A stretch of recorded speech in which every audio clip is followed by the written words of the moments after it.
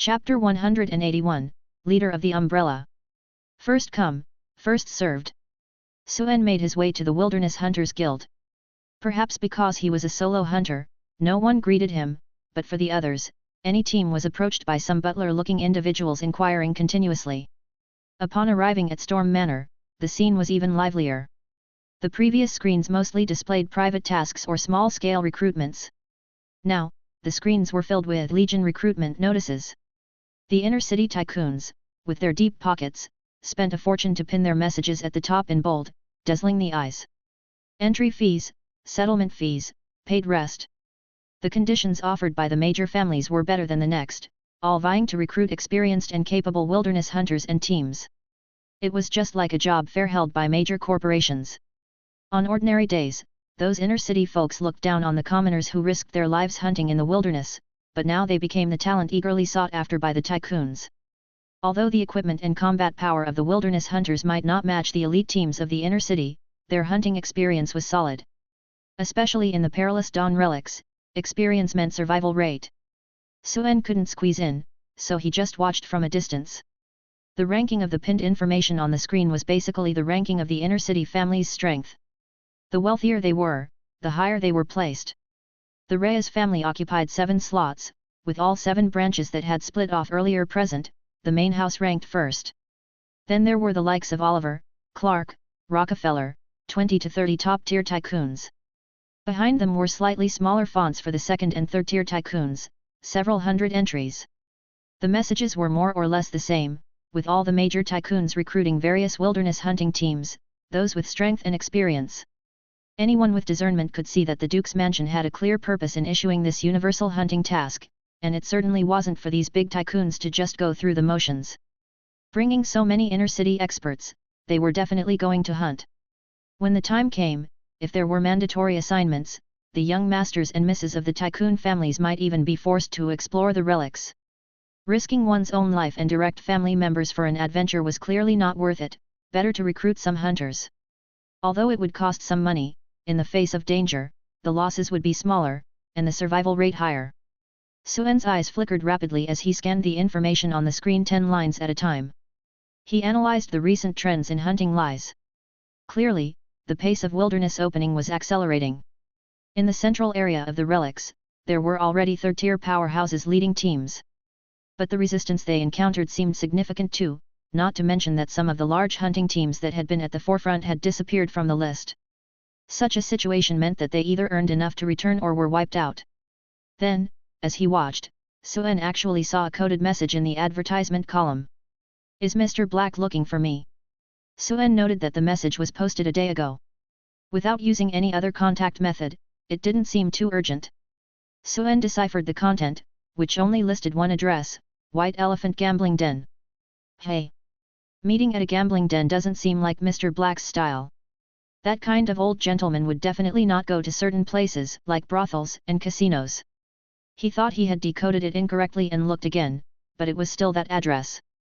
Could it be a code mix-up? No, that's not right, this wasn't a universal code, but a prearranged cipher.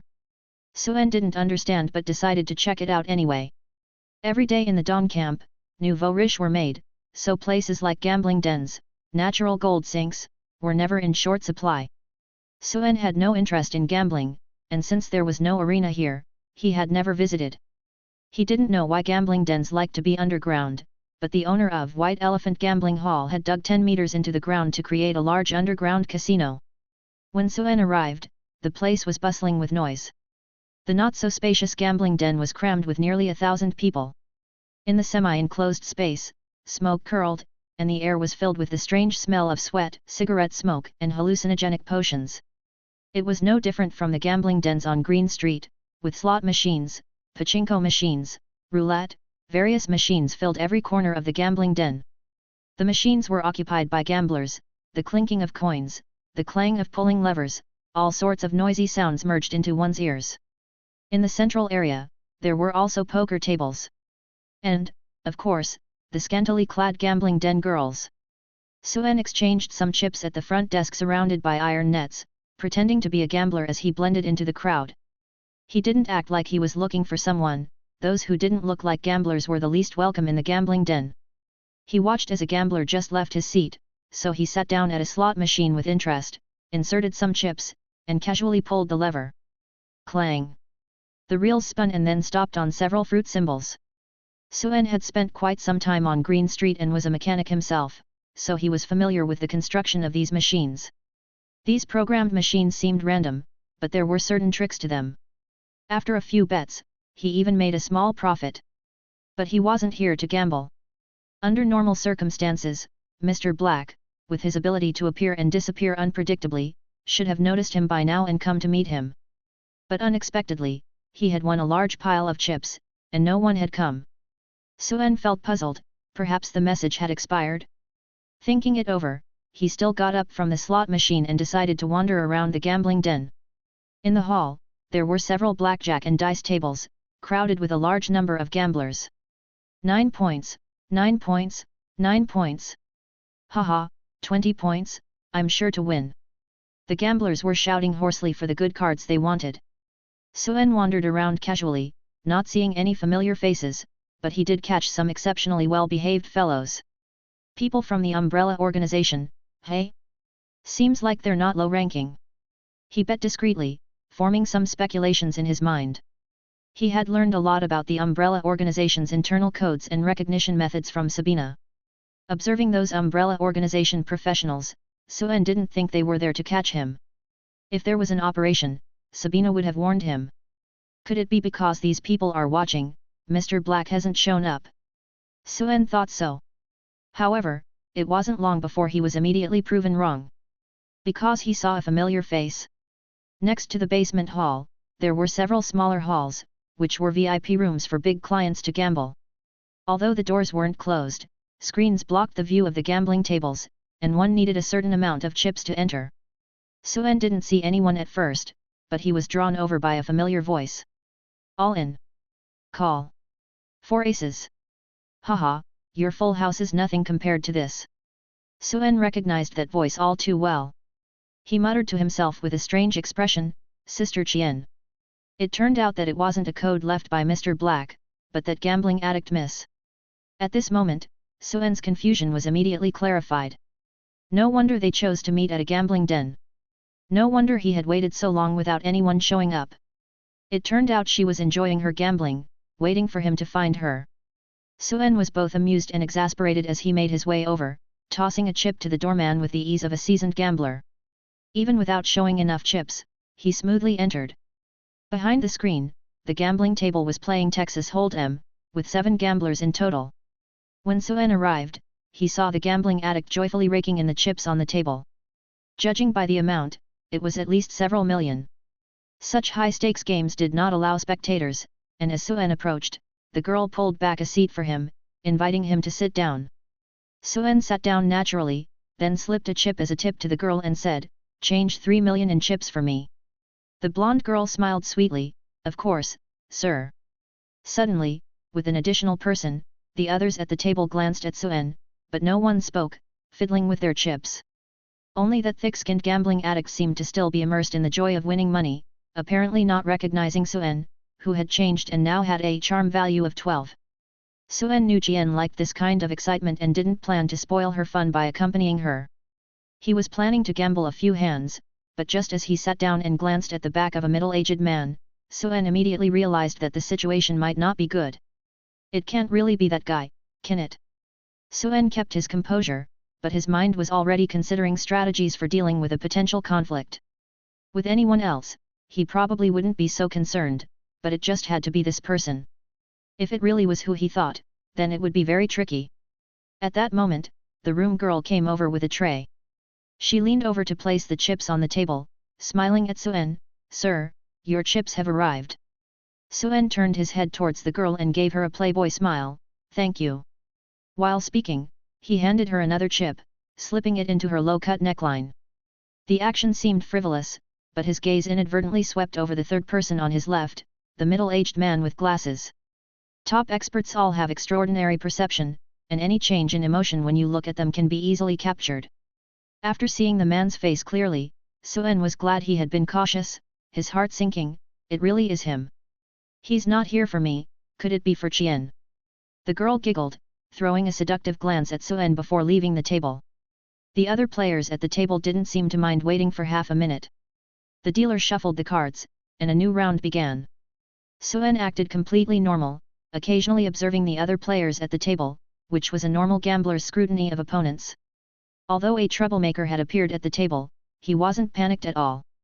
After observing for a while, Suen realized that the man wasn't there for him. He didn't deliberately warn the gambling addict across from him. Qian might seem careless, but her combat instincts were incredibly sharp. Suen knew she had recognized him. And very likely, she had also noticed something was off. Things seemed to be getting complicated. Suen felt that they were probably caught in an accidental incident. The game continued. Suen had harvested various miscellaneous abilities, and his card skills were not bad. After a few rounds, the 3 million quickly turned into 4. That's the temptation of Texas Hold'em, all in can make one quickly rich, but also empty one's chips at any moment. Today, Qian's luck didn't seem bad either, with nearly 10 million chips piled up in front of her. Those who gambled this big were not simple. In a few rounds, Suen had roughly identified the identities of the players at the table. Apart from a few who were obviously rich inner-city businessmen, the most suspicious were the middle-aged man with glasses and a gold-haired man in suspenders and a white shirt. Despite his fancy clothes, he couldn't hide his street thug demeanor. He might pass outside, but not at a table of this caliber. The guy seemed to be unlucky, not getting good cards and losing all his previous chips in a few rounds, even adding 5 million. But this round, Suen noticed a problem. The middle-aged man with glasses seemed to be targeting the gold-haired man specifically. After the blind bets, the pot had already accumulated several 100,000 chips.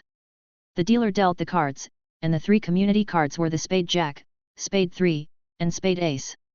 3 spades, it was obvious someone would play for a flush. The chance of bluffing was very small. After casually following around, Suen, Qian, and the others folded. Only 2 players were left, the middle-aged man with glasses and the gold-haired young man. Gold-haired man, 100,000. Suen glanced at the gold-haired young man and knew from the slight furrow of his brow that he probably wasn't playing for a flush. The guy's card skills weren't great, and when he got decent cards, he would unconsciously make this micro-expression. The man with glasses, however, was very composed, calmly raising the bet, 500,000. The gold-haired man hesitated for a moment, call. Suen guessed that the gold-haired man probably had a 2-pair hand, which is why he knew the opponent was playing for a flush but couldn't bear to fold. He must have been betting on a full house with Aob. Just then, the dealer dealt a diamond 4. The wrinkles at the corner of the blonde young man's eyes tightened, clearly indicating the card was of no use to him. At this moment, the middle-aged man with glasses became aggressive, raising the bet, 1 million. His tone was steady, betraying no emotion, suggesting a flush. This put the blonde young man in a difficult position. He had already invested nearly 1 million in this round, folding now would mean a loss. But to see the 5th card, he would need to put in at least another 1 million. He looked at the man across from him and said discontentedly, "Hey, uncle, are you trying to scare me?" The middle-aged man with glasses responded indifferently, "See the cards, raise the bet." With that, a look of frustration flashed in the eyes of the blonde man. Then, the wrinkles at the corner of his eyes suddenly relaxed, and he pushed forward nearly 3 million in chips, all in.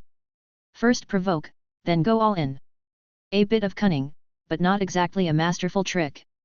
Suen watched this unfold, glancing sideways, thinking, this is getting interesting. But what's this guy counting on to win? Cheating. At that moment, he suddenly realized something and focused his attention on the gold coin the man was fiddling with. Although the blonde man had been playing with the coin, the change in his demeanor matched the rhythm of the coin perfectly. He took a closer look. Tabert's lucky coin. Description: you've gained? No, you've lost everything. Cursed trait: using the cursed power within the coin can bring you good luck, however, after using this good fortune, the person closest to you will suffer misfortune. Moreover, the user will become increasingly dependent, and without it, their luck will worsen. Details: this is a cursed ancient coin. Once, during the mythological era, a god created this coin of misfortune to punish a gambling descendant. Seeing this, Suen's pupils narrowed slightly, and he chuckled to himself, he really is cheating, tisk tisk, if this guy knew who he was up against, he'd probably regret his actions. Cheating with sleight of hand is naturally out of the question in this gambling den, as there are experts around. But cheating with a cursed object, that's something you can't guard against. The middle-aged man with glasses remained calm. I'll call. Then, the dealer revealed the last card, a club J. Since it was an all-in, there was no final round of betting, and both parties showed their hands. The middle-aged man had a spade K and a spade 9, indeed a flush. The blonde man excitedly threw down his whole cards, a J and a 3, which, combined with the community cards, made a full house with JJJ33. He seemed very pleased, ready to rake in the chips in front of him. Haha, I didn't expect my luck to be this good, to actually hit a full house. The middle-aged man lost money but didn't seem to care at all. A smile suddenly appeared on his sickly face. Yes, quite lucky, Blanco. You. His name being revealed, the blonde man's face changed drastically. He didn't even attempt to argue, and without any hesitation, he quickly pressed a pocket watch at his chest. In that instant, it seemed as if time slowed down for him, everything around him moving in slow motion. He swiftly rose from his seat, attempting to flee the gambling den. An A-class, oh, no, a newly promoted S-class fugitive, Blanco. Suen finally knew who this person was. This guy had been committing crimes frequently, assassinating a young master from an inner-city tycoon's family and a wealthy merchant, and then made it onto the S list. And in that instant, in Suen's field of vision, he suddenly felt the blonde young man's speed surge, as if he were a ghost about to vanish. This speed was beyond what even a second-tier full agility assassin could achieve. Suen wasn't amazed by the speed, but by the silver pocket watch the man had just taken out. Watkins pocket watch. Quality, gold. Description: the consequences of disrupting the order of time are severe. Do you want to try? Cursed trait: pressing the pocket watch, the user can gain 2 to 5 times acceleration of their own time, but if you don't master the laws of time, using it will randomly shorten your life, perhaps by a second, or perhaps by 100 years. Details: a proud creation of an ancient alchemist named Whit Watkins, it was originally a family heirloom meant for his descendants. Suen thought to himself, this guy's got quite a few treasures. Those who make it onto the S list naturally have some tricks up their sleeves. However, it's a pity. If the pursuer were someone else, with this ability to accelerate time, Blanco might have actually gotten away. But, he's up against someone who doesn't stand a chance of living. Because the man with glasses is none other than the leader of the umbrella organization Severus Gerald. Chapter 182, Let's go to your place and squeeze in together tonight. Lucky Star Blanco suddenly erupted in violence. Before anyone could react, he had already darted several meters away. The bespectacled man maintained his unhurried middle-aged demeanor, as if he had done nothing at all. Yet beneath this calm, suddenly, a streak of silver flashed by. Blanco's chest suddenly spurted a jet of blood, his expression frozen in place. Suen, with his keen eyesight, naturally saw that the silver light was a slender scalpel, his pupils contracting sharply at the sight. And what was more shocking was yet to come. As the bullet-like silver streak passed, the middle-aged man, who had just seemed like a consumptive, his eyes suddenly sharpened. His figure blurred, and in a blink, he had teleported several meters away. The middle-aged man used his hand as a blade, piercing forward violently, and in an extremely bloody manner, he pierced through Blanco's chest with his bare hands. Shh, blood sprayed everywhere, and the entire gambling den was immediately filled with a thick scent of blood. Suen took in the whole scene, immediately becoming alert. As expected, he's absurdly strong. The middle-aged man was splattered with bright red-hot blood. On his face, on his suit, everywhere was sprayed. But this guy didn't seem to mind getting dirty with blood. On the contrary, he wore an expression of enjoyment, greedily breathing in the warm scent of blood. Everything happened too fast. In the eyes of ordinary people, it was like a flash of lightning, two shadows colliding. But in Suen's eyes, it was crystal clear. He caught the fleeting look of savage excitement on the middle-aged man's face when he killed, and found it eerily familiar. This guy, his mind seems a bit off too. In a single encounter, the S-class wanted criminal Blanco was killed. Now the scene froze, and everyone inside the gambling den was stunned. Violent conflicts had occurred in the gambling den before, and people had died. There had been stabbings and shootings, beheadings and dismemberments, even guts spilling out. But no one had ever seen someone pierce through another's chest with their bare hands. The bespectacled man stood like a javelin, his murderous aura visibly condensing into substance, a faint red glow faintly emerging around his body. The visual impact of this violent method was extremely strong, scaring the gambling den girls pale. After a moment of shock, screams echoed throughout the gambling den. In an instant, a team of Umbrella Organization's plainclothes personnel rushed in, pulling out their badges, and reassured everyone, Umbrella is apprehending a wanted criminal, no need to panic. The man who looked like the team leader, a square-faced man, glanced at the frozen scene, his eyes twitching involuntarily. He walked over, showing a troubled expression, and said, "Sir, you shouldn't have killed him." The bespectacled man then let go of the body, speaking in an indifferent tone, sorry. I suddenly felt like killing." Saying this, he put down the body and leisurely removed his glasses from the bridge of his nose, then took out a white handkerchief from his pocket, gently wiping the blood off the lenses. This seemingly ordinary action made the square-faced man inexplicably anxious, his eyelids twitching. "Sir, I will report this incident truthfully." The bespectacled man seemed unconcerned, turned, and walked out. "I'll leave this to you." The square-faced man wanted to say something more but didn't know how to start. At this moment, a team member conducted a simple examination of the body and reported, "Boss, confirmed, it's the fugitive Blanco Quirk." As he spoke, the middle-aged man had already walked out slowly. Suen listened to the conversation of the few people, quickly analyzing the intelligence in his mind. Obviously, the captain of this umbrella organization didn't recognize that the bespectacled man was their leader. But that's not surprising. Because the legendary leader of the umbrella organization, Coroner Severus Gerald, is very mysterious, and very few people in Old Lingdon have ever seen him. Suen also got some information about his appearance from Sabina. But not much. He only knew that this guy's usual identity seemed to be a coroner who liked dissecting corpses, very low-key, very mysterious. Suen had also heard about his hobby of killing. But no one knew the details. It's speculated to be related to his transcendent profession, or perhaps his talent. Even though Sabina is a general in the umbrella organization, her understanding of this mysterious leader's abilities is very limited. She only knows he's strong. Absurdly strong. Suen watched the middle-aged man's retreating figure, letting out a sigh of relief. At the same time, he was very solemn. Such fast speed. He recalled the move just now in his mind. Even if it were him facing it, although he wouldn't be killed in one encounter, the chances of escaping and saving his life were not great. Suen dared not assess everything about this guy, withdrawing his gaze. As long as he wasn't coming for him, that was fine. The umbrella organization's people took away the body, and the gambling den returned to its noisy state. But like a bonfire doused with cold water, even though it could still burn, the atmosphere was no longer as intense as before. At least, at the table in their small hall, several big bosses from the inner city were so frightened that they turned pale and lost the mood to gamble, leaving one after another. With no one organizing games, the gambling-addicted lady also felt disappointed and began to count her chips.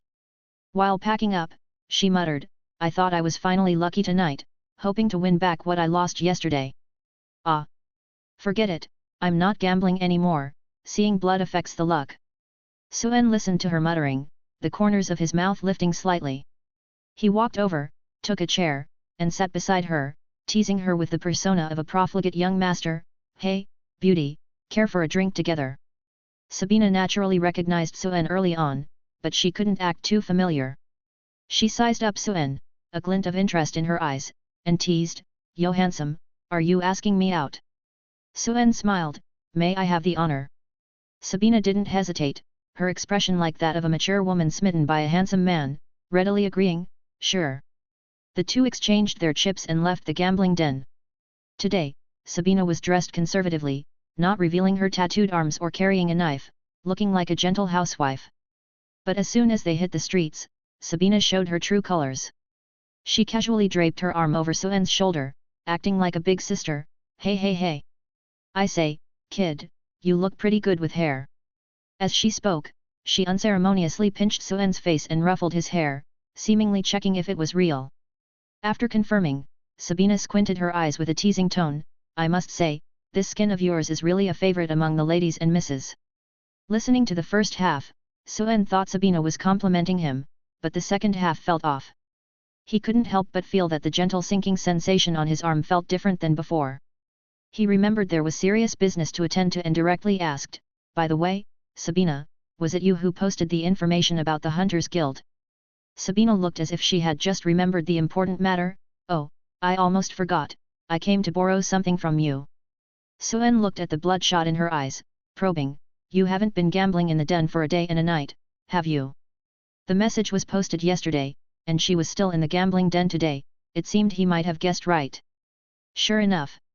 The gambling-addicted lady didn't shy away from admitting it, nodding directly, "Yet."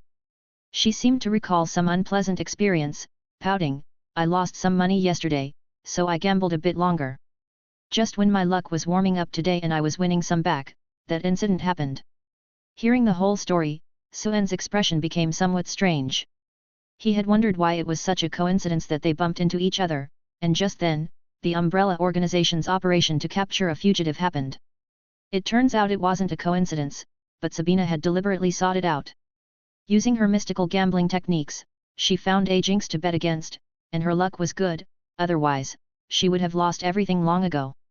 The wanted criminal Lucky Star Blanco had been using the tabard's lucky coin, suffering increasingly severe curse backlash. Without the coin, his luck would get worse, so it was normal for her to win against him. Unexpectedly, while gambling, the leader of the Umbrella Organization arrived. And then the scene Suen had just witnessed unfolded. After she rattled off her story, Suen asked again, "Sabina, do you know the background of that guy just now?" Sabina raised an eyebrow. "He must be a high-ranking member of the Umbrella Organization, very strong, at least a T0 level senior general. I noticed him when he came in 3 hours ago. But thinking he wasn't coming for me, I didn't bother with him. However, speaking of which, that guy's gambling skills are indeed not bad." "Oh." Suen, hearing her casual tone, knew she had a sense of measure and continued, "I've got some information, that person might be the leader of the Umbrella Organization, Coroner Severus Gerald. Turns out it's him, no wonder." Sabina frowned slightly upon hearing this. Thinking about it, it didn't seem surprising, and she muttered, "Probably because that little princess from the Duke's mansion is coming, and he's here to pave the way." Seeing Sabina's nonchalant attitude, Suen didn't say much more and asked, "By the way, Sabina, what did you want to borrow from me?" Sabina looked at the crowd on the street, not saying directly, "This isn't the place to talk. Let's go somewhere else to discuss." Suen pointed to a street lit with neon lights in the distance, "A bar." Sabina waved her hand, "Forget it, I'm not drinking. I've been gambling for 2 days and a night, I'm not in good shape." Suen, "Where to then?" Sabina, looking at the inner-city people searching for accommodations on the street, suddenly remembered something and asked, "By the way, have you found a place to stay in the camp?" Suen honestly replied, "Yes. I'm currently staying at the Rose Hotel." Sabina waved her hand grandly, "That's perfect, I haven't found a place to stay. I'll squeeze in with you tonight." Suen felt something was off, but he was used to this straightforward gambling-addicted lady and agreed, "Oh." And so, Suen led Sabina to the Rose Hotel. Now, a room was hard to come by, especially one with a private bathroom. Sabina brightened up as soon as she entered the room with a bathroom. "Wow! You actually managed to book a room with a bathroom? Geez, even the big tycoons from the inner city are struggling to get such a room now." "Suen, I've always been in the camp, and the rooms were tight the other day, so I didn't cancel." The room had a soundproof barrier, so they weren't afraid of being overheard.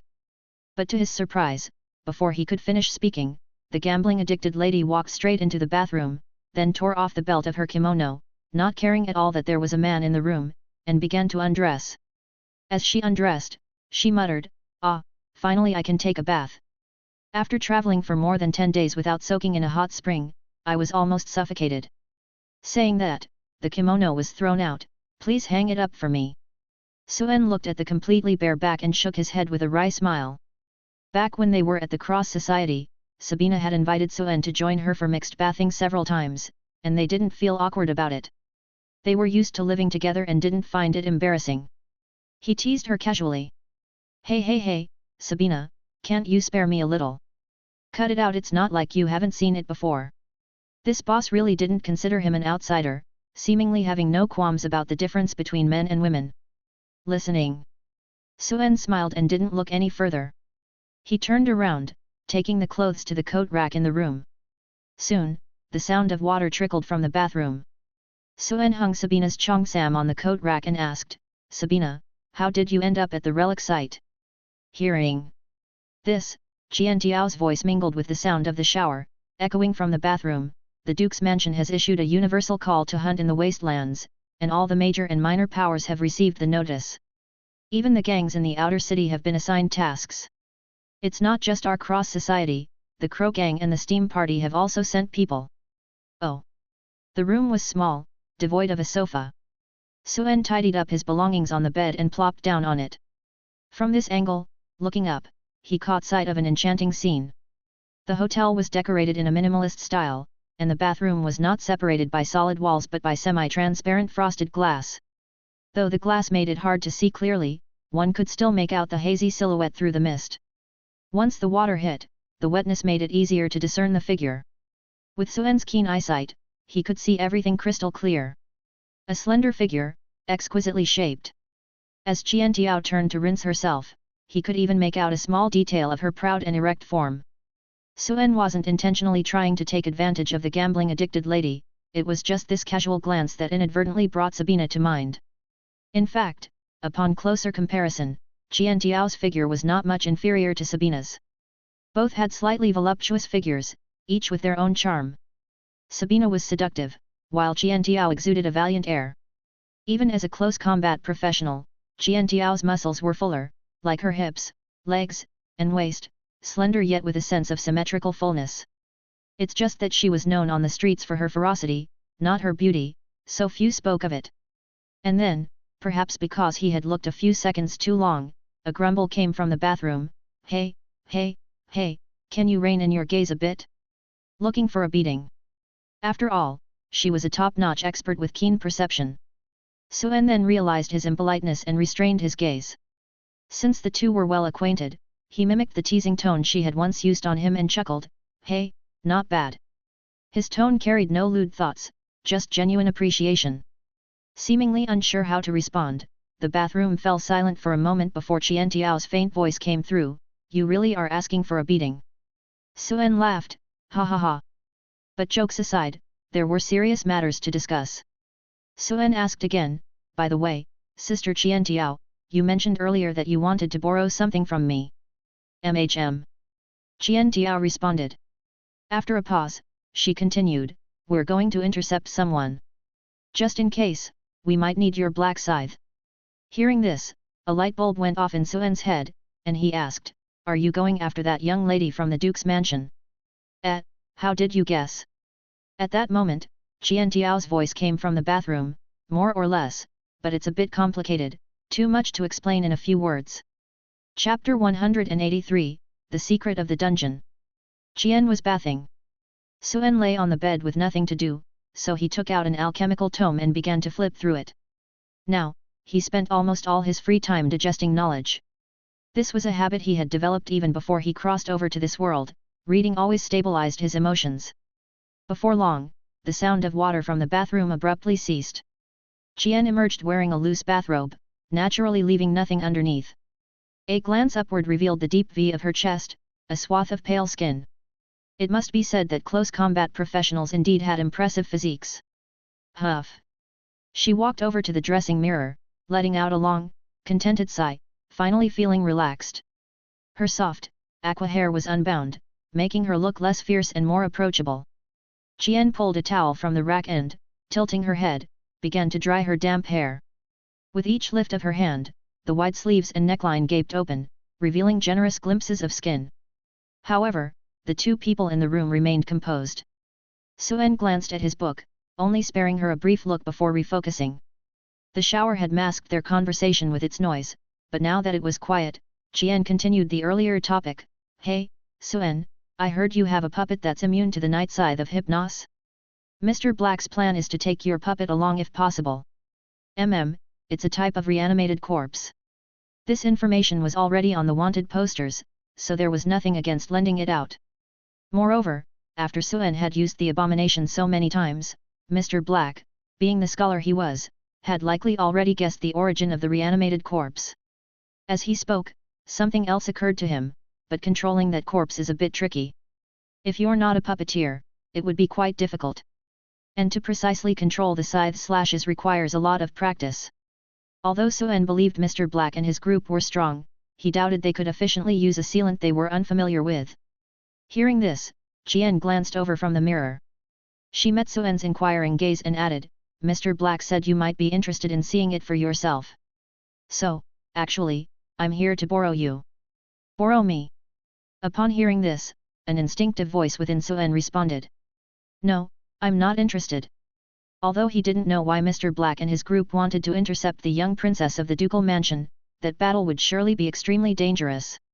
Even the leader of the Umbrella organization had come secretly to scout ahead, which suggested that the princess was likely surrounded by top-notch experts. Moreover, the Black Tower was a very special place. Even the top financial tycoons of the inner city had their limits, no matter how strong they were. But now that Suen knew the Black Tower was a gateway to the upper world, he understood that the ducal mansion's resources were unfathomably deep, far beyond his imagination. Otherwise, with the strength of Mr. Black's group, which family in the inner city couldn't they bulldoze through? Their caution and secrecy were undoubtedly due to their wariness of the Black Tower. This battle would surely be a fierce clash between top professionals. Suen was well aware of his own limitations. As a newcomer to the second tier, although he had some tricks up his sleeve, he wasn't someone who could show off in such a situation. The battle between top professionals could be overwhelming even from the sidelines. Lending the scythe was one thing. Lending himself. Wait, what did Mr. Black say?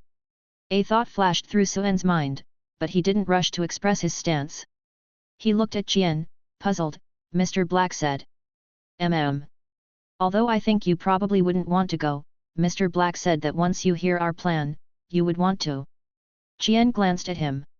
After a pause, she revealed something that would shock anyone. After all, this time we're aiming to take down a true transcendent powerhouse. According to ancient terms, that person would be a fifth-tier professional. Fifth tier.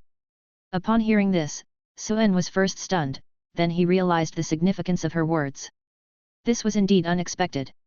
The strongest known expert in Old Lingdun was at the third tier, like the bosses of the three major gangs in the outer city, the chairman and vice-chairman of the major guilds, the top experts of the inner city, all were third tier. What was the situation with the fifth tier? According to the tomes unearthed from the ruins, ancient alchemists were certainly not limited to the third tier.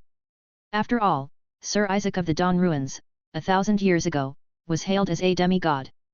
Hearing Jian's words, Suen was first surprised, but his actual first thought was, how many alchemical fragments could be harvested from a fifth-tier professional? This piqued his immediate interest. It wasn't just about the volume of knowledge, but the depth of understanding at the level of laws. It also meant a broader perspective. The quadratic equation is difficult for elementary school students, but for middle and high school students, isn't it just an introductory problem? This principle applies in the field of alchemy as well. Without crossing certain tier thresholds, many transcendent pieces of knowledge are incomprehensible. Suen was deeply aware of this. When he was at the first tier, learning second-tier rune knowledge was extremely difficult, hard to understand, hard to comprehend. But after advancing, many of the previous difficulties became almost instantly understandable, and the learning difficulty was reduced by several times. One could imagine, if the soul of a fifth-tier professional were stripped away and their knowledge of laws truly comprehended, how would Suen's learning progress be?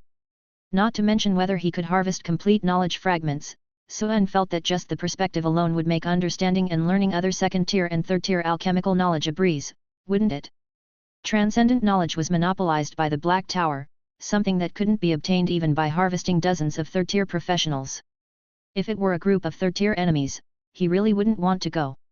After all, it would be strange if the young princess didn't have a dozen or so third-tier protectors by her side. If Mr. Black couldn't cover for them and Suen really faced one, he wasn't sure he could survive an encounter with a third-tier professional. But now, hearing this, it turned out they weren't after the young princess, but a fifth-tier guardian. How strong must Mr. Black and his group be? Upon hearing Jian reveal their plan, Suen instantly felt he had underestimated the strength of the mirror organization. But as much as he was impressed, he was indeed very interested in this plan. If Mr. Black and his group dared to make a move, they must be confident in their ability to succeed. It looks like you've decided to go. Jian caught the change in Suen's expression and commented lightly. Suen nodded, Good that you've decided. Hearing this, Jian didn't say much more.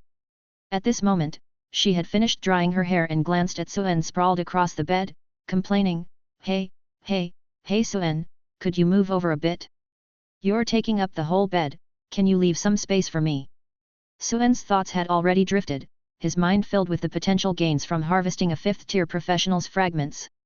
Hearing her, he glanced at the disheveled Jian. This big shot seemed to really plan on squeezing in with him. If the gambling widow didn't mind, he naturally had no objections either. Oh! Suen responded and shifted over, making room on half the bed. Then, just as he moved, he suddenly felt a chilling blade aura whisk past. Whoosh! The sound was light, like a sharp knife slicing through the air.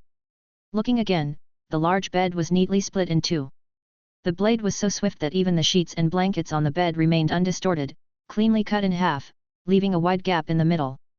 Suen looked on, his lips curling into a wry smile. He had clearly seen Jian draw her blade, but he didn't dodge. Obviously, the big shot was just intimidating him, probably as payback for the teasing during her bath earlier.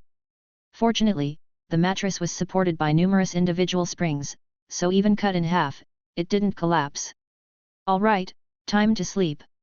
Jian, seeing that Suen wasn't scared, pouted, finding it dull. She didn't consider herself an outsider at all and happily lay down on the other half of the bed. Crossing her legs, her pale thighs were exposed. Since he was going to join the battle, Suen naturally had to inquire about more details. He turned his head towards the other half of the bed and asked, Sister Jian, when are we likely to depart? I don't know, waiting for notification. Jian responded lazily without even opening her eyes, the plan is for Mr. Black and the others to handle, I'm just responsible for the fighting.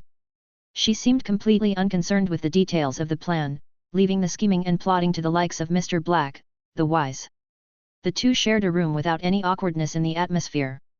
Thinking of their mission to surround and kill a 5th-tier professional, Suen was indeed curious about many things, such as their strength. Jian didn't consider herself an outsider, and neither did Suen. He directly asked, Sister Jian, what tier are you at now? After a moment's hesitation, Jian slowly uttered 3 words, hard to say. Suen, hard to say. Jian suddenly opened her eyes, staring at the ceiling in thought, not intending to hide anything from Suen, I broke through to the 3rd tier half a year ago. But due to a second awakening of my talent and some special inheritance, my combat power is much stronger than that of an average 3rd tier. If I have to say, I'm barely at the 4th tier. Oh. Listening, Suen's expression showed a hint of surprise. The conversation tonight had indeed refreshed his understanding of this world. Suen was still pondering what the 4th tier entailed when Jian spoke up again, aren't you curious why we're targeting that 5th tier guard commander? Suen had thought it might touch on some secret and hadn't wanted to pry. But now that she brought it up, he asked, why? Jian explained, to advance to the 4th tier, one needs a special item Sun God Stone. Such a special energy crystal won't form in the underground world without sunlight. Those transcendent professionals from outside the tower might carry it, and it can also accumulate from their corpses. If we want to break through the Black Tower's blockade, we must have enough power. Right now, we're far from it. Her tone was calm. But Suen could hear a hint of heaviness. Perhaps because he planned to join the battle, he felt that Jian's attitude towards him had clearly changed. Maybe as allies? Previously, they had laughed it off, but now she chose to reveal some top secrets to Suen, secrets that only a few knew. She asked again, do you want to hear some secrets that could cause trouble? Suen sensed the seriousness in her voice and after a moment, replied, yes. Jian looked at the ceiling, her gaze drifting as she began to speak. Remember when you left Old Ling Dun, I told you to get stronger. I remember. Actually, it was because I didn't want you to bear that pressure too soon, just like when I first encountered the truth, it was truly despairing. When you realize the world you live in is a giant prison, everything you pursue seems utterly meaningless. The Black Tower has the power to make people despair. No matter how hard you try, you can only ever struggle to survive in a dark dungeon. What's the point of such a life? Until I met Mirror. At this point, the gambling widow suddenly turned towards him. Propping her head with her hand, she looked at Suen and smiled, you've done well, I've always heard about you, and I know you've been getting stronger. Suen listened quietly. He had never seen Qian so serious before. Even though she was smiling, Qian continued to speak. Do you know how old Ling Dun came to be? She answered her own question. About 100 years ago, someone found the Black Tower using an ancient map. That person was Raphael I, the current Duke Raphael's grandfather. Back then, old Ling Dun was just ruins, devoid of humans. Then, they filled it with a large number of war slaves and prisoners from the outside world. The slaves had their memories of the outside world erased, and then they began to clear the land and multiply in the underground world, establishing a new order. In reality, there's no fundamental difference between the tycoons of the inner city and the commoners of the outer city. At the end of the day, everyone is just a miner under the Duke Raphael, generation after generation mining treasures from this ancient ruin that dates back 1,000 years. Those inner city tycoons think the wealth is in their hands? Ha! Unable to escape this cage, everything they have belongs to the Black Tower. This news was indeed heavy to hear. But Suen, as a transmigrator, didn't find it too hard to accept. Ever since he learned from number 19 that his predecessor was brought in from outside the Black Tower, he had guessed the existence of a surface world. Hearing this, he asked, can't the truth of this matter be revealed? With so many people in Old Ling Dun, if they were to revolt, it would be a formidable force. Hearing this, Qian Tiao shook her head. 50 years ago, there was a rebellion. That time, the rebels even breached the Black Tower. Then, despair began. Without any warning, a group of super-class experts descended from the upper levels, effortlessly slaughtering the leading top-tier professionals. The rebel army stood no chance and was quickly wiped out. In the end, the turmoil resulted in the massacre of hundreds of thousands. Everyone connected to the rebellion was executed for treason. So it had been tried before. Hearing this, Suen could already picture the scene. A group of players around levels 20 to 30 storming the tower, then a bunch of level 50 to 60 bosses appearing. With a swish of their blades, the group was annihilated. It seemed this topic touched on some unpleasant memories for Qian Tiao, her brows slightly furrowed as she continued, some old folks in Old Ling Dun City might still remember this, but no one dares to speak of it. If even a word of this topic reaches the ears of the Umbrella organization, it would mean the annihilation of their entire clan. If everyone in Old Ling Dun knew the truth, the only consequence would be that the Black Tower would send top-tier experts to purge the entire prison. Then they would send in another batch of people. To them, the lives of miners are worthless. So, you understand now why we have to do what we do, right? After listening to Qunei Xiao's story, Suen also fell into deep thought. For ordinary people, this was truly despairing. Advancing to the 4th tier required the Sun God Stone, which could only be produced on the surface, meaning that the people in the caverns could only reach up to the 3rd tier at most. If there were 5th tiers, it was possible there were also 6th, 7th, and 8th tiers. Suen had completely lost any concept of what those levels of professionals could be like. Thinking about it, was it like the difference between ants and elephants? Ants in large numbers might be able to kill an elephant. But in the world above the Black Tower, there were countless elephants, and perhaps even dinosaurs? No wonder Mr. Hay and the others were planning to intercept that 5th tier leader. The lessons from the rebellion 50 years ago had taught them that numbers were useless, it was the top-tier experts who were the key to victory. If Qian Tiao and the others could advance to the 4th tier, perhaps they would have a chance to break their shackles. Chapter 184, 5th Tier Professional. After discussing the secrets of the Black Tower, the conversation turned back to the current mission. Qian Tiao seemed a bit tired as well, closing her eyes and saying, Suen, be careful when the time comes. Although Mr. Black's plans have never gone awry, I can only guarantee my own survival in such a level of combat. It's highly likely I won't be able to look after you. Be careful not to die. Suen listened and smiled. Not to mention anything else, this gambling-addicted lady had always taken good care of him. His mind was still digesting the shocking information he had heard tonight when suddenly he thought of something else. Since the topic had come up, Suen didn't hesitate to ask directly, by the way, Sister Qian Tiao, does the symbol on your cloak have any special meaning? As he spoke, he traced the shape of the symbol with two S-like curves in the air with his finger. If it were Mr. Black, Suen wouldn't have asked, even if he was curious. But with Qian Tiao, it was different. If it couldn't be disclosed, she would directly say I can't tell you.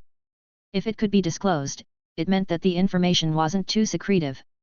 Upon this inquiry, Qiantia responded, that symbol represents a talent's 003 fate controller. It's the talent that Sir Isaac awakened. 1,000 years ago, it was also the emblem of a special organization in Dawn City. You must have guessed it, our organization does indeed have some connections with Dawn City, but... She suddenly stopped there, changing the subject. As for the rest, you can ask the leader when the time comes. I see. Upon hearing this, Suen thought to himself that it was indeed as he had suspected. Back in the cursed space of the 1911 hotel, when he saw the magician Edward giving a half-kneeling knightly salute to the cloaked figure, he had guessed that Mr. Black's mirror organization had some involvement with the Special Operations Group of Dawn City back then. And the symbol representing a talent didn't surprise him either. When he saw one of the 5 statues at Storm Manor with this symbol, Suen had guessed it was some kind of S-rank talent. But what was somewhat unexpected was that Sir Isaac, hailed as a demigod, was the one who had awakened this strangely named talent. Fate Controller? Ranked even higher than his own Death Harvester, what kind of special abilities could it possess? Suen was curious. But the mirror organization using this symbol to indicate their identity clearly had some special significance. Qiantiao didn't elaborate, and he didn't press further. At this point, Qiantiao seemed to remember something and suddenly smiled. I heard you did well last time at the 1911 hotel. The leader even mentioned you to me specifically. Upon hearing this, Suen chuckled. The mirror organization's hidden identity was Qiantiao's biggest secret, and she had laid it all out tonight, truly treating Suen as one of their own. As the two chatted, the conversation flowed freely. From the secrets of the Black Tower to alchemy, they even touched on some personal topics. They talked until midnight, and their relationship grew significantly closer. The next morning, Suen woke up on time from his meditation due to his biological clock. Qiantiao in the bed next to him was still sound asleep. This gambling-addicted lady really let her guard down around Suen. Her sleeping posture was very unrestrained. Underneath her loose nightgown was just a simple pair of white underpants, which were clearly visible when lifted. Suen smiled, pulled the blanket over her, and didn't wake her up, burying his head in his daily work. Flipping through alchemy books, crafting puppets, studying mechanical gadgets. He still needed to prepare for that ambush. Although he wasn't the main force, he had to think about how to escape in case of an emergency. Suen had spent most of his recent time like this, not feeling anything wrong with staying in his room. Busy and fulfilling, time flew by quickly. It wasn't until the afternoon that Sister Qiantiao finally showed signs of turning over. Seemingly having caught up on sleep after staying up for 2 days and a night. She got out of bed with sleepy eyes, rubbed them, and complained, "Ah! I was wondering why I kept hearing sounds like a mouse gnawing on something in my dream. Turns out it was you, kid, tinkering with these broken pieces of wood early in the morning." "It's already afternoon, Sister Qiantiao." Suen thought she was talking to him and turned his head to look. But he realized that this gambling-addicted lady had no intention of looking at him. She floated past him as if sleepwalking. Probably accustomed to taking a bath in the morning, Qiantiao directly took off her bathrobe, threw it on the bed, and went to the bathroom naked. Suen watched, touched his forehead, and returned his gaze to his puppet. Then, he heard the sound of the shower. Before long, the sound of water stopped. Suen heard someone walking out of the bathroom but didn't turn around, continuing to focus on crafting his puppet with the spider spear. This gambling-addicted lady seemed refreshed after the shower and started dressing in the room with abandon. She looked at Suen controlling 8 spider limbs to make puppets simultaneously and became curious, saying, "Yo, your method isn't bad. One person can do the work of 7 or 8. I am a puppeteer, after all." Suen replied. He glanced up and saw Qiantia wrapping her chest in the dressing mirror. He only glanced for a moment before looking away, teasingly saying, "Sister Qiantiao, don't always wrap it up. From a medical standpoint, it's not good for development." "Tch." Qiantiao hummed indifferently, picked up a half-finished nightmare doll from the table, and examined it, saying, "Your rune craftsmanship is quite good. Being able to draw second-tier runes so proficiently, you'd be considered a first-class rune enchanter in Old Lingdun." "I'm still far from it." Suen casually responded. It wasn't false modesty, his level was indeed far from Mr. Black's standard. The two were very close, their skin touching, and he could clearly feel Qiantiao's body temperature. Although this gambling-addicted lady didn't use perfume, Suen also smelled a faint fragrance. The scent of soapberry shampoo. Qiantiao only looked for a while, seemingly uninterested in the puppet, and put it down. She went to the dressing mirror, tied her lush green hair with a red cord, and instantly looked spirited. Qiantiao didn't wear makeup or dress up, so she was very efficient when going out. She put on her kimono sleeves, covering the tattoos on her back and arms, then waved at Suen, "Let's go Suen, time to head out." Oh! Suen thought there was an operation, so he packed up and followed her out. Unexpectedly, Qiantiao took him straight to the gambling den. And gambled big again. Indeed, when a gambler has money in their pocket, they think about gambling. Fortunately, the more than 900,000 Qiantiao had left from last night was lost in no time, and she calmed down. In the following days, the two of them honestly stayed in the hotel room. Suen didn't feel any different with another person around, his life was still very regular, doing what he needed to do.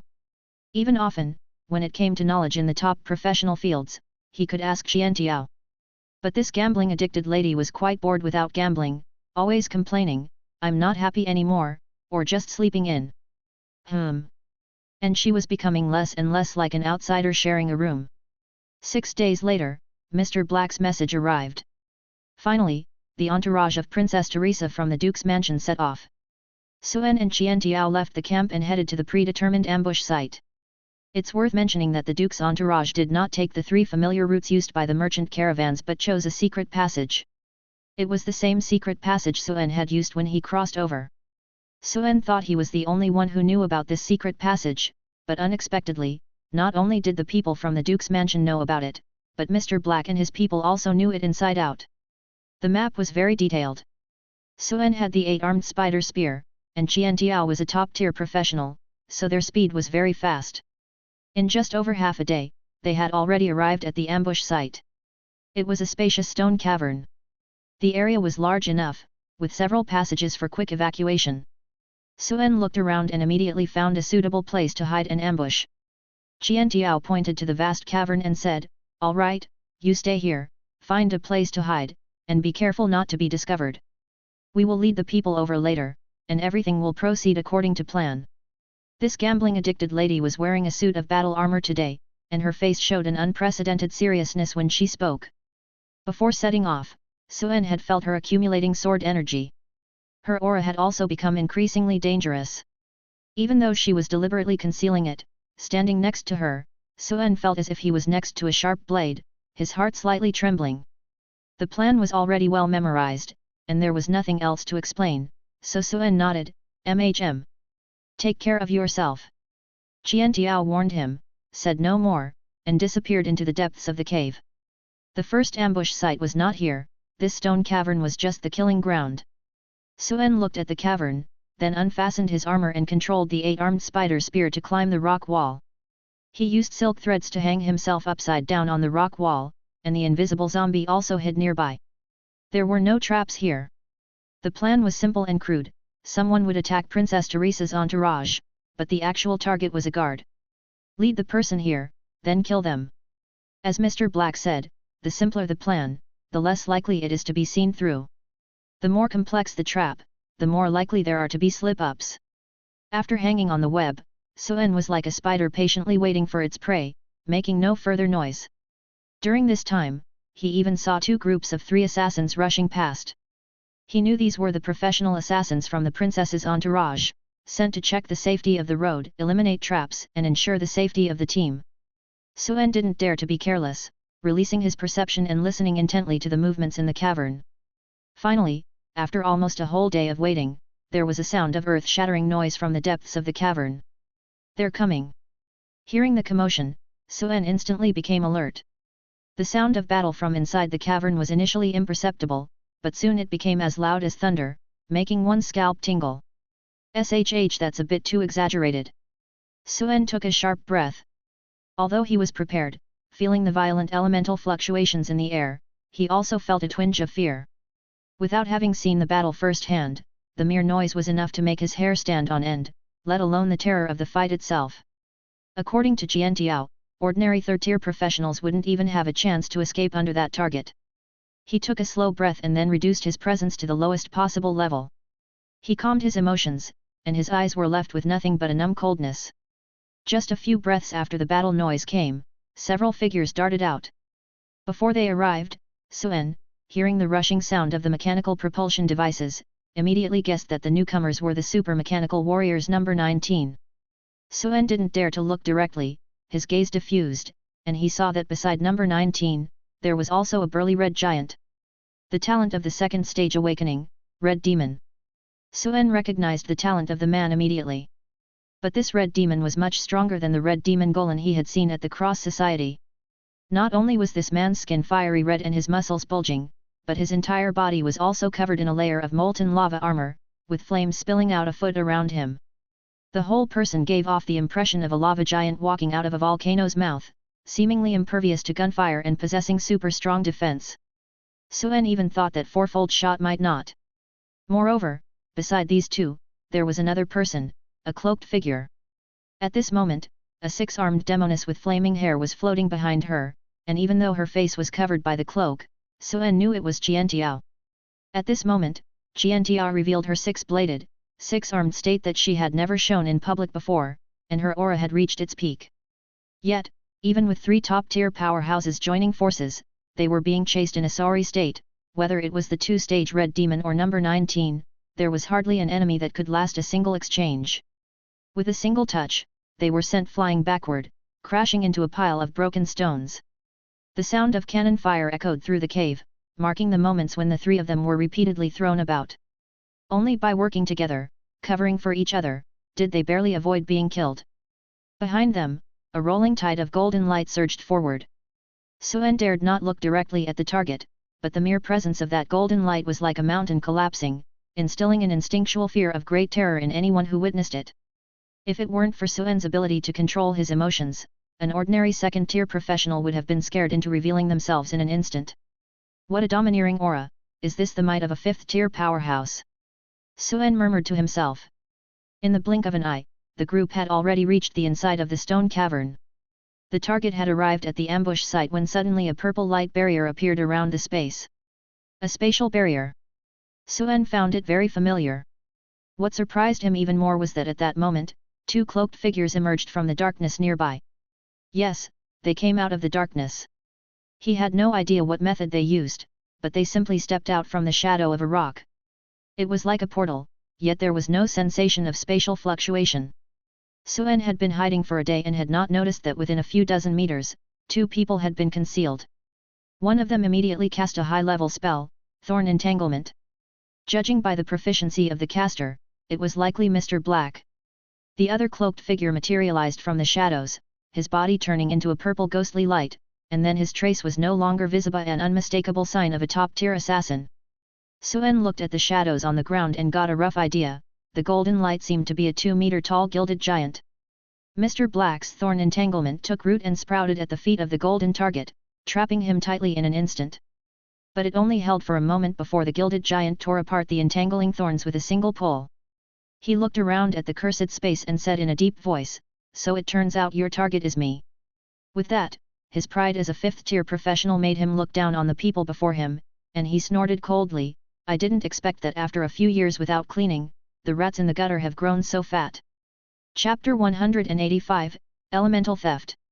The golden painted giant realized that Mr. Hay and his team were planning to ambush him. Far from being alarmed, he instead revealed a mocking sneer. After all, the gap in rank cannot be bridged by mere schemes and plots.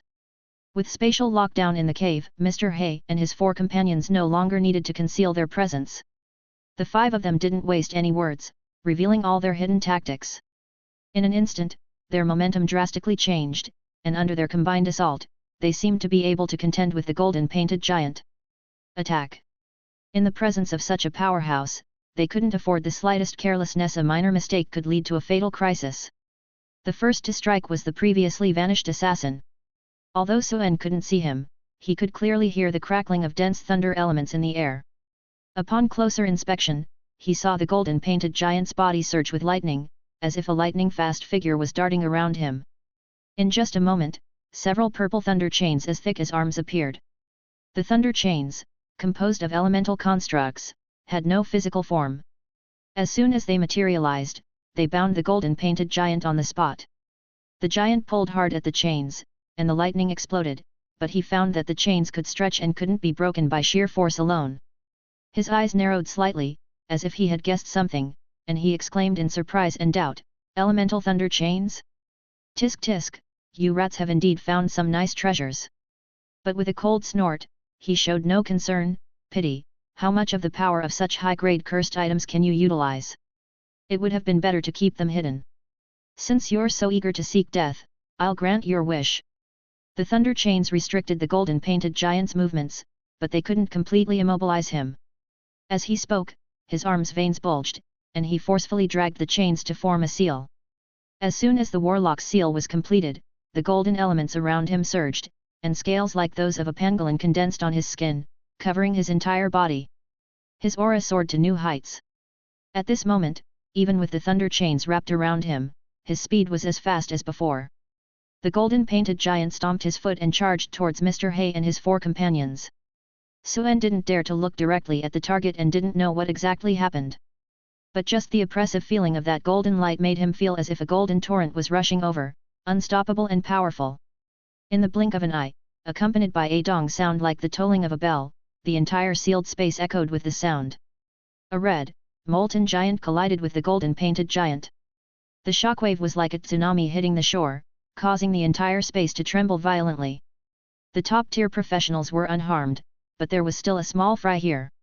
At the moment of collision, Suen felt as if his head was next to a cannon, his mind shook, and it seemed as if his soul was about to leave his body. Unconsciously, a trickle of blood flowed from his ears, and the aftershocks continued to pierce through his eardrums. Suen's eyes were grave. Phew, this level of battle is indeed not something a second-tier professional can get involved in. If it weren't for blocking some of the pain perception, this aftershock would have really cost him dearly. Forcing his scattered thoughts back together, he still hung upside down on the wall, like a stone, without any movement.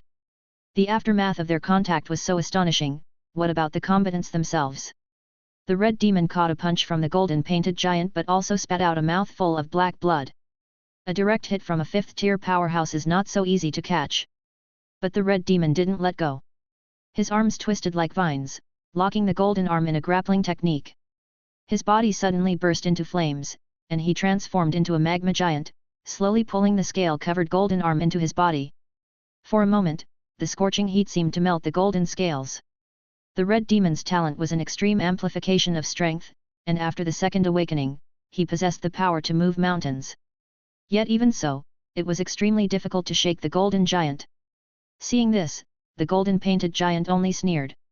Perhaps feeling confident of victory, he played with his prey, unhurriedly saying, "Fire art of melting gold? A good idea indeed. But you have no idea how vast the gap in rank is. The difference in the grade of spells cannot be compensated for by a bit of cleverness." As he spoke, a 7-pointed star alchemical formation suddenly lit up under the giant's feet, and with a light shout, "Flesh Alchemy Diamond Body." As soon as the spell was cast, the scales on the giant's body stood on end like a porcupine, and looking at them was blindingly sharp. What was even more shocking was that as soon as his 5th-tier spell was activated, the bright golden light made the 7-pointed star formation under the red demon's feet suddenly dim. It was as if in an instant, the fire elements around were absorbed by the 5th-tier formation. So this is the 5th tier.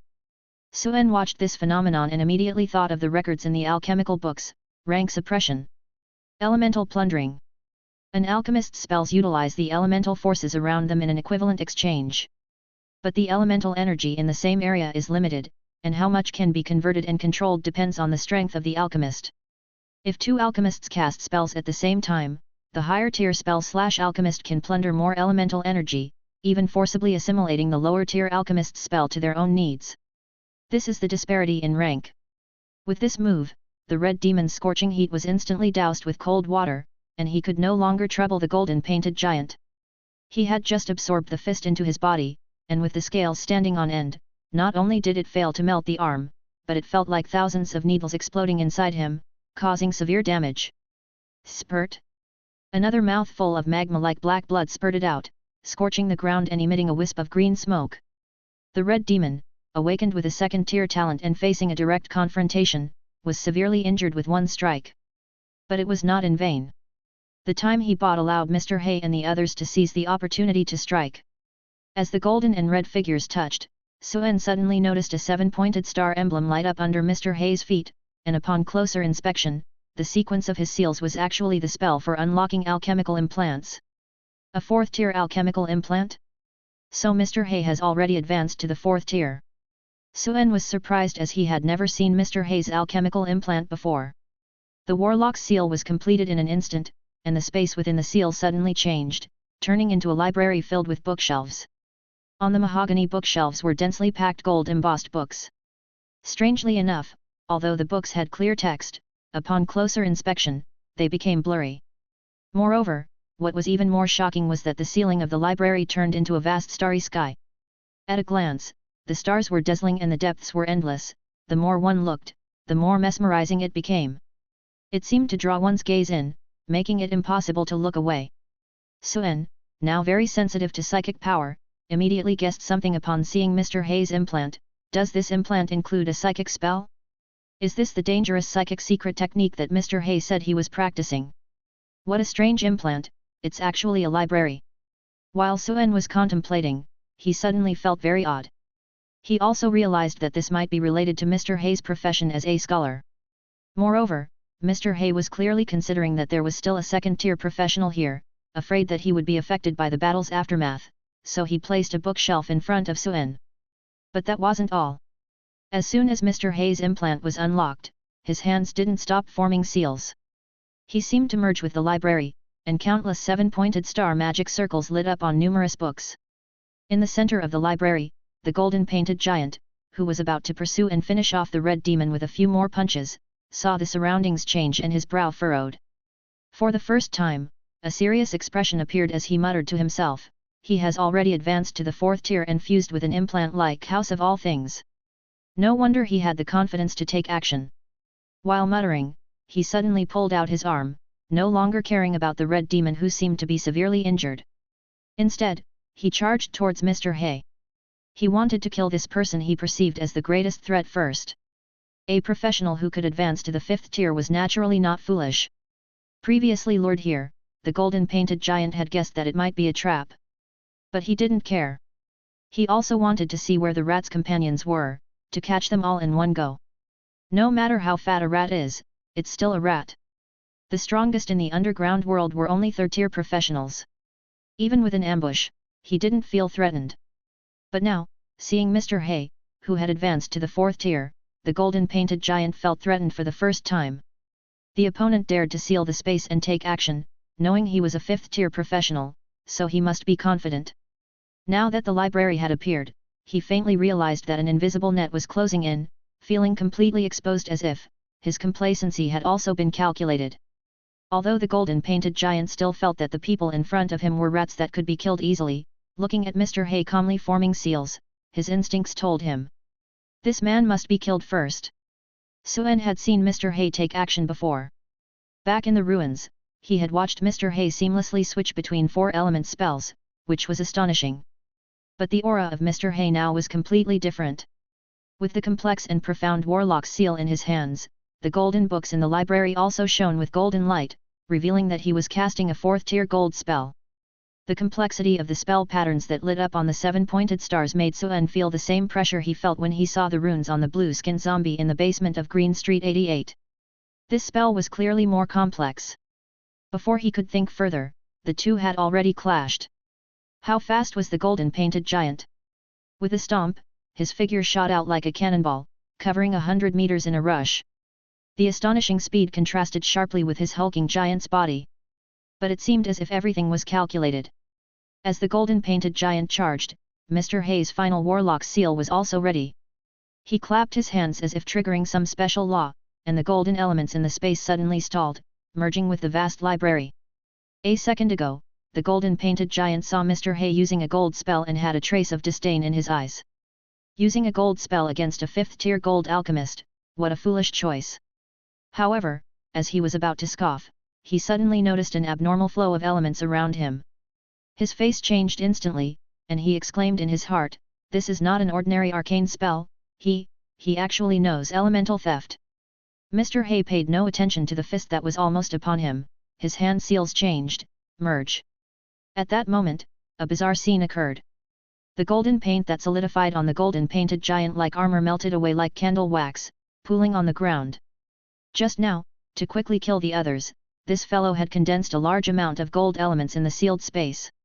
This left no elements for others to use. But now, the dense gold elements filling the space not only failed to aid the golden painted giant but also turned into a quagmire due to the state of the elements being altered by some law. This caused the golden painted giant to slow down as he ran, as if he were trapped in a swamp, his speed decreasing more and more, seemingly about to be ensnared. Under normal circumstances, a 5th tier spell against a 4th tier spell would be a one-sided defeat without any suspense. The gap in rank cannot be bridged by the grade of the spell, whether it's a common spell or an arcane one, it's impossible. But Mr. Hay, the alchemist, didn't choose to clash head-on, he chose theft. He stole the gold elements condensed by the golden painted giant, directly changing the state of the elements, giving the impression of using the enemy's strength against them. With perhaps less than a tenth of the effort, he moved the enemy's full strength. What a clever tactic! Suen, although unable to comprehend the mysteries of this spell, could guess the principle behind Mr. Hay's technique based on his current understanding of alchemy. To unravel a spell with finesse means you must have a thorough understanding of it. This implies that Mr. Hay, although not a 5th order mage, must have a profound understanding of 5th order spells.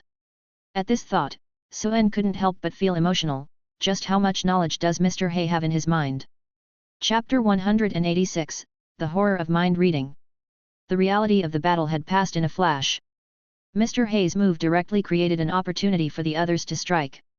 Number 19 pulled out a pair of mechanical gauntlets thicker than her own thighs and strapped them onto her arms. Just now, in order to retreat, she dared not wear these heavy gauntlets that affected agility, but now, trapped in combat, she had no reservations. Looking at the ancient design, it was surprisingly not a product of modern technology, but rather resembled an artifact of ancient alchemy. With a build-up of power, blue energy runes immediately lit up. On those pair of fists, ripples that seemed to twist space itself visibly condensed. At this time, Qiantiao also switched to wielding 2 long swords, one red and one black.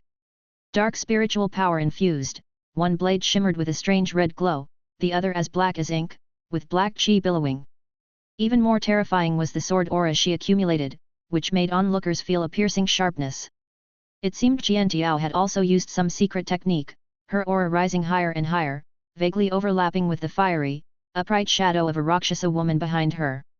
The vanishing assassin had also quietly appeared behind the giant, thrusting a dark green poisoned dagger fiercely towards his back. The gold elements on the giant's body shifted from solid to liquid, greatly reducing his defense. It was this thrust he was aware of, and although his movements were restricted, his reaction was not slow. His fist, wrapped in dense gold elements, swung back fiercely. The assassin couldn't avoid it in time and was hit in the waist by the punch, spewing a mouthful of dark blood in mid-air. Suen watched with a slight chill in his gaze. This punch, if landed on the highly defensive red demon, might not be fatal, but for an assassin with such fragile defenses. The thought of crisis in his heart hadn't fully formed when suddenly, the body of the assassin in his view dispersed into a mass of lightning and vanished. Elemental talent A039 Lightning. Suen, looking at the lightning filling his vision, finally confirmed the man's talent. Moreover, this was another professional who had undergone a second stage awakening. A normal lightning talent meant an extremely strong affinity with lightning elements, a natural-born lightning sorcerer. But here in the mirror organization, it was a close combat assassin. Once his body dispersed, he immediately shed most of the punch's force. And just as the assassin dispersed, Qiantiao's swords also arrived. Because the metal giant had calculated his punch well, aiming for a one-hit kill and then retreating to defend.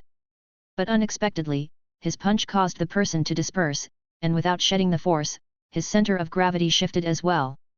This slight mistake, in the eyes of top experts, was a huge opening. Qiantiao's red and black swords sliced across his neck, emitting a sizzle of metal being cut. At the same time, number 19's charged punch also hit the side of the gold-painted giant, blasting him away. A thud of metal clashing and sparks flying. The gold-armored giant fell like a meteor, and the entire library shook with him. Is he dead? Suen, hiding in the distance, watched the three-person encirclement and inhaled sharply. Any one of the moves from those three could have instantly killed him. Their combined attack was unavoidable. And upon closer inspection, the weapons in the hands of the three were all ancient weapons with strange effects. The assassin's dagger seemed to be coated with some deadly poison. Although the dagger didn't fully penetrate, breaking through the defense meant it was mostly successful. Number 19's mechanical gauntlet, charged with a punch that could shatter an armored tank, meant the giant was definitely not having an easy time. And Qian Tiao's thunderous swords directly carved 2-finger-deep gashes on the neck of the gold-painted giant. But it seemed like the wound was also metallic, with no blood visible. The next instant, Suen's pupils contracted as he looked at where the gold-painted giant had landed. No, he's not dead. Without seeing the mist rise, he knew that man hadn't been killed. Hee. A sneer sounded as the gold-painted giant slowly stood up, his wounds visibly healing. Sword cuts, stab wounds, punch marks, the metal on his body seemed to have a memory, quickly returning to its original state. Although he had suffered some injuries this time, he felt he had gauged the strength of the people before him. The slight apprehension he had before dissipated, a full-force strike of that level couldn't kill him. The gold-painted giant stood up, not only were his wounds healed, but the golden scales on his body reconvened, and a misty aura like fine sharp gold chi emerged.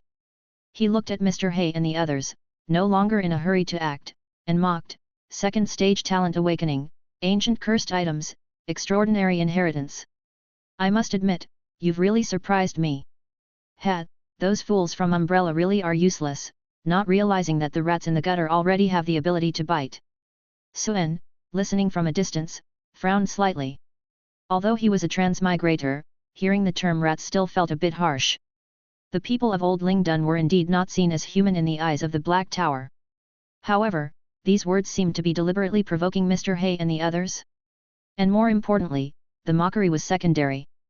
Qian Tiao and the others had exhausted their methods just now and couldn't inflict effective damage on the gold-painted giant. Suen also felt that the current battle situation seemed very unfavorable.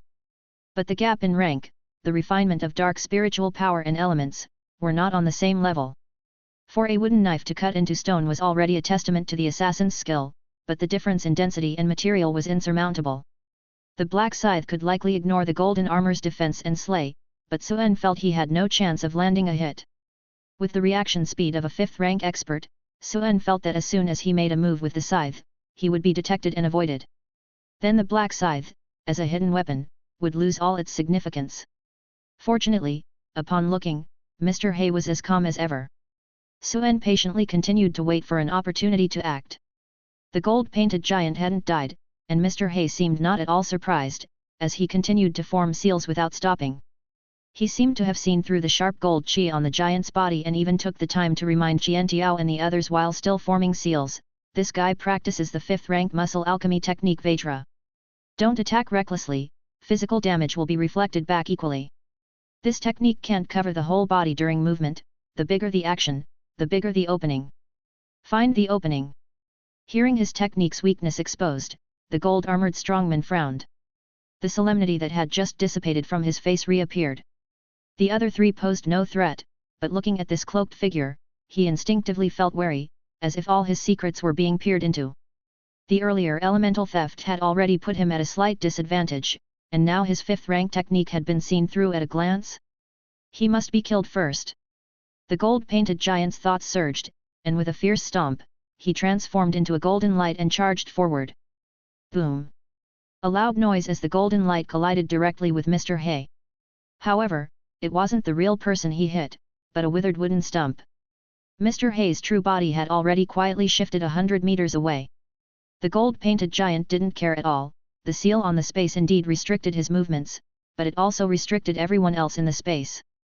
After just smashing the wooden stump, he abruptly stopped and changed direction, charging towards the figure that appeared on the left. Knowing the enemy's technique, Qian Tiao and the others didn't dare to attack, and could only watch as the gold-armored giant charged around the space. Boom! The second wooden stump was smashed. Boom! The third wooden stump was smashed. With each passing moment, Mr. He's dodges seemed more and more forced. What kind of technique is Mr. He casting that it's taking so long? Suen watched the battle unfold, and seeing that Qian Tiao and the others were still gathering strength with no intention of helping, he guessed that Mr. He was probably condensing some very powerful technique. The gold-painted giant seemed to have guessed as well, his attacks becoming more and more fierce. Unfortunately, it was too late. Mr. Hay's technique was finally cast. In this sealed space, something strange happened. Looking up again, the previously dazzling new stars on the library's starry floor suddenly shone, eerily turning into a multitude of eyes. Countless cold gazes watched everyone in the space, as if scrutinized by deities.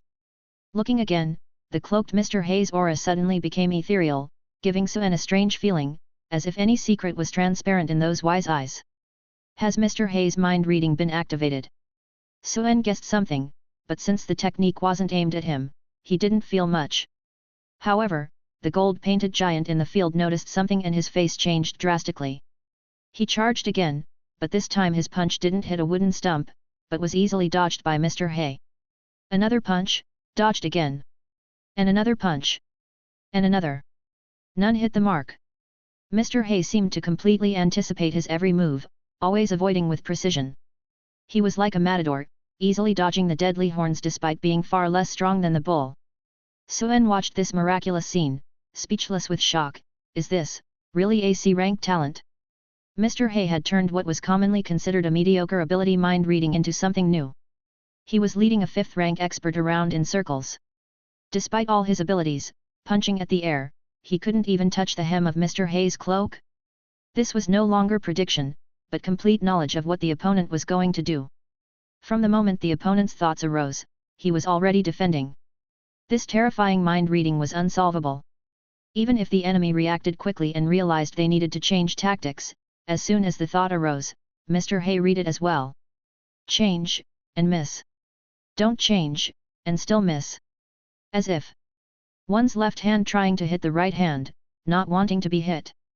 Mr. Hay had predicted the enemy's every move. However, Suen also noticed that Mr. Hay seemed to be better at developing control abilities, with offensive methods clearly being his weak point. He could barely dodge the attacks of this 5th-rank close combat professional, making it difficult to harm him. But Mr. Hay was not alone. And at that moment, the eyes in the sky seemed to have seen through something, and Mr. Hay shouted sharply, his technique's opening is on the back side of his left thigh. Before the words fell, Qian Tiao and the others, who had been ready to charge, seized the opportunity and rushed forward. The three coordinated, and while the gold-painted giant avoided 2 of them, he was stabbed in the back of his left thigh by the lightning assassin. Swish! This time, the poisoned dagger penetrated much more easily than the last, creating a bloody hole with ease. The rest of the giant's muscles were as if forged from pure gold, but this spot on his leg had only a hard layer of skin, and the dagger pierced through, spurting blood. Defense broken. Suen, watching from a distance, his eyes flashed. Seeing blood meant that the giant's defense was not as invincible as it seemed. He could be killed. The situation suddenly turned. The gold-painted giant finally showed a look of horror. That feeling of being calculated at every step made him feel like he was punching cotton. He quickly gathered elements to cover his wound. But the dagger's potent poison invaded his meridians, causing him to stagger and nearly fall. And right after that, Mr. Hay's relentless voice rang out again, the opening is on the right side, the 9th rib. Hearing this, the gold-painted giant instinctively shrank his arms to defend his lower ribs. Being told of his weakness, he no longer dared to attack recklessly as before, but this hesitation allowed Qian Tiao and the others to let loose even more. The opening is on the right arm. The opening is in the lower abdomen. The opening is. Mr. Hay repeatedly called out the openings, and the gold-painted giant was repeatedly alarmed, not even daring to attack, only able to defend in place. Through Mr. Hay's explanation, Suen understood the principle of the 5th-rank technique Vajra. If this guy didn't move, he was basically an iron turtle, unshakable. But as soon as he teleported, the gold element couldn't cover his entire body in time, exposing his flaws. The subsequent battle was devoid of suspense. Mr. Hay had the enemy's intentions firmly in his grasp, predicting every move and clearly calling the shots. Qian Tiao found the fight increasingly easy, leaving wound after wound on the enemy's body. Just when it seemed there was hope to finish off the enemy, that golden giant started to play dirty. Realizing he was at a disadvantage, he just stood his ground. He opted for a full-on stationary assault. His attitude was clear, you can't kill me, so I'll just stand here and wait for reinforcements, let's see who can outlast whom. Moreover, this guy pulled out a cursed golden orb, and with a squeeze, his body was further covered in heavy armor. Now, Qian Tiao and his team were truly at a loss on how to handle him. Seeing this, Suen finally understood the role Mr. Hay had called him for. The golden giant gave up on teleporting, and Mr. Hay and his team didn't hold back, wrapping him with layer upon layer of thunder chains, enveloping him with all sorts of comfortable spells. If you move, you get cut. If you don't, you get bound tighter and tighter. Finally, after the guy gave up struggling, he was firmly trapped in place. Mr. Hay even specifically pointed out the position. Suen controlled the living corpse and swung his blade down. A massive head thudded to the ground. No matter how invincible your defense, if you can't surpass the law of the black scythe, you'll be cleaved in two. Suen's eyes lit up as he watched the mist rising from the nearby corpse. Chapter 187, World. The Fifth Order Gilded Giant's head fell, and as the grey mist emerged, Suen was certain he was dead. The battle seemed perilous, with the second stage Red Demon severely injured, and the others from the Thousand Stripes also bearing significant wounds. But, in fact, it was not so. Seeing Mr. Black's composed demeanor, Suen knew that everything was probably under his control. Suen had observed the entire battle.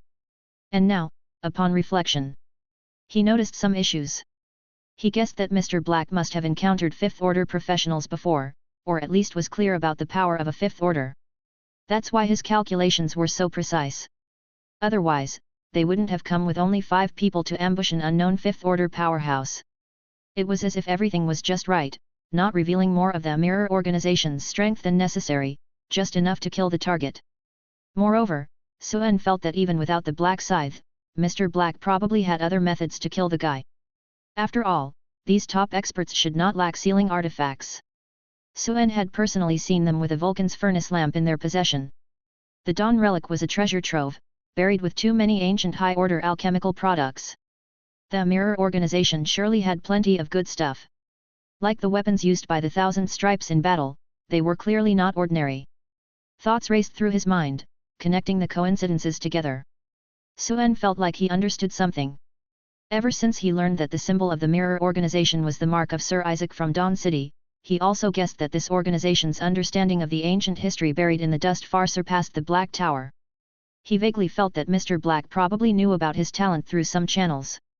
After all, his talent originated from the altar in the Storm Manor. The grey mist was right in front of him, but Suen was not in a hurry and walked over slowly. It was like visiting an elder's home. Even if the food was tempting, you couldn't help yourself without the host's invitation. After successfully killing the enemy, the cloaked figures quickly cleared the scene and removed the sealing barrier. They nodded to Mr. Black, not even uttering an extra word, just like last time, and dispersed. Only Mr. Black and Suen remained. Mr. Black removed his cloak, revealing his signature genial smile. As expected, he looked at Suen and got straight to the point. I heard from the teacher that you should need this corpse. Teacher? This title. Upon hearing this, Suen felt slightly strange. But communicating with a mind reader like Mr. Black, there was no need for beating around the bush. With the conversation at this point, he knew Mr. Black must be aware of his talent. Suen smiled noncommittally and walked over. Devouring the grey mist was the most urgent matter, other questions could wait. With this separation, like a floodgate opening, a torrent of memory fragments violently surged into his mind. You have obtained Grot Lester's memory fragments 8. You have gained a piece of intelligence. The situation in the Empire is getting worse, and the pirates of the North Sea have been increasingly rampant. Last month, the merchant fleet's steam airship was attacked, probably by a squad leader under the King of the North Sea. Oh, those damned people! You have gained a piece of information. Miss Teresa is getting more and more beautiful, but it seems she has been ignoring young Master Yuan lately. The Duke probably intends to arrange a marriage with the Riga family to increase his influence in the Empire. You have comprehended a vast amount of flesh and blood alchemy knowledge, understanding diamond. You have acquired muscle overload micro-control techniques, comprehending the movement technique extreme step. You have mastered a large amount of 15th order alchemy knowledge. You have grasped the incomplete 5th order metal laws. You have acquired some fragmented memories, the Duke's maritime territory, the Black Tower mines on the reef, the Luyan Empire, the mechanical sect. You have acquired a large amount of combat fragment information, combat experience plus 424. Spiritual power plus 4.3. This was Suen's first time separating such high-intensity soul fragments. He hadn't had time to digest the detailed content of the knowledge. Suddenly, like the after effects of drinking, his head felt heavy, and he felt drowsy. It wasn't just the quantity of knowledge, but also the quality. This directly elevated his understanding of the laws by several levels, and the impact was not as gentle as absorbing the soul fragments of first or second order professionals. One was like a river flowing into the sea, the other like a flash flood into a river. It was like jumping directly from the Stone Age to the Steam Age. Just witnessing the huge impact of the difference in the levels of laws between the ranks was enough to make one dizzy. He didn't know how long he was in a daze, digesting the vast memory fragments, making Suen feel as if a long time had passed. When his gaze refocused, there seemed to be a new spark of wisdom in his eyes. Indeed, 2 strong soul fragments can impact the main consciousness. Suen felt fortunate that he could perfectly separate some other emotions, ensuring the clarity of the main consciousness. If an ordinary person had this Death Harvester talent, they would not be able to absorb much before merging their own consciousness with the harvested consciousness, becoming a mental fusion monster. This S-rank talent was strong, but not so easy to control. It's like watching a movie. You can consider yourself an audience, gathering information. But you can't immerse yourself as the protagonist, becoming a character in the story. Looking at it this way, his condition, awakening this talent, seemed very fitting. As for the gains, too many. Suen couldn't sort them out for a while. He gained countless combat techniques, 2 complete skills. The most precious was the understanding of the laws. With the perspective of a high school student, even if one is a science slacker, looking back at elementary school knowledge suddenly feels effortless. First, second, and third order alchemy knowledge seemed to be integrated, even if it wasn't metallic, it was universally applicable. As for fourth and fifth order knowledge, there were also some incomplete fragments. Although not enough to form a system, at least it was like seeing the North Star in the vast sea, at least knowing the general direction for the future. After digesting the content of the memory fragments, Suen's eyes trembled slightly, and he murmured in shock, the endless sea, the twilight ruins, the ancient god sites, the plain fragments. So the world outside is so vast, and besides humans, there are other races. This world was more fascinating than he had ever imagined. Mr. Black had already cleaned up the materials on the corpse. Seeing Suen's gaze clear, he smiled warmly. Suen, how do you feel? Suen replied honestly, a bit dizzy. Mr. Black wasn't surprised and said, your spiritual power is about to lose control. If you don't find a suitable mental secret technique to practice and control that spiritual power, the situation will be very grim. Understood. Suen nodded, aware of the problem. But he also asked, Mr. Black, you just mentioned your teacher. By now, he was certain that Mr. Black indeed knew his talent was Death Harvester. But he was very curious, who in Old Lingdun could be a teacher to the all-knowing and all-powerful Mr. Black? Indeed. Mentioning teacher, Mr. Black's face was filled with respect. He pondered for a moment before saying, well, you can call him Mr. Mirror, the leader of our organization. Upon hearing this, Suen realized that's where the Mirror organization got its name. He immediately thought of his previous speculation. He felt that Mr. Black had seen fifth-order professionals. Could it be this Mr. Mirror he mentioned? Mr. Black didn't say more, beckoning Suen, let's go, we can talk while walking. Someone will come soon. All right. Hearing this, Suen followed Mr. Black into the dark depths of the dungeon. Because of the spatial barrier, the previous battle did not leave too many traces in this cavern. The two. Mr. Black looked at Suen and smiled, I was curious about your talent, Suen, but couldn't figure it out. It was only after the teacher told me that I knew you had awakened that rare talent. Suen chuckled in response. He asked curiously, can your teacher discern people's talents? You don't have to be surprised. After all, the teacher is learned and has an understanding of the history of Dawn City that others can't imagine. Mr. Black seemed to recall something, hesitating slightly, the teacher's abilities are very special, but it's complicated to explain. He didn't intend to elaborate and instead said, if you're really curious, you can ask the teacher yourself next time. I think the teacher would be happy to enlighten you. Very special abilities? Suen pondered for a moment. It seemed that Mr. Black didn't want to discuss the secrets of that teacher behind his back, so he didn't continue to ask, but he couldn't help but recall the cloaked person he saw at the 1911 hotel. He didn't even know if that person was male or female, and he probably wouldn't recognize them next time. But from Mr. Black's tone, it seemed he had seen them somewhere else before. The two talked as they walked. Suen also learned that Mr. Black had invited him over at the behest of the leader. As usual, he offered a gift, an equivalent exchange, and also asked him for a favor. Suen looked at Mr. Black handing over a golden card and a sealed wooden box, not too surprised. So, you want me to go into a cursed space and deliver something? Mr. Black corrected Suen's words with a smile. No, not me. It's the teacher's intention. Suen grew more curious. Although he knew Mr. Black had no reason to send him to his death, something felt off. Mr. Black didn't wait for Suen to guess and directly revealed the significance of these items. The sealed wooden box contains something number 19 brought out from the Black Tower laboratory.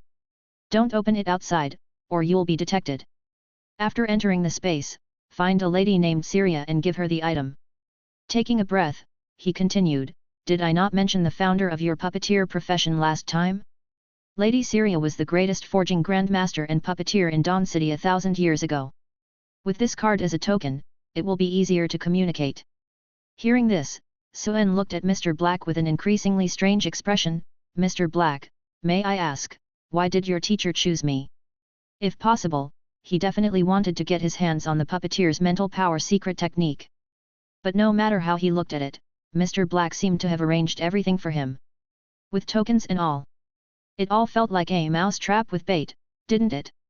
Mr. Black didn't hide anything and directly said, because that Isaac's alchemy manuscript is in your hands. Suen. What does the notebook being in my hands have to do with anything? At that moment, Mr. Black said, fate is an endless chain of causality, and the world itself develops following this principle and causal relationships. That is a notebook tainted by fate. If it doesn't belong to you, it wouldn't be in your hands. Suen found this very familiar. Wasn't that the original text written in the notebook? Although he knew this world had some strange and mysterious forces. But this. It didn't seem very reliable. He just happened to get the notebook, and now it seemed to have no use at all. And looking at the situation, Mr. Black definitely knew the contents of the notebook. So now, if I give the notebook to you, doesn't it belong to you? At this time, Mr. Black seemed to see through Suen's inner mockery and said with a meaningful smile, you should know, the talent of Sir Isaac, who was known as the demigod, was fate controller. After a pause, he looked at the still confused Suen and joked for once, so, you don't need to ask me why, because I don't know either. Ha ha ha, hearing this, Suen couldn't help but laugh and cry. Mr. Black continued, I've heard from the teacher that Sir Isaac's manuscript contains the ultimate secret of alchemy. However, the manuscript touches upon a strand of the law of fate, one of the supreme laws of the world, which no one can clearly define. Therefore, all we can do is watch and wait. But for now, it seems most fitting in your hands. Suen felt like he was listening to loneliness. At first glance, the words seemed to make sense. But upon further reflection, it seemed like nothing had been said at all. But since even Mr. Black didn't know, the topic was closed. Skipping over the topic of the notes, Mr. Black moved on to the mission at hand, saying, you must have guessed something, but don't speak of it.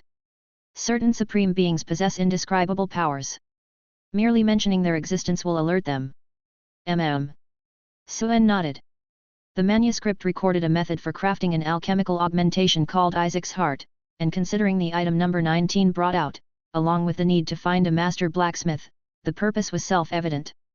Legend has it that the names of deities must not be spoken aloud. He didn't ask further about this matter.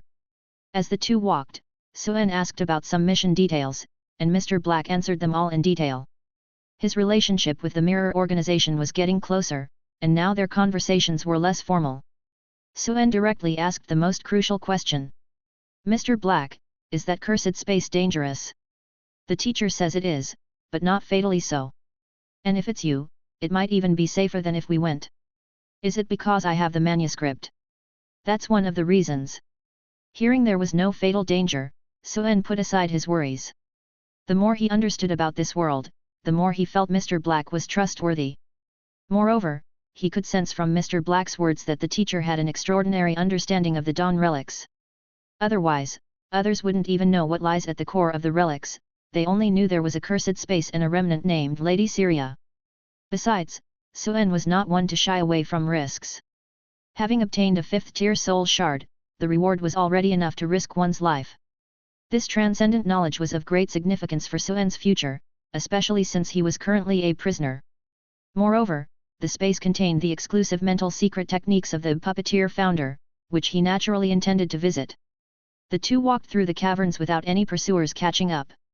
Mr. Black was not in a hurry to leave, and Suen took this rare opportunity to ask some of his questions. What he was most curious about was Mr. Black's omniscience and omnipotence, so he asked, "Mr. Black, how come you seem to know everything? Could it be that your awakened mind reader ability can also be used for learning knowledge?"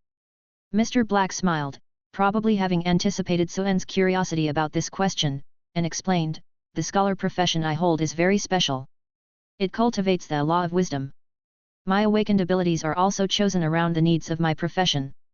The first tier ability is eidetic memory, second tier is brain domain development, third tier universal understanding, fourth tier glimpse of truth. Of course, the most important are the teacher's guidance and some special opportunities. My talent is not the best, but I am diligent." Mr. Black, what is brain domain development? According to ancient texts, human brain potential is actually limitless. But for some reasons, it's been restricted, and the usage rate is very low, so ancient sorcerers thought about developing the extent of brain domain usage, but it's also very dangerous.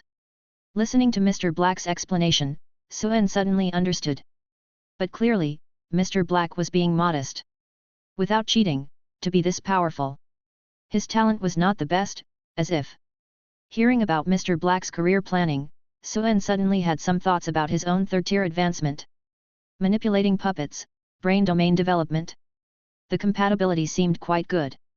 According to Mr. Black's description, this ability was a bit like upgrading a computer's processor, allowing the brain to process more information efficiently. Brain domain development was a concept that also existed in his previous life, but it was still theoretical.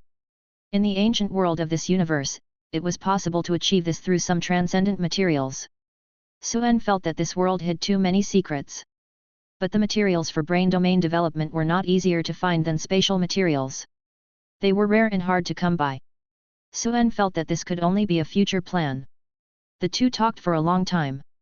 Now, Mr. Black probably considered Suen an ally and no longer spoke in riddles. He asked, and almost always received an answer. And all the answers were forthcoming. From this conversation, Suen gained a lot. And at that moment, he thought of another question he was very curious about, also.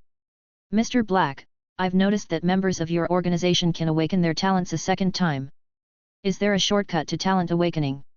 It could be said that, except for K, all the people Suen had seen awaken their talents a second time were from the Mirror organization.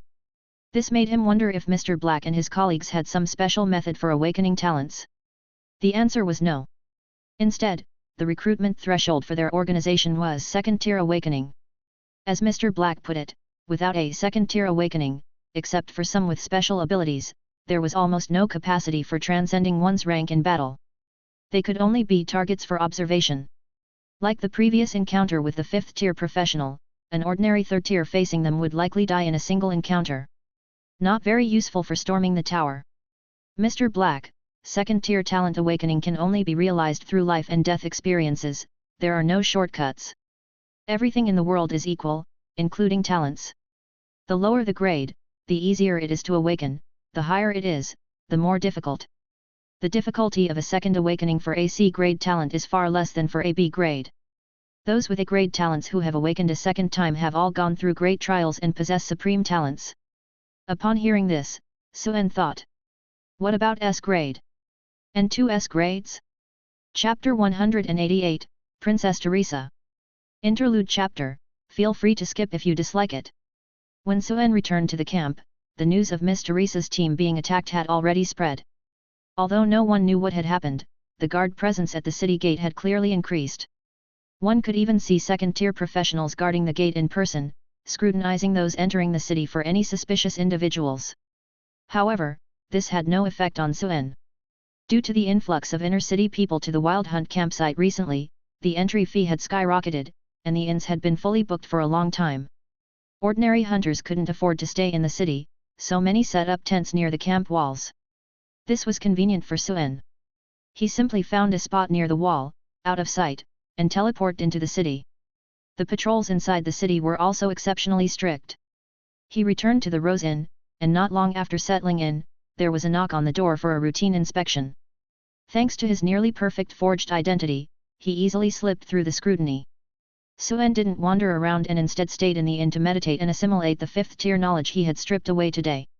After harvesting the memories, Suen learned that the people of the surface world did not absorb dark spirit force to advance, but normal spirit force instead. He also learned that there were many factions of ancient alchemists. The mainstream ones were called light alchemists, but there were also different systems like dark alchemists, necromancers, shadow alchemists, toxic alchemists, and so on. Aside from light alchemists, the others were niche factions. This underground city belonged to the dark alchemists' lineage. In the following days, Suen was almost completely immersed in digesting knowledge and sensing the transcendent laws that were beyond his current tier. It was a delightful and magical experience, as if he was gaining a vast amount of knowledge every second. Suen devoured the knowledge like a whale, eating his fill in one go. After digestion, he finally understood what those so-called transcendent tier barriers were. Indeed, the view from above was truly different. The peaks that once seemed insurmountable were just slightly shorter hills that could be taken in at a glance. On this day, Suen was in his room at the inn. Threads suspended books all around the room, while his 8-armed spider spear, along with his hands, rapidly flipped through these airborne tomes. These were the textbooks from the Black Tower Academy that Mr. Black had given him. Although he had read them countless times, there were still many parts he couldn't understand. Now, Suen read 10 lines at a glance, quickly flipping through the books to find those previously marked, difficult to understand sections. Especially those parts that required his own previous alchemy knowledge and understanding, which now seemed almost instantly comprehensible. After a while, having scanned through the books and removed nearly 9 out of 10 tags, Suen let out a long breath. Phew.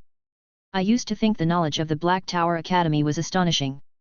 But the high-tier professionals of the outside world, they truly broaden one's horizons. Even in the surface world, 5th-tier professionals were considered experts. That Grot Lester, as the captain of Duke Raphael's guard, was also a graduate of the Illusion Empire War Academy. His knowledge was incredibly vast. Closing the books, Suen's face was radiant, and he murmured to himself, I've almost thoroughly mastered the 1st and 2nd-tier alchemy knowledge. Now I just need a bit more proficiency, and I can directly start on 3rd-tier runes and enchantments. My rune puppets can be enhanced again. He now deeply appreciated the saying, knowledge is truly an invaluable treasure. And he also profoundly realized why the Death Harvester talent was rated as an S-tier talent for its defiance of the heavens. Before, harvesting peers of the same tier didn't seem like much. But now, after leaping 3 major tiers and harvesting, he had gained a massive boost. The significance of acquiring knowledge was absolutely incomparable to obtaining a few sealed items. After the 3rd tier, every advancement on the transcendent path had a threshold. It wasn't just about reaching the dark spirit force standard or finding materials to advance. One also needed to comprehend the corresponding laws, which was the greatest shackle that killed countless alchemists. After digesting the knowledge in his mind, Suen suddenly thought of something and began to form a sorcerer's seal with his hands. The 7-pointed star seal slowly lit up, but Suen seemed to sense something, furrowing his brow. The sorcerer's seal changed again, losing 1 point and becoming a 6-pointed star. The spell successfully condensed, and upon closer inspection, his skin suddenly turned as if cast from pure gold, visibly exuding an indestructible metallic texture.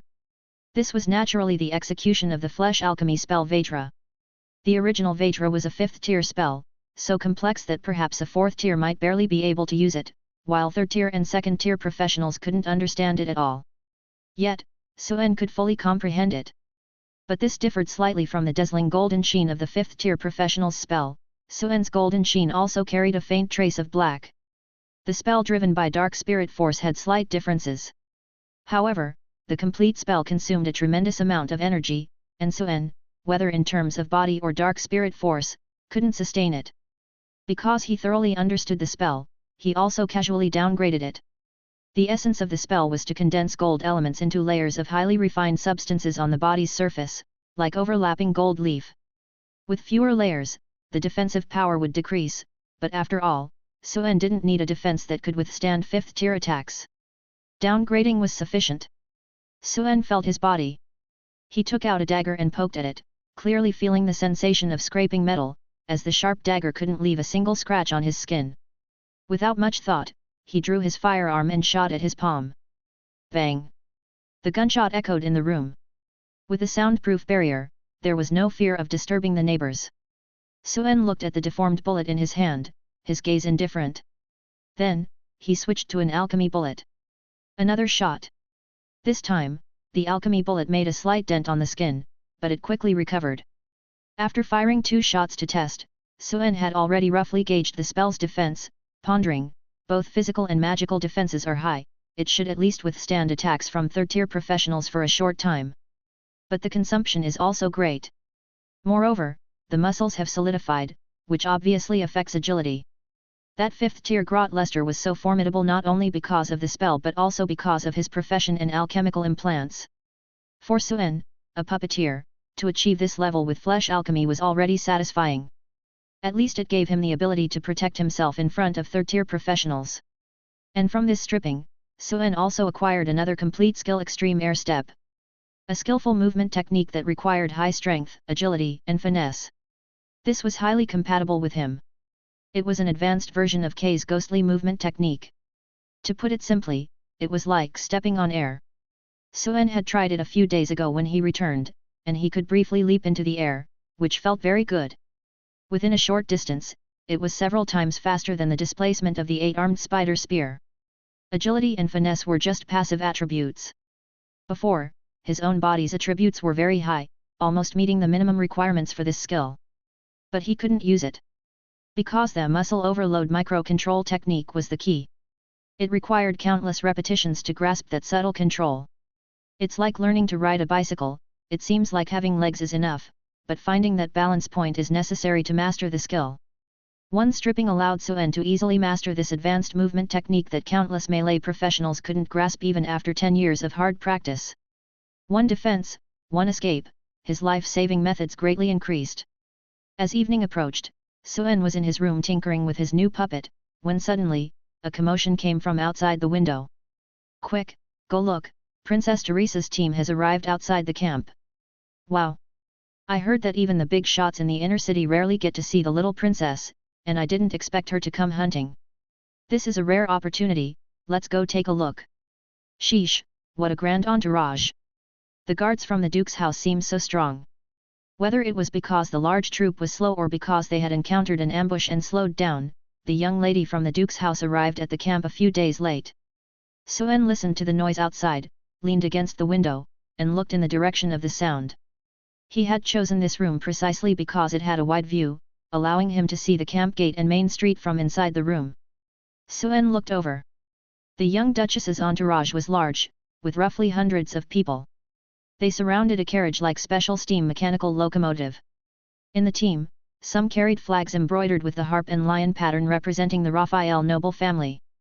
The guards in uniform, dark cyan uniforms, wearing cross helmets and wielding swords in heavy armor, were at the front, and there were dozens of maids and servants, as well as butlers, tutors, cooks. So many strong people. Suen squinted and observed. This standard configuration for high nobility travel made it easy for him to distinguish the main from the secondary. Apart from the young lady Teresa's personal maid, the closer to the locomotive, the stronger they were.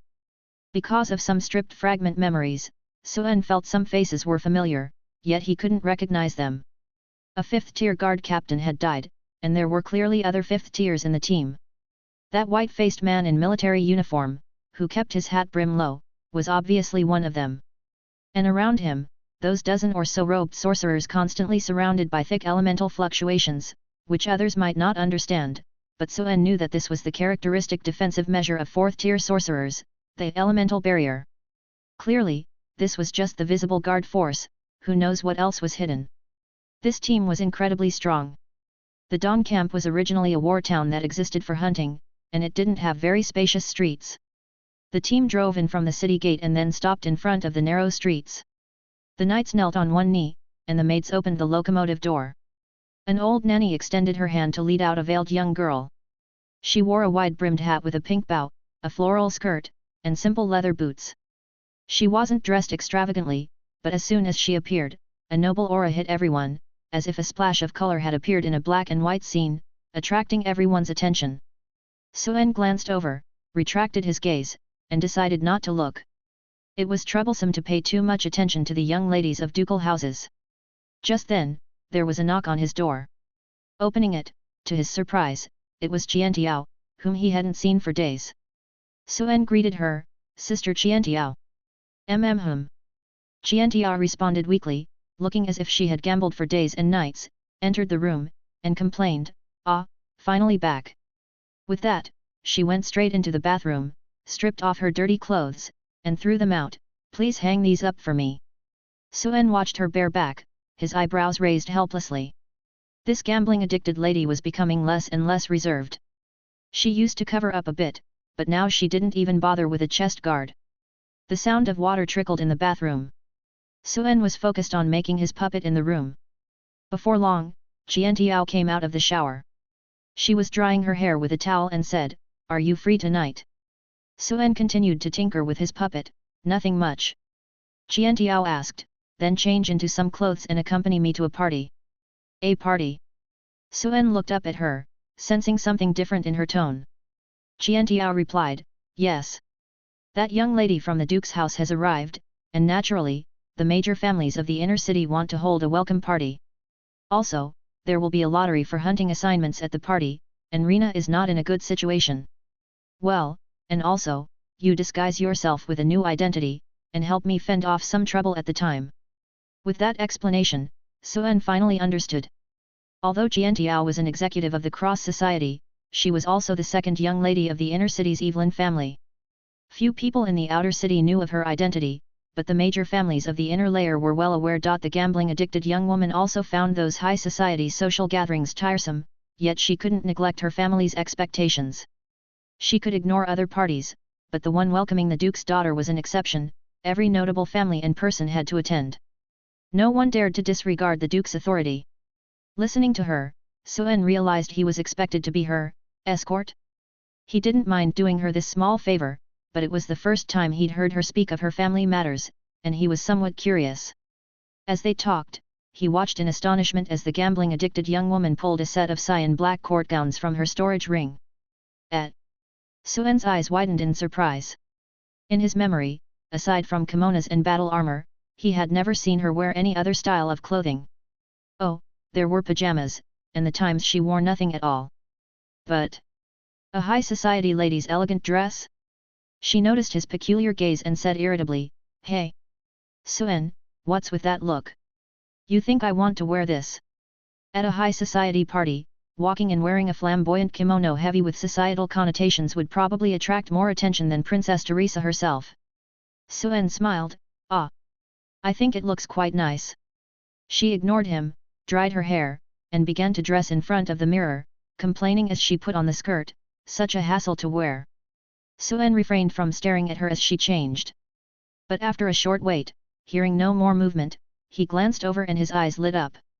Indeed, the gambling-addicted young woman with her hair elegantly up and dressed in a courtly gown looked surprisingly good. Chapter 189, Rina's Predicament. Suen was seeing the gambling-addicted lady dressed up for the first time. Her long dress was made of dark aqua brocade with golden patterns, outlining her graceful figure with stunning curves. Layers of light gauze adorned her, like a gentle breeze swirling around, and with the faint heroic spirit between her brows, Suen couldn't help but take a second glance. Elegant and luxurious, exquisitely charming. The mirror in front of the gang leader reflected a woman transformed by her attire, instantly becoming a lady of high society. But Qiantiao seemed uncomfortable in a dress, looking disdainfully at her reflection in the mirror, mumbling something indistinct. At that moment, she seemed to notice Suen's gaze, turned around, and asked, "Suen, do you find anything odd about this?" Suen smiled and simply replied, "Pretty." Hearing this, Qiantiao pouted, "Don't just stand there, hurry up and change. The banquet starts at 9, but we need to get there early to wait for the little princess." Upon hearing this, Suen put away the puppet in his hand and stood up. With the octopus spear retracted, he didn't bother changing clothes. With a shake of his body, his work attire suddenly transformed into a white suit, as if by magic. Qiantiao, witnessing his instant change of clothes, figured out his trick and raised an eyebrow, "Yo, using spatial abilities just to change clothes." Suen chuckled, "Just a little trick I've been working on, a magical costume change." With that, he shook his feet, and shiny leather boots appeared on them. Clasping his hands together and pulling, a silver-handled cane appeared in his right hand. Feeling like something was missing, he adorned his left hand with a boutonniere and magically produced a top hat to place on his head. After all this, he looked at the gambling-addicted lady and said, "Let's go, we can leave now." Qiantiao sized up Suen from head to toe, a hint of teasing in her eyes. "Tisk, not a bad look for you." Suen shrugged with a smile and walked over, opening his arms. Qiantiao naturally took his arm. Suddenly, she noticed something. "Wait." Suen stopped and watched as Qiantiao wrapped her arms around him, then straightened his collar and smoothed out the wrinkles. "There, that's better." Qiantiao seemed pleased, a smile appearing on her pretty face. Before Princess Teresa's arrival at the camp, the major families of the inner city had already received news of the banquet. Unicorn Inn, a property of the Rice family. As the only daughter of the Rice family's main branch, Rena naturally came to the underground. In the penthouse suite, a maid was applying makeup to her. The old butler, with a grave expression, was reporting the latest situation. "Miss, things aren't looking good. We've received word from the family that several branches are getting restless again. They've advised us to be careful, as they may act against you. And just this morning, the large hunting groups we had contracts with, Red Dragon, Iron Eagle, Holy Knight, their leaders came to us in unison, refusing our employment." Rena's brows furrowed with concern at the stream of bad news. "But haven't we already signed employment contracts?" "Yes." The butler spoke gravely, "but they've paid a hefty penalty fee and torn up the contracts. I'm negotiating with the Hunters Guild, but to little effect. I've heard that the second and third branches have joined forces with the 5 major families of the camp to pay this penalty fee. Moreover, they've spread the word that they will suppress any hunting group that cooperates with us. So far, no other hunting group dares to contact us. Therefore, besides the personnel Miss brought from the family and the cross-society hunting group, we don't have many people we can rely on. It's confirmed that all the major families of the inner city must participate in the hunt, which puts us at a disadvantage. The risk of this hunt is great, and I'm worried that these people are trying to isolate and weaken the family's power, then pressure the master, or even have bigger schemes." Rena listened, her expression growing more solemn. After a pause, the butler continued, "Also, the Clark family sent a message saying they could help us out of this predicament, probably to meet with you. But since you said not to meet, I refused. However, if possible, at this banquet, Miss could try to reach out to a few allies, some families that have been friendly with us in the past, who I think would be willing to help for the sake of the master." Rena, "Okay. I understand." Suen and Qiantiao walked leisurely. Qiantiao's ladylike dress, though truly pretty, was not to her liking. Suen, with his arm around her waist, the two appeared affectionate. It wasn't for show, the gambling-addicted lady really was uncomfortable in a dress. "This damn dress, I can't even walk properly." "Suen, hold me closer, these high heels are so awkward." As they walked, Suen listened to Qiantiao's complaints about the dress more than once. Fortunately, the walk wasn't too far. Along the way, they encountered many elegantly dressed young ladies and gentlemen, all seemingly heading to the banquet. Seeing Suen and Qiantiao, a striking pair, they couldn't help but cast envious glances. The two chatted as they walked. Qiantiao briefed Suen, "Your identity now is Zolo. This identity is registered with the Bounty Hunters Guild, a bounty hunter with some fame, but no one has seen your face. Later, you might meet some people from my family, and they'll ask you a lot of questions. So, you understand?" "Ahoy! I get it." Suen listened, his lips curling into a bright smile. The identity arranged by Qiantiao was naturally flawless, as she put it, the best disguise is a replacement. This was better than any fake identity Suen could have forged himself. As for the rest of her words, though Qiantiao was vague, Suen understood. Qiantiao, a single woman of a certain age in the underworld, still couldn't escape convention. When meeting family members, she needed a shield. "So, Qiantiao, did you join the cross society to escape marriage?" "What else?" "Of course, that's one reason.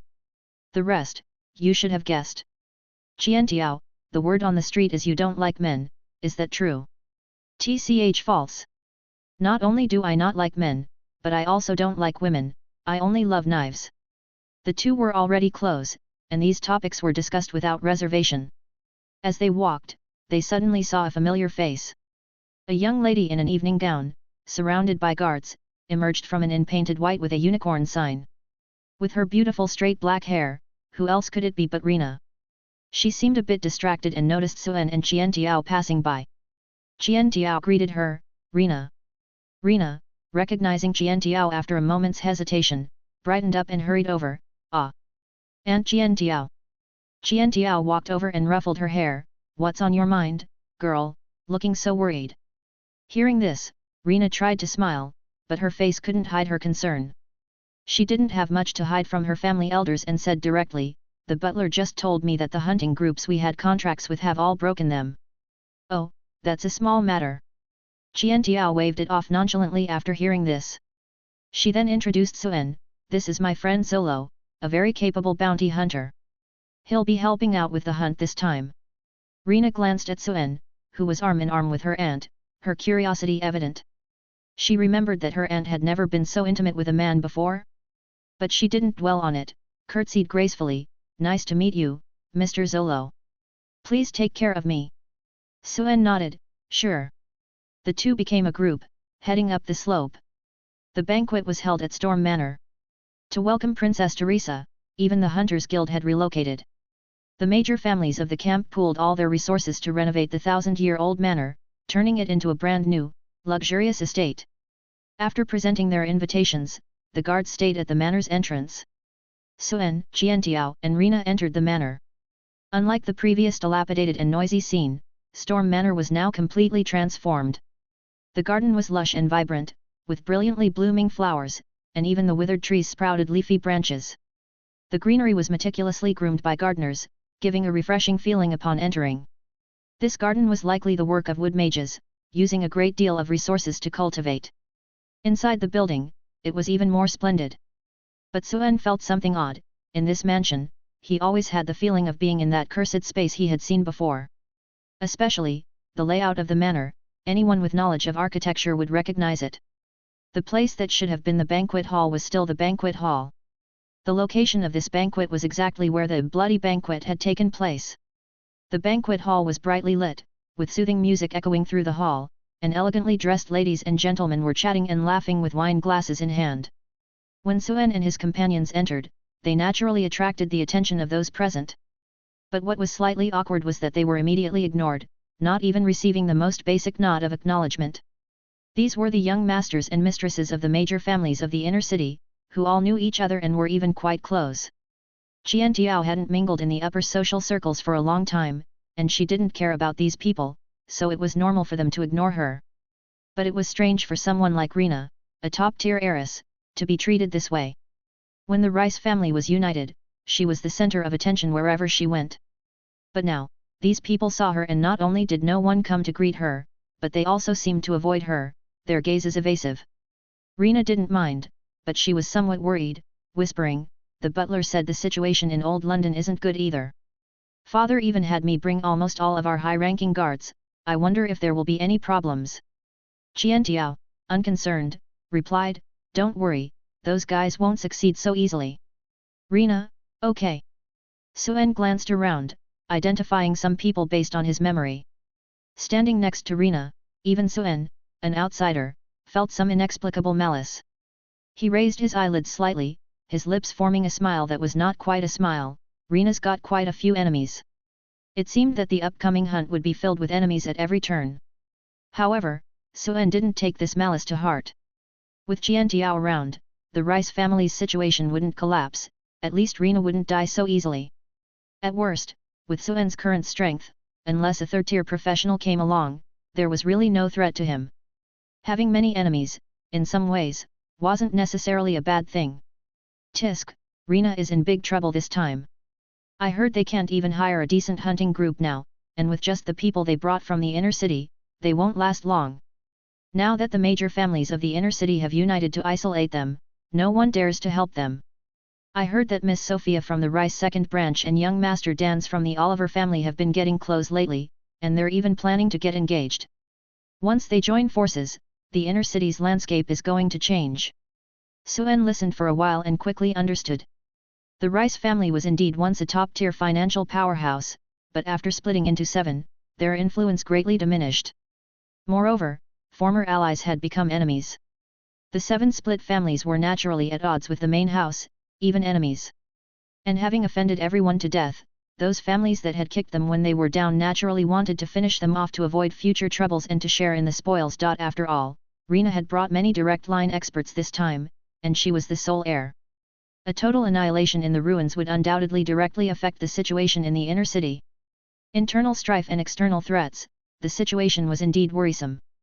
The trio paid no attention to the whispers of others and found a corner to talk. Without disturbances, there was also no need to deal with those so-called high society social interactions. With Jiantiao as her elder backing her, Rena's worries were somewhat alleviated. However, as they chatted, Qunei Xiao's trouble also arrived. Several ladies of high society came over with their sons, who wore expressions of displeasure. The middle-aged woman with a large emerald necklace around her neck called out to Jiantiao, "Oh, Odelia, long time no see, what are you doing here?" This time, it wasn't just the young masters and misses who came, many mothers worried about their precious sons and daughters being wronged also followed. Jiantiao looked at the newcomers, her brow clearly furrowing, but she still had to greet them, "Aunt Camilla, long time no see." Suen listened to the exchange between the two, glancing at Jiantiao out of the corner of his eye, his curiosity piqued. So this gambling-addicted lady's full name was Odelia Evelyn. And that glamorous, still charming blonde woman was Qunei Xiao's stepmother? That little boy with a defiant face was her half-brother by name?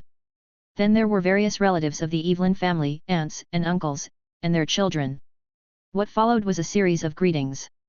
The high society was full of cumbersome formalities, greetings, returning salutations, introducing the younger generation, more greetings, more salutations, and various inquiries about each family's elders, reminiscing about the elders' relationships. And then, the marriage urging began. "Odelia, you're not getting any younger, stop mingling with the commoners in the outer city. I heard you're even involved with the gangs? Oh, heavens, if that gets out, people will say our Evelyn family has fallen. You don't know, just yesterday I was chatting with Mrs. Albertini, and they mentioned you. They all say our Evelyn family has an old maid who can't get married. Odelia, you're not young anymore. Dr. Enzo from the Smith family is a fine young man, their family owns 8 hospitals in District 5. It wasn't just Jiantiao, Suen felt overwhelmed just listening. Since arriving in this world, all he had encountered was fighting and killing. So there were still ordinary people. Listening to this large-scale marriage-urging scene, which was no different from his previous life, Suen finally understood why Jiantiao had brought him along. Jiantiao directly interrupted the increasingly unreliable introductions and pulled Suen to stand up. "Oh, I almost forgot to introduce, this is Mr. Zolo. My friend." Suen also took off his hat and performed a greeting, "Zolo Serna, it's an honor to meet all you beautiful ladies." Chapter 190, Exchange. Listening to Suen's self-introduction, the women all swept their appraising gazes over him in unison. In fact, they had already noticed the man of extraordinary temperament by Qunjiao's side. But because he seemed young, they hadn't given it much thought. Now, hearing Qunjiao's special introduction as my friend, they all switched to the kind of look an elder would give to a prospective son-in-law. One of the women asked, "The Serna family?" "Oh, the Serna Biological Company in District 1. Suen naturally had to play his role as a tool, shaking his head, "No, not that one." Serna wasn't a big name in the inner city, at least not among the commonly known major families, and despite racking their brains, the women couldn't figure out Suen's origins. Qunjiao's aunt then tentatively asked, "What profession does Mr. Zolo engage in?" Suen replied, "I'm a bounty hunter." Another woman, still not giving up, asked, "The inner city's Order of Bounty Knights?" Suen had heard of it, it was an organization the inner city nobles played with. He corrected, "No, a bounty hunter from the outer city." With that statement, the atmosphere immediately cooled. The ladies' gazes on their faces instantly became odd, although their cultivation prevented them from showing any strangeness. But the children beside them couldn't help it, hearing Suen's profession, several of the youngsters cast looks of disgust and disdain. Outer city bounty hunters were seen as even more lowly than bodyguards in the eyes of the inner city's high society, those who licked blood from the knife's edge, who normally wouldn't appear in their field of vision. It wasn't out of malice, but rather the deep-rooted perception of outer city people in their upbringing made them think Jianjiao had found a little ruffian. Mrs. Camilla turned to Jianjiao and asked, "By the way, Odelia, have you known Mr. Zolo for a long time?" "Yes. We're living together now." Jianjiao seemed to want just this effect, intimately linking arms with Suen, her smile brimming. Hearing they were living together, the expressions of the noble women grew even uglier. They didn't make a scene on the spot, and Mrs. Camilla could only pull Jianjiao aside. "Oh, Odelia, come here for a moment, I have something to tell you." Jianjiao probably didn't want to go. But she was still sternly pulled away by the ladies for a talking to. With the people gone, Suen was happy to have some peace. His keen hearing picked up everything clearly. The noble women didn't seem to want to hide it, perhaps intentionally wanting him to hear, talking as they walked. "Oh, Odelia, you actually found an outer city bounty hunter? My goodness, I can assure you, the family will never allow you to be with such a person. You're being too reckless. If this gets out now, our Evelyn family will definitely become the laughingstock of the upper circles. Also, don't get involved in the Rice family's affairs this time. Although I know that's your sister's bloodline. But I was warned before I came this time. Besides, it's the Rice family's internal matter, it's not good for us outsiders to interfere. Even if our Evelyn family loses everything, we can't change the situation." Suen listened and felt a headache coming on. Every other sentence was about family honor and family interests. No wonder Jianjiao didn't want to go back. With her temperament, if it weren't for relatives, anyone else nagging like this would probably have already drawn a blade. 1 to silence a busybody, 2 to silence a pair. And the world would be at peace. Jianjiao was probably going to be tied up for a while, leaving Suen and another person behind. After all, Zolo and Rina weren't familiar, and they didn't have much to say. The atmosphere was slightly awkward. And both were the kind of people not very welcome at the party, with nowhere else to go. Rina thought she should find a topic and asked, "Mr. Zolo is a bounty hunter?" Suen nodded, "Yes." Rina asked again, "Have you heard of Mr. Suen?" Suen didn't know why she suddenly brought up himself and said, "SS class wanted criminal Suen." Rina nodded, "Yes." Then, the two fell silent again. Suen curiously asked, "Miss Rina, why do you ask this?" Rina thought for a moment, her tone hesitant, "Well, although Mr. Suen has committed crimes, he's not a vicious person. He saved me before. My aunt has high standards, she says you're a very capable bounty hunter, so you must be very good. If Mr. Zolo encounters that Suen, could you please show mercy? What I mean is, can you not harm him? Maybe there's some misunderstanding, he deserves a fair trial." Her tone was contradictory. Even somewhat incoherent. Clearly, in her mind, all wanted criminals are criminals, but this clashed with her own perception. She thought Suen was a good person, but she didn't deny the fact that he had committed crimes. Suen listened and couldn't help but smile wryly. Was she actually pleading for him? The information Rina had was probably all from the wanted posters. The official wanted posters described him with words like vicious and irredeemable. And she was actually speaking up for him? Although, her heart was in the right place. The current SS class wanted Suen was an existence that most bounty hunters would avoid. Let him off the hook? If it were another bounty hunter, it's not clear who would be letting whom off. He agreed anyway, "Okay." Rina, hearing this, politely smiled, "Thank you." Two people who weren't very familiar didn't have much to talk about. The topic was over. But it wasn't long before a beautiful blonde girl quietly approached. Suen had seen this blonde girl before. At the Moon Inn in front of the inner city during that commotion, she seemed to be called Yulia, Rina's best friend. As Yulia passed by, she didn't even glance at Rina, and said urgently, "Rina, I've heard about your situation, sorry I can't help you, my father sent someone to warn me. The family won't let me get involved in your 7th house affairs. I wanted to find you some help, but those mercenaries and wild hunt groups, as soon as they hear it's you, no matter how much they're offered, they refuse to cooperate. I only have a few personal guards who follow my orders, tomorrow I'll have them come to you, you can command them."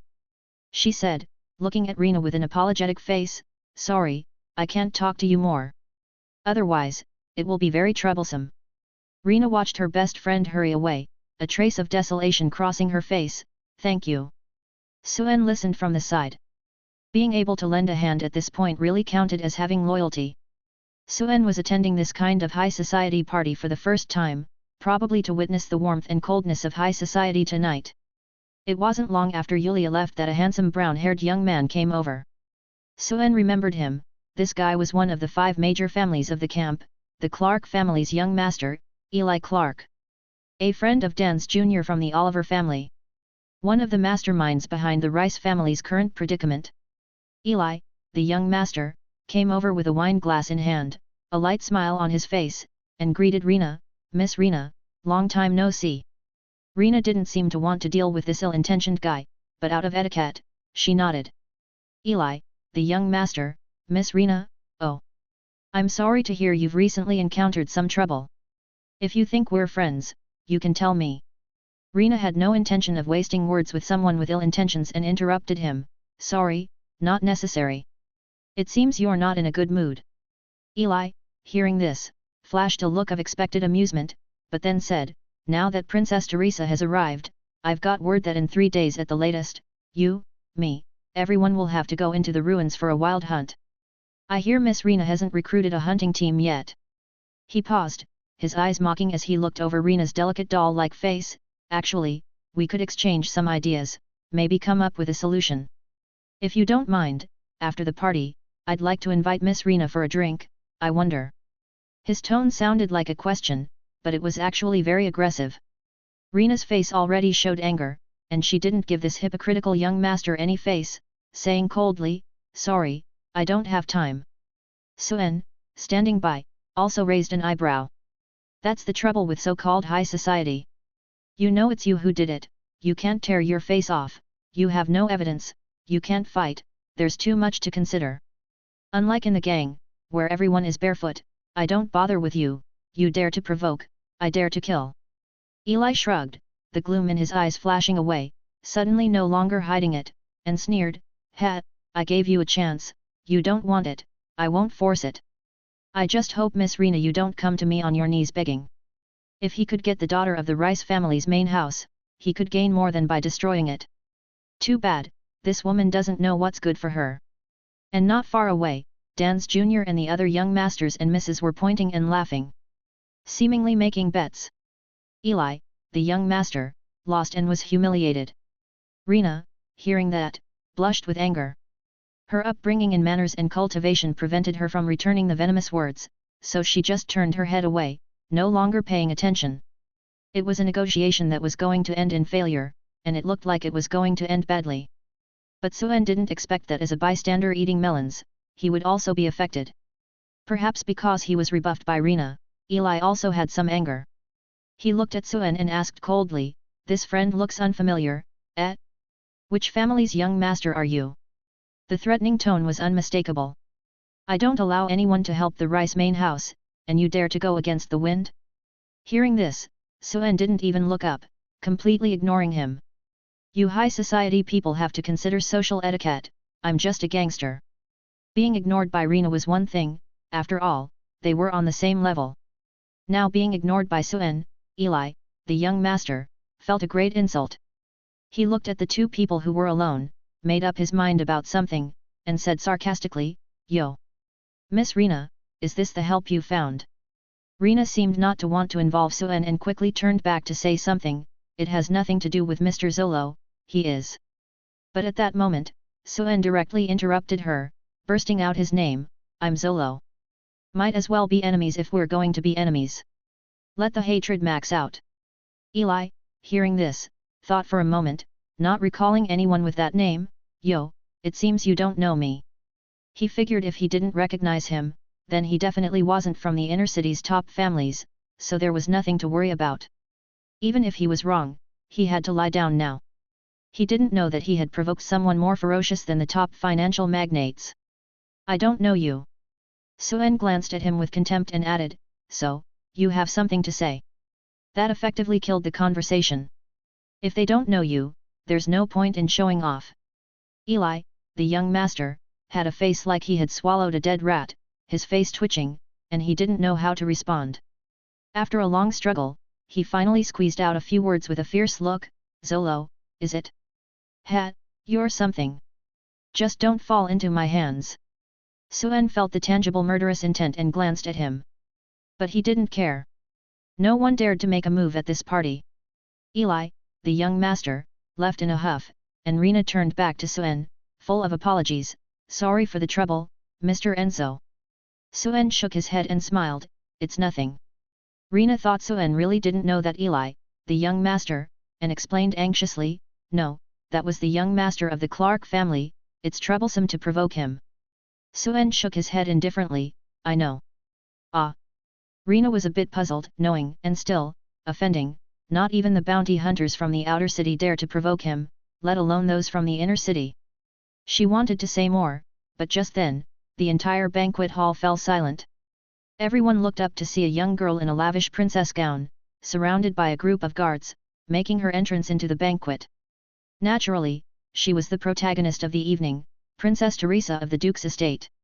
They had met briefly in the afternoon when Princess Teresa was wearing a full-face veil.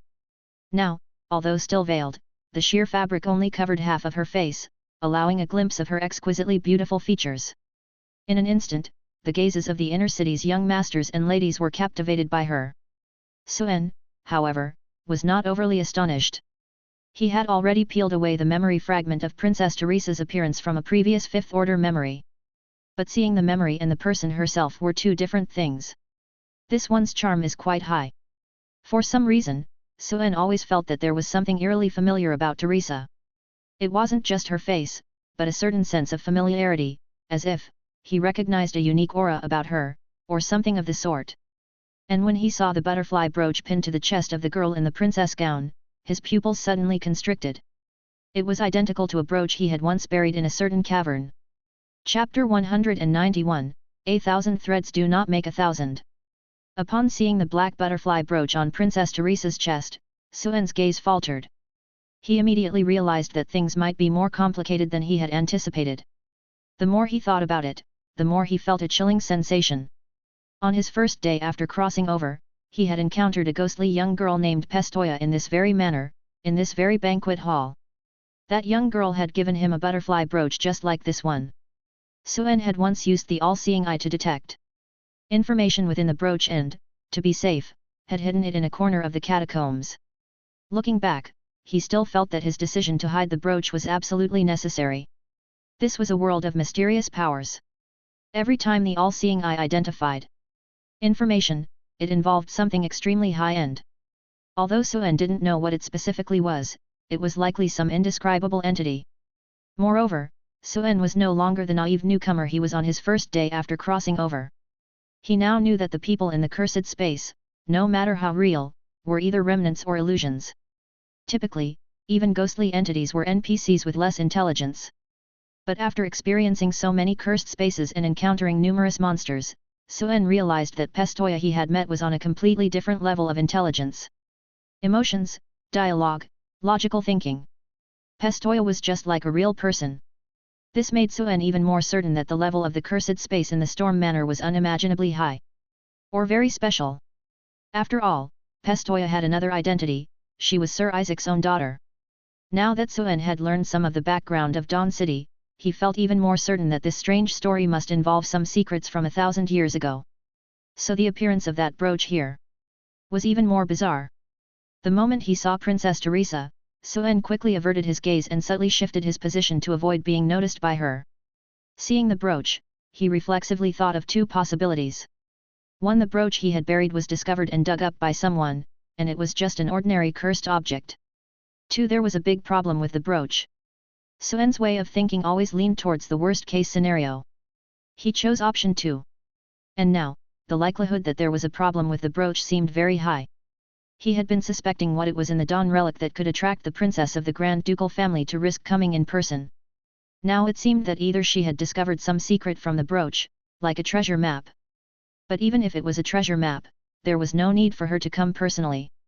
After all, the entire underground world was her family's mine, sending someone would suffice. Or there was some reason she had to come. And urgently so. Whichever it was, Suen felt it was best not to get involved. Observing the aloof aura of Teresa, he also vaguely understood what that familiar feeling was all about. When Teresa made her appearance, all eyes were focused on her. Even within the inner city, very few of the great tycoons had seen the princess. After all, which mining magnate's daughter would regularly delve into her own mines. Most people present would think Teresa's aloofness was the demeanor of a high noble. But who could imagine that the ducal mansion in the inner city might just be for show? The occasional descent into the mines for inspection by the princess was taken as a grace by these people. After entering the banquet hall, Teresa didn't say a word. But it was this attitude of indifference that excited the inner city crowd below. Ah, this was true nobility. Each one generously lavished their praise, sounding like whispers, but their voices seemed to wish for their compliments to reach the princess's ears. Oh, Princess Teresa is so beautiful, like an angel. To see the princess with my own eyes today, even if it meant going to my death instead of coming to this relic, I would not hesitate. Yes. If she would allow me to kiss her toes, it would be the honor of my lifetime. Ah! My Valen family will always be the most loyal servant of the Duke and Princess Teresa. Suen listened and felt something odd in his heart. Attending such an upper-class social gathering for the first time, this culture of flattering the Lord made him somewhat uncomfortable. However, fortunately, it seemed that Teresa had no intention of dining and drinking here. As soon as she arrived, she went straight to the main topic. Her lady-in-waiting announced, "The purpose of summoning everyone to the Dawn Relic by Her Highness the Princess is already clear. This mission requires everyone to explore the relic and find certain things." She rattled off a bunch. Listening to the lady-in-waiting, Suen quickly analyzed some key information in his mind. Pioneering, finding things. It meant that Teresa wasn't sure where the things were and needed to pioneer the entire relic. Then there were tasks and rewards. Listening to the lady-in-waiting, it seemed that whichever family found what the princess wanted would be favored by the ducal mansion and become the #1 family in the inner city.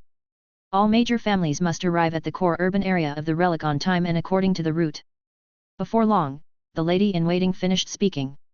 She waved her hand and called out, "Draw lots." As her words fell, a group of servants carrying platters came forward. The heads of the major families stepped forward to draw lots, dividing the relic into more than 30 routes like cutting a cake, and whichever route was drawn was theirs. Coincidentally, when the young girl Rena went to draw, she got number 16.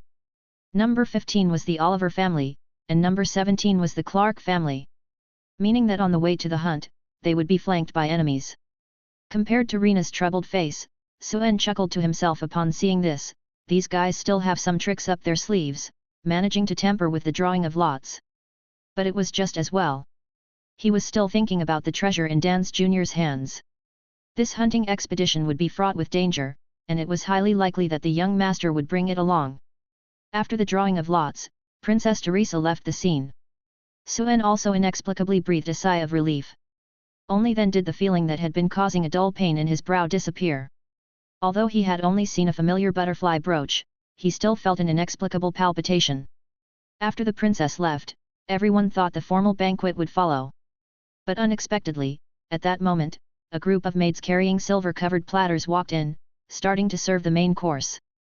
As the main course was served, a strong smell of blood immediately swept through the entire banquet hall. Everyone looked at each other, thinking it was some kind of fresh sashimi. Princess Teresa had already left, and the people at the party were no longer so restrained. Someone curiously lifted the cover of a platter to take a look. All eyes were focused on it. But to their shock, they found a simply marinated bloody head. Not all inner-city young masters and misses had seen bloodshed, and at this sight, they turned pale with fright, instantly exclaiming. But since it was the temporary residence of Miss Teresa, they all covered their mouths, and no one dared to scream out loud. Someone recognized the origin of the head, tremblingly said, Isn't this the youngest son of Mr. Marino of the Tessali family?" Upon opening the other platters, they saw that the Tessali family was all accounted for. From old to young, the heads of more than 20 direct members of the family were all present. A banquet of heads. This terrifying scene stunned everyone. Looking at the table full of heads, these inner-city young masters and misses immediately understood something. This was a warning to scare the monkeys. But they didn't understand why the Tessali family was suddenly exterminated. Why is this? Yes, weren't Mr. Tessali and his family actively responding to the hunt? They also sent quite a few people this time. Could it be a mistake, or is there another reason? There are no secrets in the upper-class social circles. At this time, a woman stood up and revealed the truth of the matter. "Ah! I probably know what's going on."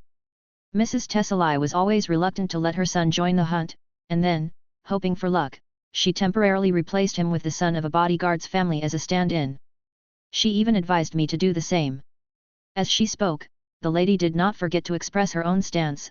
I warned them not to play tricks, and now look what happened.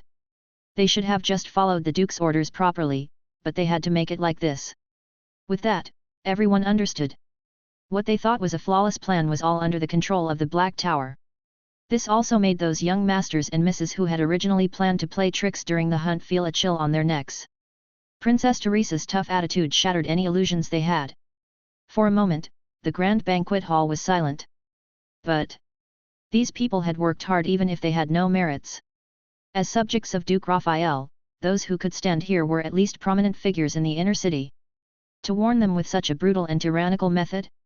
It didn't seem like a crime worthy of death, yet the ducal mansion showed no mercy, erasing an entire major family just like that. The crowd had complex expressions, filled with worry, anger, confusion, indignation. Yet no one dared to speak out. But the more top-tier families in the inner city knew the terror of the Black Tower. Especially those who had heard bits and pieces about the rebellion 50 years ago from their elders, they dared not speak. Suen watched from a distance, and his shock was no less than that of the others. However, it wasn't the bloody banquet of heads that shocked him, but the method, which felt eerily familiar to him. The same banquet hall, the same bloody methods. It was as if Suen recalled the scene from the past, thinking to himself, why does Teresa's method feel like Pistoia's? Could it be a coincidence? For a moment, related clues in his mind connected. He vaguely felt that he might have guessed part of the truth of the matter. But some aspects contradicted each other, and something didn't seem quite right. For example, the most critical question, why would Sir Isaac have burned his daughter to death? Suddenly, a speculation emerged in his mind that he found hard to believe, or perhaps, the Pistoia I met wasn't Sir Isaac's daughter at all? If not, then who was she? The only certainty now was that there was definitely something wrong with the butterfly brooch. As Suen's thoughts were still drifting, at that moment, Pistoia approached from somewhere. The only necessary part of the party had ended, and there was no need for them to stay. She called out to Suen and the other, let's go, we're heading back too. Saying so, Pistoia naturally took Suen's arm. The three of them headed down the road. We drew number 15, and we'll be leaving the day after tomorrow at the latest. But we haven't recruited a hunting team or mercenaries yet. It's not a big problem. The people from the Cross Society will be at your disposal when the time comes. And Mr. Zolo will also go with you, he's very capable. If you have any problems, just ask him. Suen listened to the two women's conversation on the side, unable to interject. Walking along, he became curious about something. Had this gambling-addicted woman gotten used to wearing this ladylike dress? He hadn't heard her complain. Before long, they arrived at the Unicorn Hotel. Suen had intended to return to the Rose Hotel for a good rest, but Rena had also invited him along. He couldn't refuse and followed her upstairs. The hotel was luxurious, with exquisite decor. There were 2 suites on the top floor, and since Miss Rena was staying in one, no one else was arranged to stay there. The suite was several times larger than the hotel room Suen had stayed in before, complete with a bathtub. It seemed that Jiantiao was quite happy, as the 2 women took up one room. Suen went to the other. The bed in the room was very comfortable, soft to sit on. Thinking that he would be hunting in the wilderness soon and probably wouldn't be able to bathe for a long time, Suen also took a quick shower. It turned out that inspiration and thought are most active while bathing. With bubbles on his head, as the hot water cascaded over him, it was like weak currents of electricity stimulating his thoughts, making his senses even clearer. On the way back, he had been thinking about the butterfly brooch. He still hadn't figured it out and decided not to dwell on it. His thoughts shifted to Rena next door. Rena's situation is really quite dire. From what she said, it seems like several branches of the family and a few of the Oliver families in the inner city are planning to thoroughly deal with the main branch this time. But her father has such a large share of the business in the inner city, he must have more tricks up his sleeve. Suen pondered. Maybe it was the Black Tower targeting the main branch of the Rice family? He knew that Jiantiao was a member of the Mirror organization and suspected that the Rice family was definitely related to Mirror. But if that were the case, it should be the Umbrella organization making the move. Or perhaps, it was simply because the Duke's mansion didn't want to see too large a conglomerate emerge, so they took action. So, was the commotion within the great Oliver family tacitly permitted?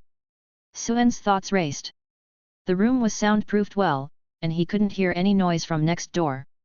But listening to the faint sound of water flowing within the walls, Suen guessed that someone next door was taking a bath. Probably Qian Tiao.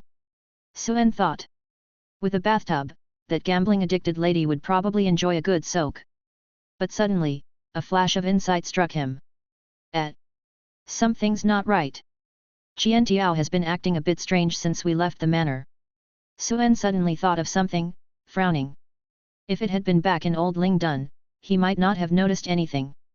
But having spent so much time with Qian Tiao recently, he was all too familiar with her temperament. When they left the manor, although they were holding hands and appeared affectionate, Suen had distinctly noticed something subtly different. At this moment, with a flash of insight, he finally realized what had been missing all along. The soft touch was gone. They were very familiar with each other, and Qian Tiao had no reservations around Suen. On a normal day, her carefree nature would have her clinging to him. But just now, she had maintained a very rational distance. Was that Qian Tiao just now not the real Qian Tiao? Suen thought of a possibility that terrified him. Yet he was also puzzled. No, that can't be right. The aura, the figure, they were exactly the same. Even the best disguise couldn't achieve that level. He was confident that his perception was sharp enough that he couldn't have been holding a fake Qian Tiao without noticing. And he felt that the gambling-addicted lady's strength had reached the 4th tier, she couldn't have been silently replaced by someone else. But then a thought flashed through his mind. Thinking of the bizarre appearance of the butterfly brooch. Or perhaps some special ability sealing item. It might not be impossible to create a convincing fake. A special talent, or perhaps a profession skilled in disguise. With this thought, Suen was no longer calm. The more he thought about it, the more suspicious the Qian Tiao from before seemed. It was a detail that others wouldn't notice. Once this year started, things became increasingly uncontrollable. If things were as he suspected, the problem was huge. Who would impersonate Qian Tiao? It must be that the Black Tower had discovered some clue and confirmed her identity. They came fishing for her. It wasn't just targeting one person, but targeting the mirror organization. But as soon as this thought occurred, Suen considered too many strange possibilities. What if he was overthinking it? To clarify his suspicions, Suen decided to personally verify the situation. Chapter 192, Alibi. Suen donned his clothes and stepped out of his room. The moment he appeared in the corridor, he sensed a gaze observing him. No hostility, just caution. Quite strong, must be Rena's shadow guard. Suen perceived his surroundings and, apart from that gaze, there was no one else. He didn't show any signs of abnormality and walked straight to the next door, knocking on it. Knock. Knock. Knock. Who is it? Miss Rena, it's me, Zolo. Soon after, the door opened. Rena, dressed in a homely gown, greeted him with a smile. Mr. Zolo. Are you looking for my aunt? She's taking a bath. Yes. I just remembered something urgent I need to discuss with her. Suen nodded gently at Rena, but his gaze swept into the room, pausing before he added, may I come in and wait for her? Although Rena felt it was somewhat impolite to let a strange man into her room at night, hearing it was urgent, she consented, please come in. After closing the door, the watchful gaze from outside disappeared. Suen entered but did not wait on the sofa. Listening to the sound of water from the bathroom, he looked over and called out, Aunt Qian Tiao, when will you be done? I need to talk to you. Whether it was just coincidence or not, the sound of water stopped abruptly as Suen entered. At that moment, Qian Tiao, wearing a bathrobe, emerged from the bathroom. She looked at Suen lazily and asked, what's up, kid Suen? Her demeanor showed no signs of abnormality. Suen, observing her languid expression, even began to doubt his own suspicions. However, upon seeing the tightly wrapped chest under the bathrobe, he felt something was off again. A gambling-addicted woman wouldn't be so guarded against him. Especially the way the belt was tied, it was not Qunei Shao's usual style. Indeed, there's something. As Suen spoke, his hand did not hesitate, and he suddenly drew his gun. He aimed the muzzle at Qunei Shao's head, ready to blow her brains out at the slightest movement. Who are you? As he spoke, his left hand reached into the void, and an invisible reaper with a scythe appeared beside him. Suen had expected this Jiantiao to argue, but instead, she just looked at him indifferently and raised an eyebrow. Oh, caught on, have you? Rina, witnessing Suen suddenly raising his gun, was about to say something when she suddenly lost consciousness and collapsed onto the soft carpet. Suen caught this out of the corner of his eye and was shocked. He was horrified to realize that he hadn't seen how the woman opposite him had made her move. A sense of fatal danger overwhelmed him, and he didn't even think to pull the trigger. It was as if she had suddenly become flawless, and even with a scythe and a gun in hand, any attack would fail. He had felt this once before. It was when Mr. Black and his group were ambushing a fifth tier. Only when facing those top professionals did he feel such suppression. This woman. Very strong. Extremely strong. Jiantia remained composed, ignoring the threat of the scythe and the gun, and walked straight to the sofa, casually inviting Suen to sit. From beginning to end, there was no sense of hostility. Suddenly, Suen's mind cleared of certain thoughts, his tense nerves relaxed, and he put away his gun and the reaper. He looked at the woman on the sofa, sighed slightly, and ventured, Mr. Mirror. Even if she wasn't, the person before him was definitely a member of the Mirror organization. Jiantiao looked at Suen and smiled noncommittally. How did you guess? Suen, hearing her tone, had a complex look in his eyes. He had never imagined that the one impersonating Jiantiao would be the leader of the Mirror organization. Mr. Mirror. Mirror? So, her ability was to mimic reflections? Although he didn't know whether Mr. Mirror's true form was male or female, judging by her demeanor, as long as she wasn't a cross-dresser in daily life, she was likely a woman. Suen, I noticed some differences between you and Jiantiao. I see. Mr. Mirror heard this explanation and a meaningful smile appeared on her lips. Suen then asked, what brings you here? He used a respectful tone, as he was almost certain that Mr. Mirror was not young. After all, she was the teacher whom Mr. Black referred to with respect. He was also curious about why Mr. Mirror was here and where the real Jiantiao had gone. Mr. Mirror spoke directly, the leader of the Umbrella Organization, Coroner Severus Gerald, has come personally. His cognitive abilities have awakened, making him very skilled at solving cases. Due to some clues, Jiantiao and the Reyes family are now under suspicion. So, we need to deal with this trouble tonight. Jiantiao is under suspicion. Concise and clear, Suen immediately understood. He thought of the bespectacled middle-aged man from the casino murder and his expression grew solemn. Although it was just suspicion, for the Reyes family, it was an absolute disaster. With such a major incident and the death of a fifth-tier professional, a mere suspicion was enough to annihilate a clan, considering the Black Tower's attitude towards the major families of the inner city. Moreover, if Jiantiao was truly exposed, it would mean he would be exposed as well.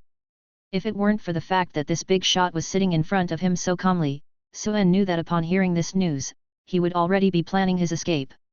Mr. Mirror picked up the tea on the table and took a sip. You'll know soon. It's not too troublesome.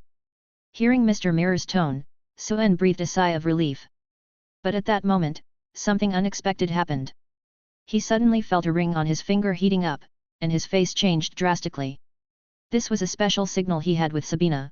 Ordinary information would be transmitted through other channels, but if this alchemical ring heated up, it meant an emergency.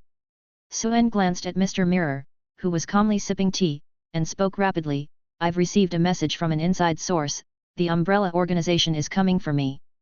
Upon hearing this, Mr. Mirror continued to sip her tea leisurely, as if she had known all along, and said lightly, We've been followed since we left the manor. Suen thought to himself that it was indeed so, and said nothing more. At that moment, Rina, who had collapsed on the floor, slowly opened her eyes. She seemed to have completely forgotten what happened before she fainted and looked around in confusion. What happened to me? Suen, quick to react, dashed over and helped her up very gentlemanly. You've probably been overworking yourself lately, you just fainted. Then the young Miss Rina really believed she had just fainted. Oh, I have indeed been getting very little sleep. She murmured with a frown, stood up, and didn't think much of it, politely replying, Thank you. I've embarrassed myself in front of you. Suen nodded in response. After a pause, Rina looked at Suen and asked, By the way, Mr. Zolo, I remember you came to see my aunt because you had something urgent, right? Hearing this, Suen felt slightly awkward. The atmosphere in the room, with three people, suddenly became a bit strange. He had initially suspected the fake Jiantiao and wanted to confront her. Now the situation had reversed, and although he was sure she was a fake, she was almost as good as the real one. Moreover, not knowing who this fake Jiantiao was would have been one thing. But now that he knew she was the leader of the umbrella organization, he dared not act rashly. Unexpectedly, Jiantiao patted the spot next to her. "Zolo, come sit here. Help me dry my hair." Hearing this, Suen walked over and quickly got into character. His mentality was excellent. If the big shot called, he would sit. He plopped down next to Jiantiao, and the two of them were as intimate as ever.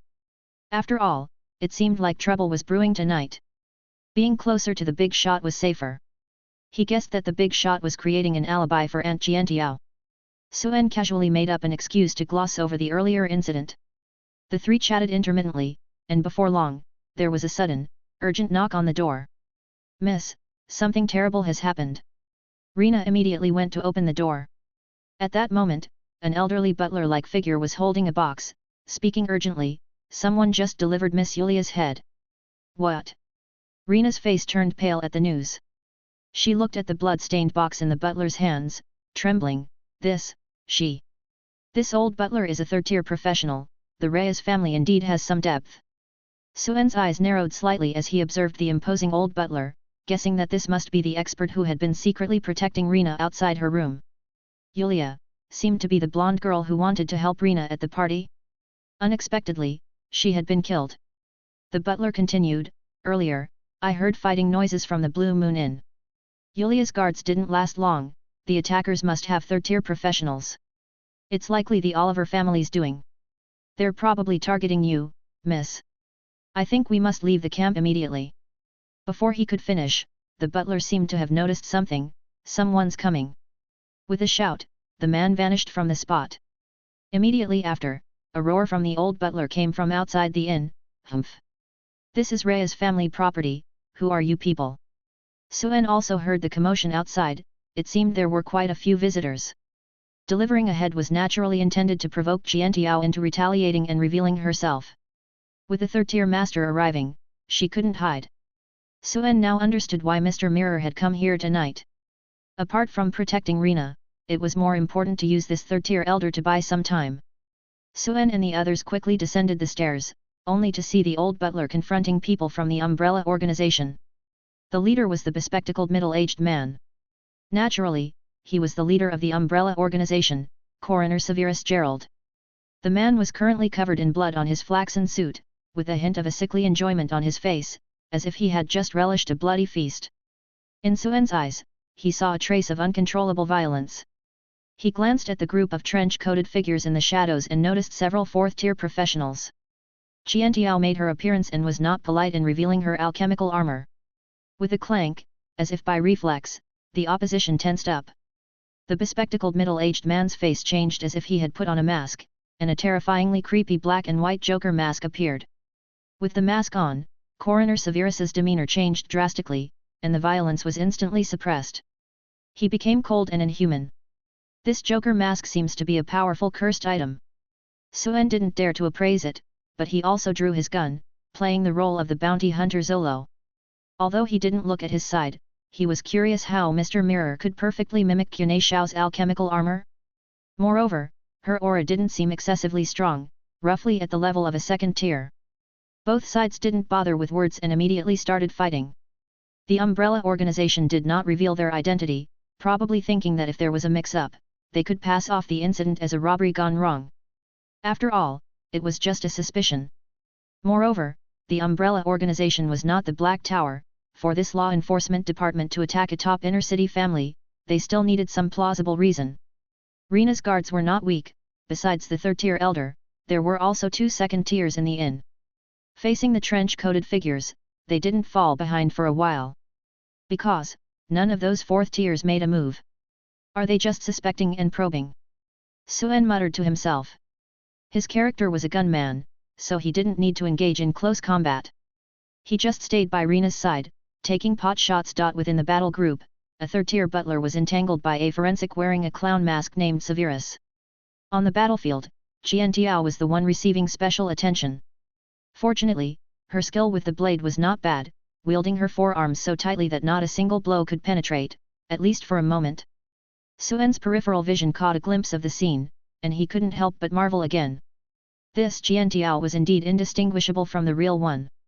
Her swordsmanship was identical to the real Qiantiao. But outnumbered, Qiantiao was at a disadvantage against the focused assault of several second-tier professionals. The people from the Umbrella organization were already suspicious, and now seeing Qiantiao's all-out effort, which seemed to be at a second-tier level, they couldn't help but feel puzzled. In this situation, there was no need to disguise one's strength. They were about to intensify their probing. But unexpectedly, at that moment, a huge commotion erupted from Storm Manor. Boom boom boom. Boom boom boom. The violent fluctuations of magic were so exaggerated that they couldn't have been produced by a third-tier professional. It was clear that someone had launched a sneak attack on Princess Teresa's residence. From a distance, they could see several cloaked figures charging and attacking fiercely, and behind one of them, the phantom shadow of the Rakshasa woman was strikingly visible. Not good. It's a trap. Hearing the commotion, the members of the Umbrella organization, as well as the hidden fourth-tier professionals, all changed color. How could they not understand that the enemy had taken advantage of the weak defenses to assassinate the princess? Without a second thought for the current battlefield, they vanished in an instant. Chapter 193, Goodbye Pistoia. The battle in front of the Unicorn Inn had abruptly come to an end. The fight that erupted from Storm Manor had set the underworld ablaze, throwing the entire camp into instant chaos. The clash of high-tier spells caused a series of terrifying tremors near the manor, as if mountains were collapsing and the earth was splitting apart. From a distance, one could see the residents of Princess Teresa suddenly conjure the phantom images of 4 golden armored knights, each towering 20 to 30 meters high. It was as if someone was fiercely battling these nightly apparitions, the clanging sounds of their weapons echoing throughout the camp.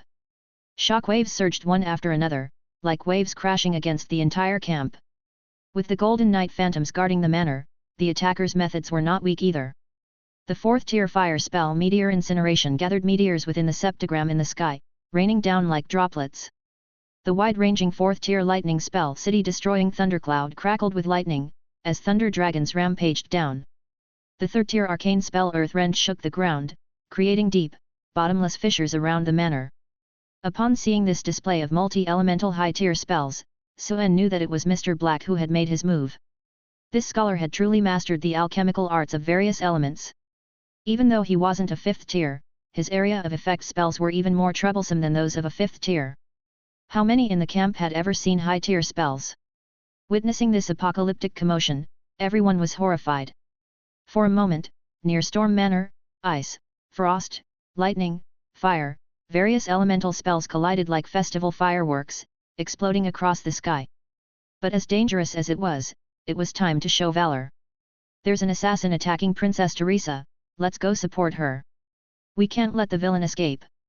The clamor and shouts were incessant, as everyone excitedly prepared to lead their troops to the rescue. The major families in the camp, along with their own forces, rushed towards Storm Manor in a frenzied surge, thousands of people flocking to the scene. And just as the crowd surged forward, someone amidst them suddenly activated a septagram, and before the others could react, another high-tier spell was unleashed, forcing several 4th-tier guards who were trying to seal off the manor to dodge in panic. Although it wasn't necessarily fatal, it made them realize that there were still assassins mixed in with the group. Then, a thunderous shout. Everyone is forbidden from approaching the manor, or they will be killed without mercy. But this command not only failed to stabilize the situation, it made things even more chaotic. While the higher-ups were unable, the people from the lower districts continued to pour in, eager to show off in front of the princess. The camp was filled with various scavenger groups, mercenaries, family guards, city guards, security teams. Dozens of groups, unfamiliar with each other, soon began to fight amongst themselves as someone fired a shot. Damn it! Who's launching rockets? Motherfucker, stop shooting randomly. We're mercenaries from the David family. We're targeting you, I just saw that rocket, you're part of the assassins group. Go to hell, you're the ones from the assassins group. Some fanned the flames, some fired shots, and those who tried to mediate inevitably got hit. Bang! Bang! Bang! Pop! Pop! Pop! The sound of gunfire was chaotic. Suddenly, someone shouted. Not good. The assassins are breaking out. The chaotic situation provided the assassins with an opportunity to attack and retreat. The battle started quickly and ended just as swiftly. A few cloaked figures caused some commotion in the manor, seemingly achieving their goal, and without any hesitation, they fled towards the outskirts of the city. Perhaps they were cautious after having lured and killed a 5th-tier professional last time. The high-tier guards in the manor dared not pursue too far, fearing a repeat of the old trick or a diversion. The lower-tier professionals couldn't stop them, and the cloaked assassins faced little resistance as they broke through the encirclement, leaped over the city walls, and disappeared beyond the city gates. In front of the Unicorn Inn, several guards had died, and Qiantiao had also sustained some injuries. Suen watched the Rakshasa women successfully escape into the distance and let out a slight sigh of relief. Now, Qiantiao and the Rakshasa women had completely severed their ties. Although it seemed coincidental, it didn't matter anymore. As long as Qiantiao wasn't a Rakshasa woman, just a gangster, no matter what, the level of danger had dropped countless notches. Even such ordinary gang records would no longer enter the sight of high-level officials like the leaders of the Umbrella Organization. The Umbrella Organization would probably quiet down for a while. On the other hand, Rina stood there in a daze. This young lady, who had never experienced major setbacks, witnessed her best friend's head being delivered to her tonight. She witnessed an unprovoked attack. The intense emotions of powerlessness and being at the mercy of others washed over her like a tide, eroding some of her beliefs. In her originally bright and sparkling black eyes, there was also a trembling light that was difficult to describe. The old butler had been injured in the fight with the coroner service, with a patch of bright red blood on his shirt. He tidied himself up, covered it with his coat, walked over, and seeing his young lady in a state of shock, he sighed softly, "Miss, you should go upstairs and rest. Leave everything here to me. We'll leave the city tomorrow morning." The attack was by people from the Umbrella Organization, they had realized. So, they could only swallow this loss, no matter how bitter. Even though the Reyes family was once a top financial tycoon in the inner city, they couldn't afford to provoke that organization. Rina was somewhat dazed as she returned to her room and just sat on the bed in a stupor. Qiantiao glanced at her, then turned to Suen and said, "Let her be alone for a while, this might be good for her." Suen nodded, The cruelty of this world was far greater than what Rina had seen. The play had to continue, and Mr. Mirror and Suen entered another room. The door closed, and a soundproofing array was set up. Although Suen knew that Mr. Mirror and his group wouldn't have made a move without a comprehensive plan, he was still curious and asked, "Mr. Mirror, won't exposing so many people's movements alert the Black Tower?" "It won't have much impact." Mr. Mirror's expression was calm, as if everything was within the plan. "After this relic event, the preparations will be almost complete." As she spoke, a miraculous scene unfolded before Suen's eyes. Qiantiao, who only had the strength of a 2nd tier, was also not lightly injured, with many wounds on her body. But in the moment she entered the room, Suen suddenly saw her wounds visibly healing. Without using any potions, just relying on her exaggerated self-healing ability, she was instantly as good as new. Suen was somewhat surprised. Had Mr. Mirror also modified her bloodline, or was it some kind of special self-healing ability? This healing efficiency was almost on par with that of an abomination. It was much stronger than his own. But considering that she was likely a 4th tier, or even higher, expert, it was normal for her to have some incomprehensible methods. Instead, Suen was more concerned about Mr. Mirror's words that the preparations are almost complete. It sounded like the big shots were ready to strike at the Black Tower. But Mr. Mirror didn't seem to want to continue on this topic. She looked at Suen and reminded him, although tonight's trouble has been muddled through, that coroner services methods are not so simple. The Umbrella Organization will definitely come to probe. Be careful in the future. After a pause, she continued, "I will be with the team for the next few days, but once we reach the relic, I have other matters to attend to. At that time, you take care of the team, don't let them be wiped out. Especially take care of Rina for me." Suen nodded, Rina had helped him several times, and within his capabilities, Suen naturally would also think of saving her life. His expression unchanged, but upon hearing this, a slightly strange thought popped into his mind. Mr. Mirror actually took such good care of Rina, could it be, there was some special relationship? Like, an illegitimate daughter? Although Suen didn't ask, Mr. Mirror seemed to guess his thoughts. She glanced at Suen, her expression somewhat helpless, and added, the Reyes family was built up by my own hands. Rena's mother died for me.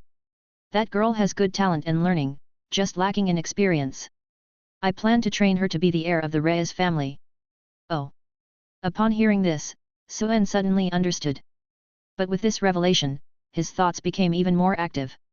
Built up by her own hands? That was quite a significant piece of information. The Reyes family had been a well-known family for decades, and if she had built it up, how old was Mr. Mirror? Suen thought of the previous healing anomaly, and indeed, high cellular activity could make a person appear young, but, was she actually an elderly woman? However, just as this thought crossed Suen's mind, he clearly saw Qiantiao touch her forehead and shake her head, looking at him strangely and somewhat helplessly.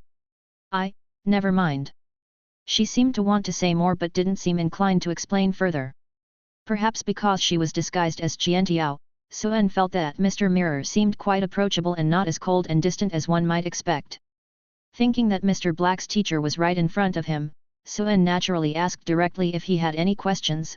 Mr. Mirror, I saw a mask appear on the face of that umbrella organization leader earlier. It seemed to be a curse item related to mental power. Qiantiao placed her knife on the table and began to tidy up her battle-torn clothes, nodding as she said, yes.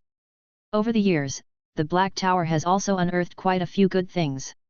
That is the tricolor mask of the usurper, a very nice ancient curse item. Service had some deviations in his professional cultivation, his mental power became aberrant, and that mask is used to suppress his uncontrollable split personality. Upon hearing this, Suen realized it was as he suspected. And listening to its function, it seemed quite suitable for his own symptoms. He asked directly, Mr. Mirror, could I use that mask? Qiantiao looked at him and said, I've heard from Emilic about your situation, and indeed, the mask would be useful for you. But it's a temporary solution, not a cure. The essence of the mask's effect is suppression, just like how you suppress it with your will, it will eventually backfire. Emilic, Mr. Black's real name. Suen originally thought the item's effect was a bit redundant, but then he suddenly heard Qiantiao seem to think of something, and she changed the subject. However, if you can master a top-tier mental secret technique, it would be a very suitable advancement material for your puppeteer lineage, helping you break through the limit of multitasking. Normally, the tricolor mask of the usurper is an advancement material that only a fourth-tier mental professional can withstand. But in your case, you're a bit special, you should be able to handle it at the third tier. Advancement material. Upon hearing this, Suen immediately perked up. He knew she was probably referring to his special trait, likely meaning the extraordinary mental power due to the Reaper of Death talent. If she said it was suitable, then it was definitely a material with a very high compatibility. Moreover, she directly pointed out the effect after advancement, which could break through the limit of multitasking. Qiantiao looked at Suen, her eyebrows curved, and asked, do you want to kill him? Suen nodded, Not to mention the curse material, when he and Sabina had signed the master-servant contract, they had agreed that once he had the strength, he would help her kill that man. It won't be easy to kill that guy. Qiantiao teased, not saying much else, and then said, just a reminder. Remember, if you encounter him in the future and see the mask is red-faced, be very careful. If you see the mask turn black-faced, he will have a combat power not inferior to a fourth tier. Suen didn't expect to be able to kill that coroner service in a short time. But now, wasn't there strong support at hand? And now that he had a target, his thoughts revolved around achieving that goal. In an instant, he came up with some ideas. A plan quietly took shape. Qiantiao smiled, not responding further. Upon encountering this individual, Suen straightforwardly inquired about another matter that piqued his curiosity. Mr. Mirror, are you aware of the existence of the underground altar at Storm Manor? Mr. Black mentioned before that you could help me unravel my confusion, including that symbol representing fate. Qiantiao, true to what Mr. Black had initially said, seemed quite willing to clarify his doubts, explaining, the underground altar of Storm Manor is a relic left from the previous prehistoric civilization, the Dawn era of the Akavia period. The identities of those 5 statues are the elders of the most mysterious alchemical organization of that era, the Rosicrucian Order, true god-tier alchemists. That was the most authentic, closest to our time, and most glorious era of alchemy. When Sir Isaac named this city, he wished to see alchemy return to its splendor during the Dawn era. As she spoke, she seemed to think that since she had already said so much, she might as well add a few more words. This is a prehistoric civilization that is almost unrecorded in the current historical materials of Old Lingdun. Legend has it that the alchemists of the Dawn era battled across various fragmented planes, and top sorcerers could even hunt deities, creating a powerful alchemical civilization. I see. After listening to her, Suen's eyes trembled lightly, profoundly shaken. All right, this big shot really does know everything. And through her words, it was evident that her understanding of Dawn City reached an incredible depth. She not only knew about the altar but also its origins. This world is not only fascinating now, but its history, once buried in dust, is equally captivating. Although Mr. Mirror wasn't Jiantiao, she seemed to share the same fondness for bathing and soaking as that gambling-addicted lady. The previous battle had left her stained with blood, which caused her brows to furrow tightly. As she spoke, she also undid her robe, not looking at Suen, and said, "All right, I'm going to take a bath. We'll talk later." Suen naturally understood and averted his gaze. The gambling-addicted lady wouldn't mind his presence, but this big shot still cared about such things. Soon, the sound of water trickling from the bathroom could be heard. The noise outside the window never ceased, and the pursuit of the assassin continued until late into the night. After bathing, Jiantiao lay on the bed to rest. Suen sat cross-legged on the sofa nearby, meditating. It was probably around 2 or 3 in the morning when suddenly, Jiantiao, who appeared to be sound asleep, noticed something and exclaimed softly, "Someone's coming." Upon hearing this, Suen immediately understood her meaning. Zolo was Jiantiao's male companion, and they had to play their roles thoroughly. Anyone looking at the two of them in the room in their current state would immediately sense something was amiss. Suen quickly changed into pajamas and jumped into bed, while Jiantiao also cozily snuggled into his embrace. As the big shot indicated, he didn't show any odd behavior and held her as he should. At this moment, Jiantiao was wearing a thin nightgown, the touch was genuine. A large expanse of skin contact allowed both to clearly feel each other's temperature. However, there were no romantic thoughts. Although the touch of her tight skin was identical to that of the gambling-addicted lady, thinking that Mr. Mirror was probably of a significant age, Suen always felt something was off. Suen didn't sense any movement from the approaching person, which meant the visitor must be a master of the third order or higher. He guessed it was probably the umbrella organization coming back to check. Jiantiao's persona was that of a second-order professional, and she shouldn't have been able to detect the other party. However, things didn't go as Suen had expected. Because soon after, Suen, who had his eyes closed pretending to sleep, heard someone calling him by his ear. "Mr. Suen, long time no see." Despite hearing no sound, no one entering through the window, and no footsteps, the call seemed to be right next to his ear. "Hee. I know you're not asleep." Suen thought he was hallucinating and lifted his eyelids slightly, only to see a face emitting a pale blue glow immediately before his eyes. Just 10 centimeters away, a semi-transparent little girl was face to face with him, her big watery eyes filled with a mischievous smile. If Suen weren't so composed, a normal person witnessing this scene in the dead of night would likely be scared out of their wits. "Pestoya?" Suen tentatively asked.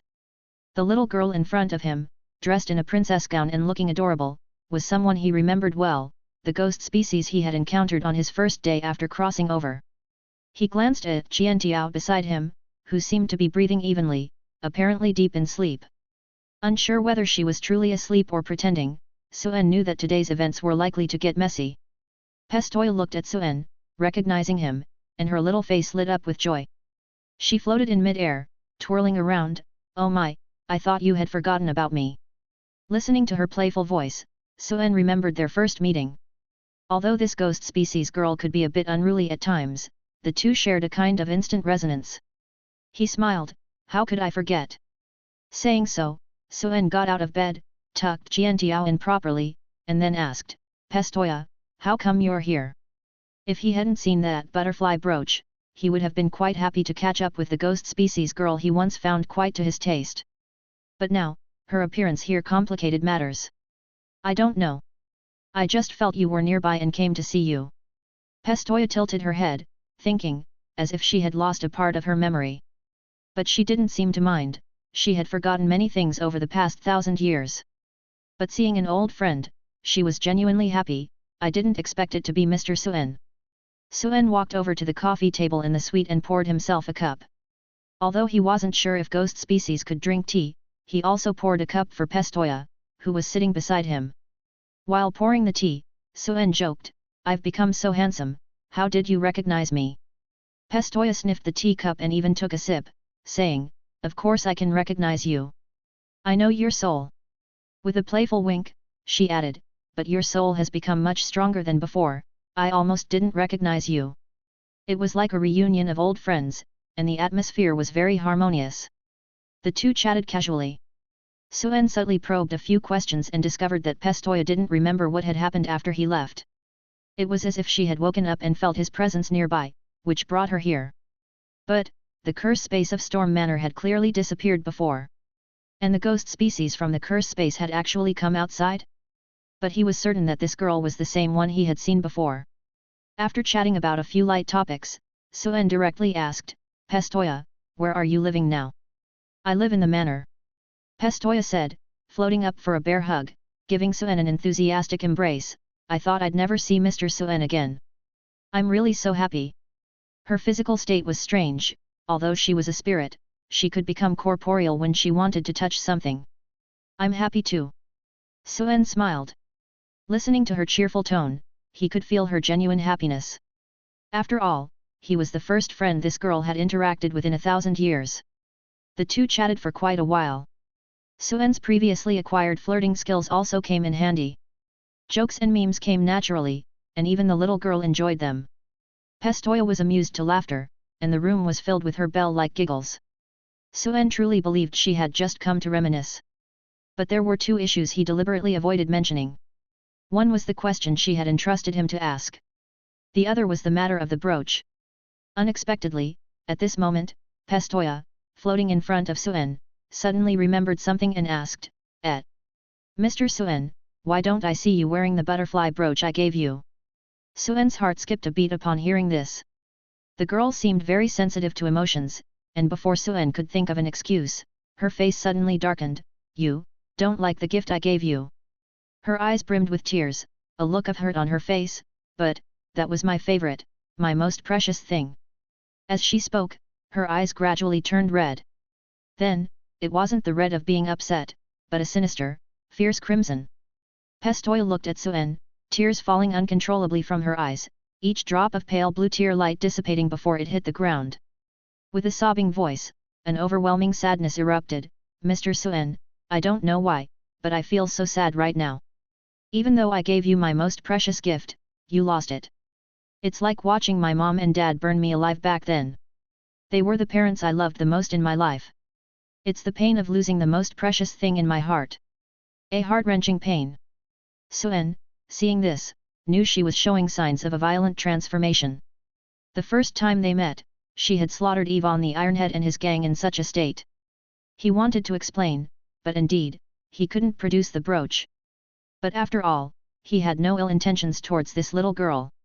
He felt Pestoya's indescribable emotions, loneliness and sadness. He sighed, reached out to pat her head, and said truthfully, "I like the gift you gave me.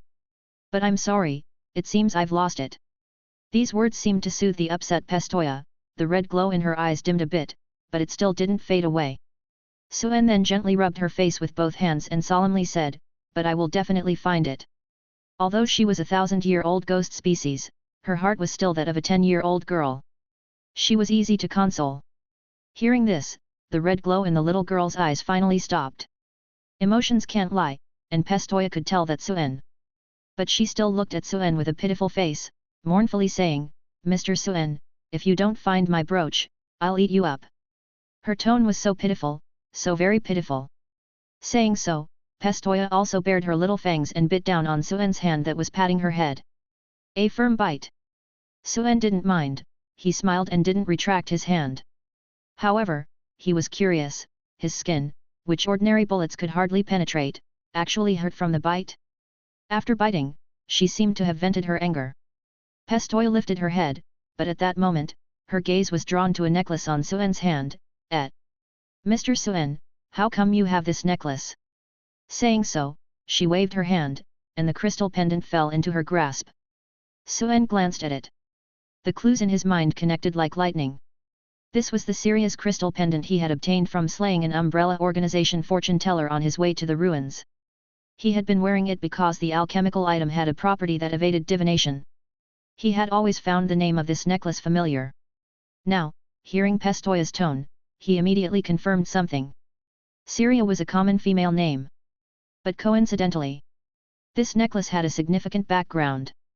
The person Mr. Mirror had sent him to meet in a certain cursed space, the founder of the puppeteer, was also named Syria. And more coincidentally, Suen's own puppeteer initiation materials were obtained from Pistoia herself. Some special professions are passed down in succession. The source of the coincidence was that Suen had also seen this name in the family portrait in the library of Storm Manor when he first crossed over. She was the mother of the girl before him, Syria Isaac. She took her husband's surname. Pistoia's recently calmed emotions suddenly became violently turbulent. You saw her, my mother. Afraid that she would remember something and be traumatized again, Suen directly said, didn't you entrust me to ask them a question? I've learned some clues, and I was planning to help you inquire. Pistoia fell silent. After a while, she squeaked, oh.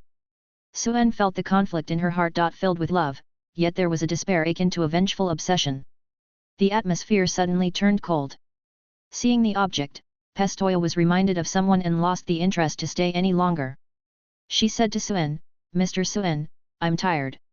I'm going to sleep now. I'll come to see you next time. Okay. See you next time.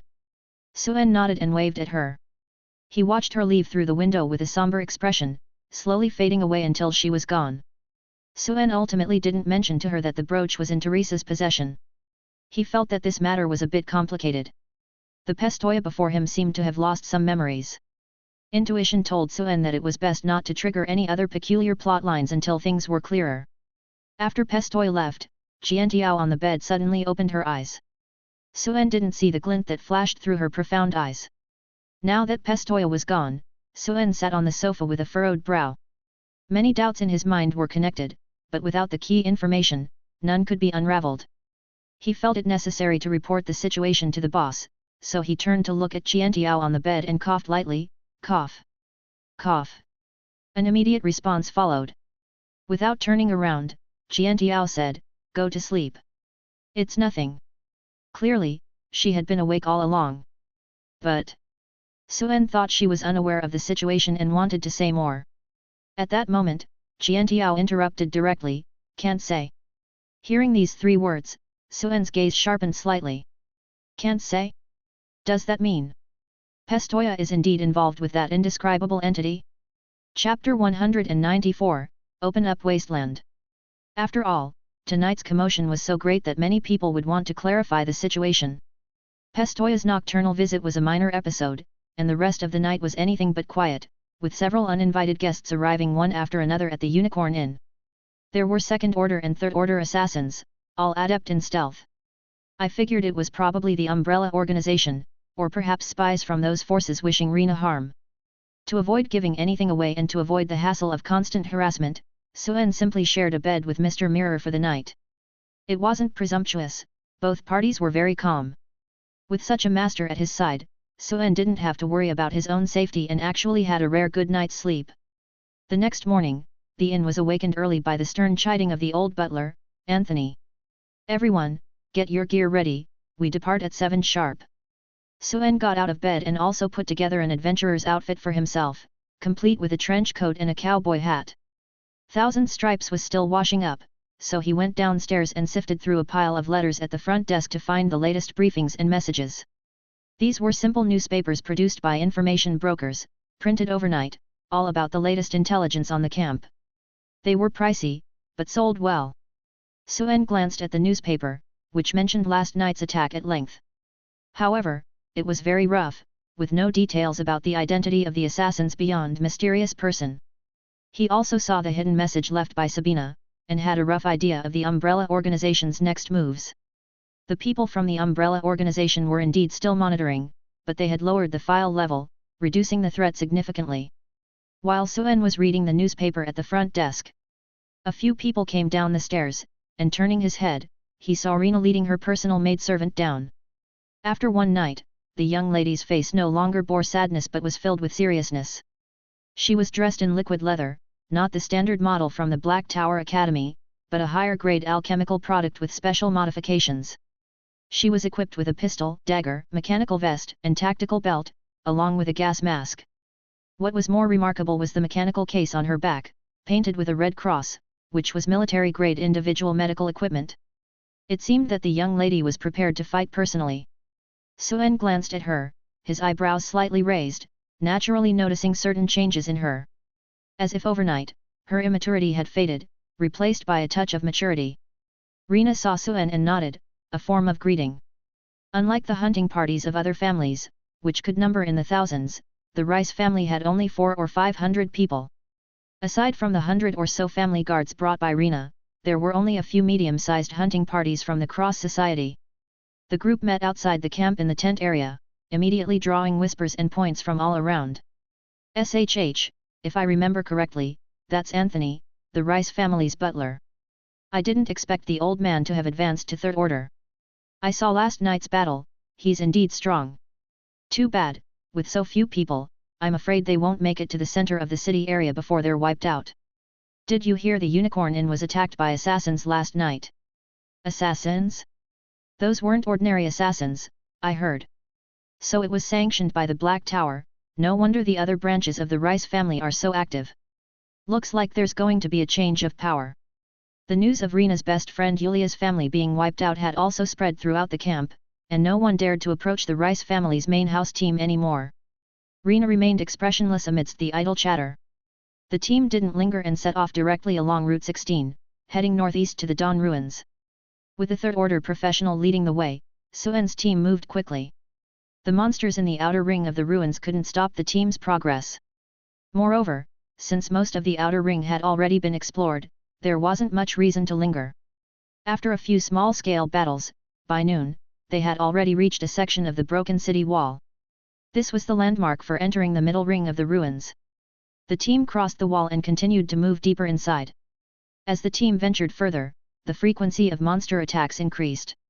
Before long, they arrived in a large area of unexplored building ruins and stopped. The difference in monster strength between the middle and outer rings, separated only by a low, crumbling wall, was significant. The outer ring was mostly populated by first order and lower aberrant and abyssal creatures, while the middle ring saw the appearance of second order, third order, and even super order special monsters. Beyond the middle ring was the forbidden zone for small and medium-sized hunting parties. Almost any encounter with a group of social monsters could wipe out a medium-sized hunting party led by a second-order professional. The fog in the air grew thicker, and the atmosphere became increasingly tense. This was a true high-casualty area, and no one dared to be careless. Commands from the team leader came one after another over the communicator. "Everyone, stay sharp. Watch for any movement. After entering the middle ring, don't talk loudly, don't fire at will. Team 3, 9 o'clock direction, Team 2, 3 o'clock direction. Assassins, spread out and scout, watch for monsters and suspicious followers. Everyone, start searching this area according to the plan." The team spread out in a lotus formation around Miss Rina. The Cross Society's hunting parties were funded by the Rice family, and the members were essentially bonded laborers who had signed contracts. They were responsible for the most dangerous task of clearing the way ahead. Suen and Thousand Stripes didn't do anything special, just followed the path-clearing team and started their hunt. Here, there was little difference between the head and tail of the team, monsters could attack anyone at any time. The building ruins in the middle ring area were denser, with structures as tall as 10-story buildings around them. In addition to residential buildings, there were large structures like opera houses, city halls, and bath houses. Like a lush primeval forest, these large buildings were also the favorite haunts of monsters. And not just on the ground. Such a vast city also had a complex sewer system, far more intricate than Old London. Suen's current auditory perception allowed him to clearly sense the scurrying sounds coming from those sewer entrances due to their arrival. In those dark caverns, it was as if pairs of eyes were peering at them, these unwelcome visitors. This was the territory of aberrant creatures. The fog in the ruins was thick, with no lights and low visibility. Large-scale flares couldn't be used carelessly, so the team members had to rely on the limited vision provided by alchemical night vision devices, cautiously feeling their way through. Princess Teresa's mission required each family to carefully explore their respective routes to find something they still didn't know what it was. Therefore, the team needed to carefully inspect each building, check for suspicious targets, and break every cursed space. The exploration was slow. After the tasks were distributed, Suen followed Thousand Stripes, leading a team from the Cross Society to explore a residential building. The team members were all unfamiliar faces, apparently all newcomers recruited by the gang later on. Separated from the main team, the team members spoke without so much restraint. "Boss Thousand Stripes, why do we have so few people in our group this time? I see other families' hunting parties have at least a few thousand people. I heard that our patron is in crisis."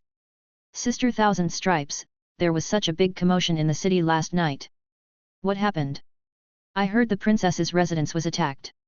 They say that the princess from the Duke's mansion is old London's #1 beauty, is that true?" "Heh, this time those noble lords from the inner city have to come hunting with us, right? Our lives are cheap if we die, but they'll be at a big loss." The bottom-tier hunters viewed their lives cheaply, having already prepared to face death by choosing this line of work. Their attitude was rather optimistic. Especially seeing the inner city people hunting with them, they seemed to take a heartless pleasure in their misfortune. They didn't know the relationship between Thousand Stripes and Rena, so they spoke without concern. The group chatted and joked all the way. The atmosphere was much more cheerful than the gloomy elite guards from the inner city not far away. Still alive. Chat about women. Earn money. Gossip. That's enough. The happiness of the bottom-tier hunters was that simple. The monsters in the ruins were dense, and the dilapidated building they were exploring was home to a group of creatures identified as abyssal blood sentinels. The squeak squeak squeak sound was incessant, and Suen had already noticed these creatures that looked like hairless white monkeys with human faces and large mouths. They could use stones as projectile weapons, with a force comparable to bullets. Fortunately, their defense was weak, and ordinary bullets could kill them. With Suen and Thousand Stripes in the team, they didn't encounter any risks. They cleared their way through, and the loot was good. Haha, these monkeys actually dropped cursed materials. The drop rate for materials from the monsters in the middle ring city wall is so high. The patron said the materials are ours to keep, we're going to make a fortune this time. Let's see if we can make it out alive first. But speaking of which, the standardized firearms from the inner city are stable, they don't jam. Our patron is really good, the equipment each of us got must be worth hundreds of thousands. Yet, I heard that the hunting parties of the Steam Party and the Crow Gang have much worse conditions than ours. They don't even get equipment, they have to buy their own bullets. With this equipment, even if a second-order monster comes, I dare to confront it. Not sensing any troublesome monsters in the building, to speed up the exploration, the team split up. The team leaders took groups of 10 and headed to different floors. Suen and Thousand Stripes found a corner to sit leisurely, ready to provide support in case of an emergency.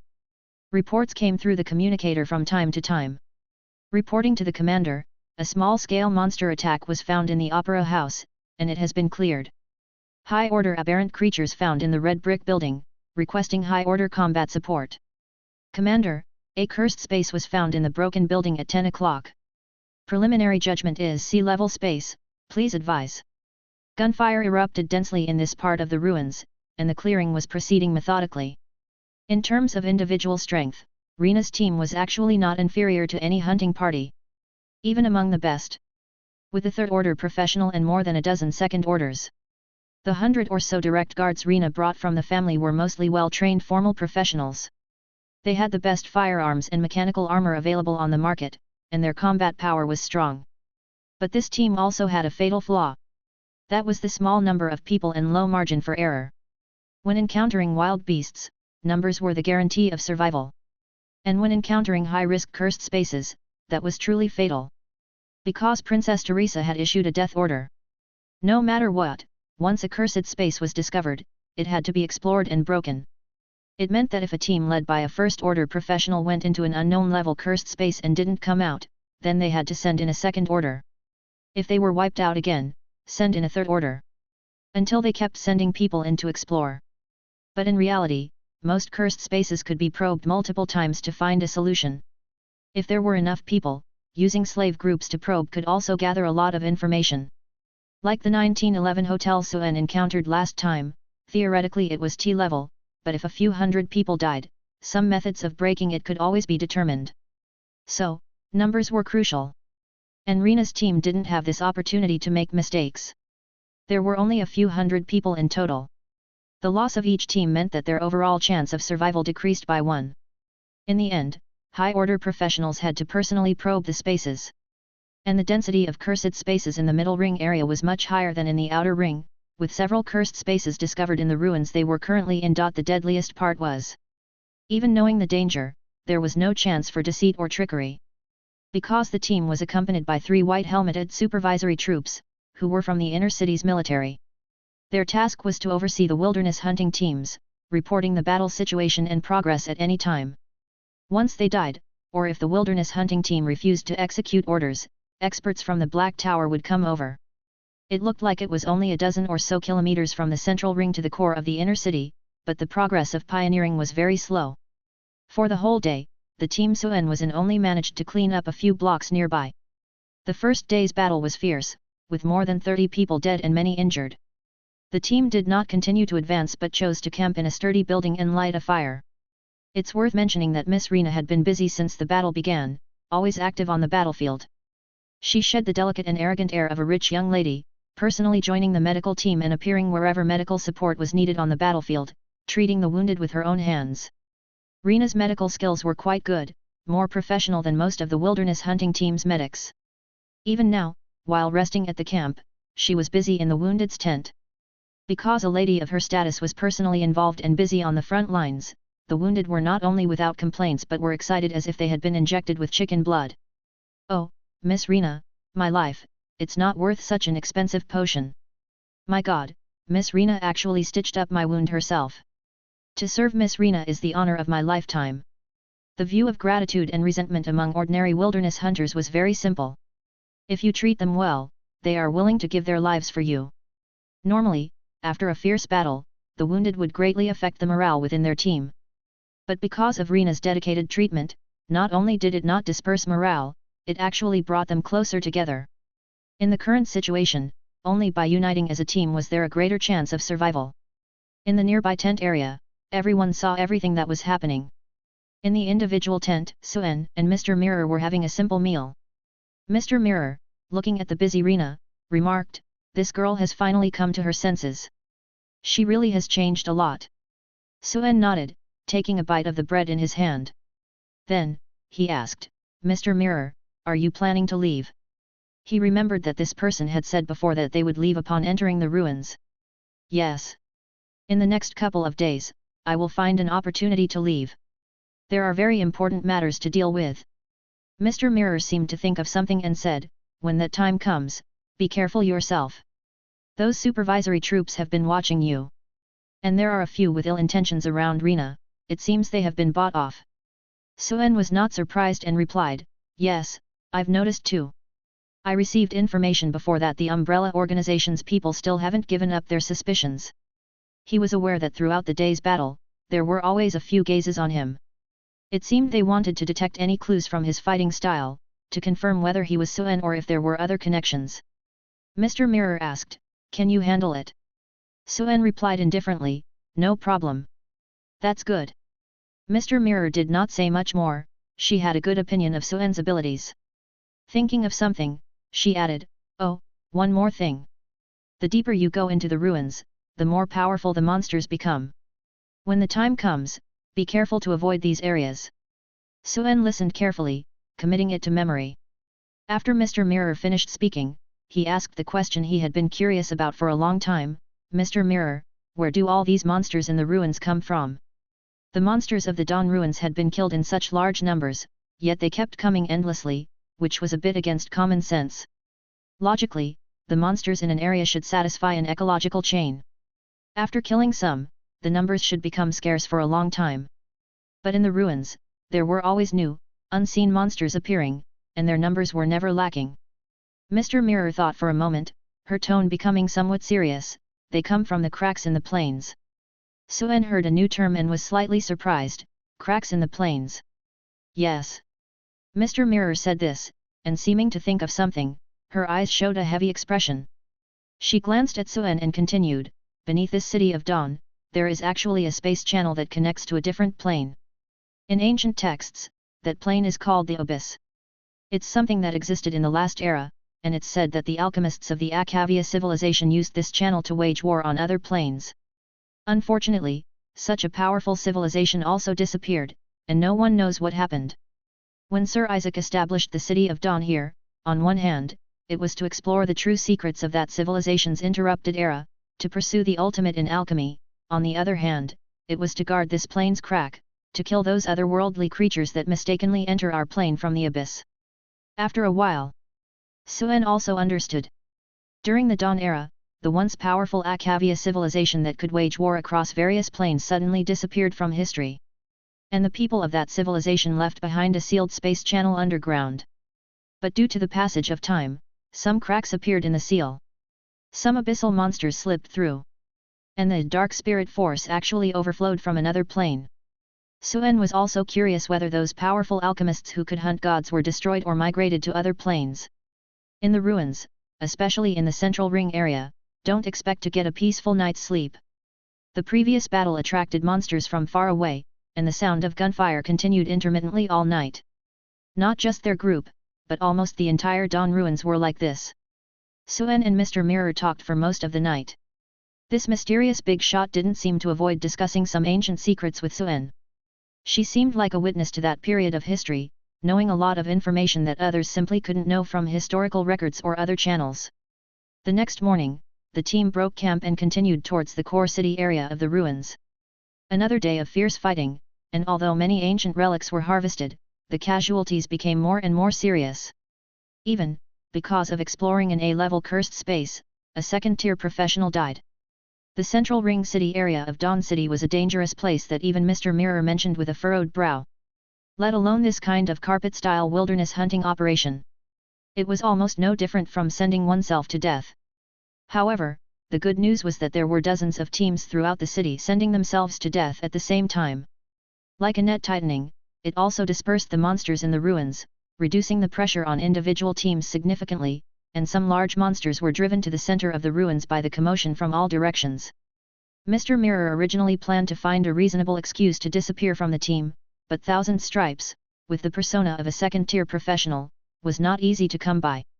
And coincidentally, on the second night of camping, the team encountered a nightmare ghost fog. This drifting black fog was very sinister. Once someone entered, they would disappear, like a head-eating monster. In fact, its essence was a kind of moving cursed space. Whether one could come out alive after entering was one thing, even if they did come out, they would appear in another place due to the space moving. The ghost fog approached, and Mr. Mirror detected the anomaly in advance, and Suen also felt the abnormal spatial energy fluctuations in the fog. Conveniently, this was also a reasonable excuse. Then the Thousand Stripes led the duty team, coincidentally, into the ghost fog that looked no different from ordinary fog, and the entire team disappeared without a trace. An hour later, the entire camp was in chaos. To avoid the fog, they moved overnight, hastily retreating to the previous night's campsite. Thousand Stripes disappeared, with an unknown fate, and Miss Rena was heartbroken but became even more resilient. However, the wilderness hunting had to continue. This hunt was doomed to end in tragedy from the start. Rena was also mentally prepared. After entering the central ring of the ruins, the dark spirit force in the air had become so dense that everyone's filter masks were hardly ever taken off. Mr. Zolo became completely isolated.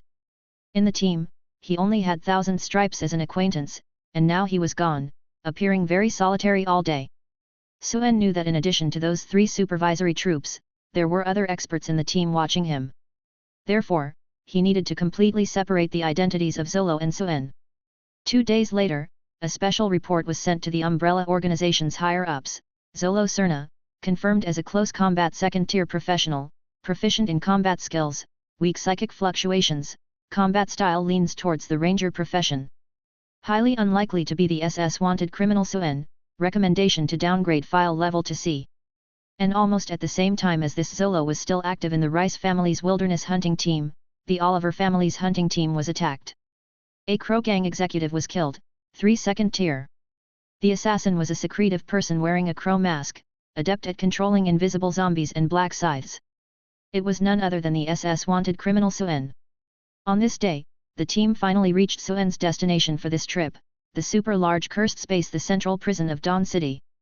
Chapter 195, Desperate. The hunting team from the Rice main house was short on people, and their progress was slow. It took 10 days to finally reach the central prison of Dawn City. From a distance, it was a peculiar pentagonal structure, partially collapsed. From its shape, it looked like a gigantic pentagram formation. "Commander, a cursed space has been discovered in the ruins over there, with a very large coverage area, rated S+, energy fluctuations S+, space stability. Judging by the architecture, it should be a prison, preliminarily identified as a large composite cursed space, requesting assistance from high-level professionals for reconnaissance. It has been ascertained that the space entrance is temporarily inaccessible, requiring special conditions to open. Due to days of fierce fighting, the original team of 400 to 500 people had lost more than half, leaving only 50 to 60 wounded survivors. The vanguard of the Cross Society was almost completely wiped out, and the elite troops brought by Rena also suffered heavy losses. Of the more than 10 second-order professionals in the team, only 6 remained. Even the 3 members of the supervisory team who never participated in battles had died one after another, and the military from the inner city had sent new replacements. Without completing the mission, no one could retreat. Looking at the swirling vortex of dark energy above the prison ruins in the distance, everyone's face was etched with despair. They had never seen such a large space entrance before.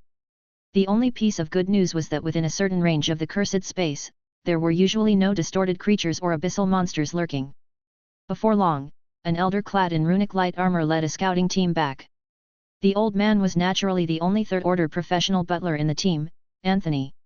Due to the shortage of manpower, second- and third-order professionals had to personally lead teams to explore dangerous routes to reduce casualties. Anthony discussed the reconnaissance situation with the supervisory team. Those guys then reported the intelligence to their superiors using military communicators as usual. The team set up camp on the spot. Since there were not many survivors left, the team members chose a sturdy building that was easy to defend and used mechanical arms and armor to construct a circular encampment. Upon hearing the order to set up camp, everyone began to take out their marching tents from their backpacks and started to build. Anthony found Rena, who was setting up her own tent. Her personal maid had died in the battle 3 days ago, and now the young lady no longer required anyone to serve her, taking care of all her affairs by herself. Anthony reported with a heavy tone, "Miss, the entrance to the cursed space is temporarily inaccessible, it seems to require special triggering conditions to enter. Marjorie's team is currently trying to decipher it." "I understand." Rena listened, her expression calm, and her hands continued to set up the tent without pausing at the news. Anthony watched the changes in his young mistress with a trace of relief in his eyes, but he immediately expressed his concern, "Miss, it's preliminarily identified as a T-level space. This time, I'm afraid we won't make it through." Rena paused for a moment upon hearing this. But it seemed she was already mentally prepared, her tone resolute and indifferent. "If it really is T-level, probing in batches is meaningless. Once we find the way in, I will personally participate in the exploration." Anthony looked at her with a complex expression. "Yes, miss." They were all too aware that no one could defy or escape the orders of the Duke's mansion. If they did not continue the exploration, even if they tried to escape, they would surely not survive and would definitely bring disaster upon the entire Oliver family in Old Ling Dun. Rena had been prepared for the annihilation of the entire army since the start of the expedition. This moment was bound to come sooner or later. Rena did not forget to comfort the loyal old butler, Grandpa Anthony, "Perhaps the situation isn't as bad as it seems." "Ah."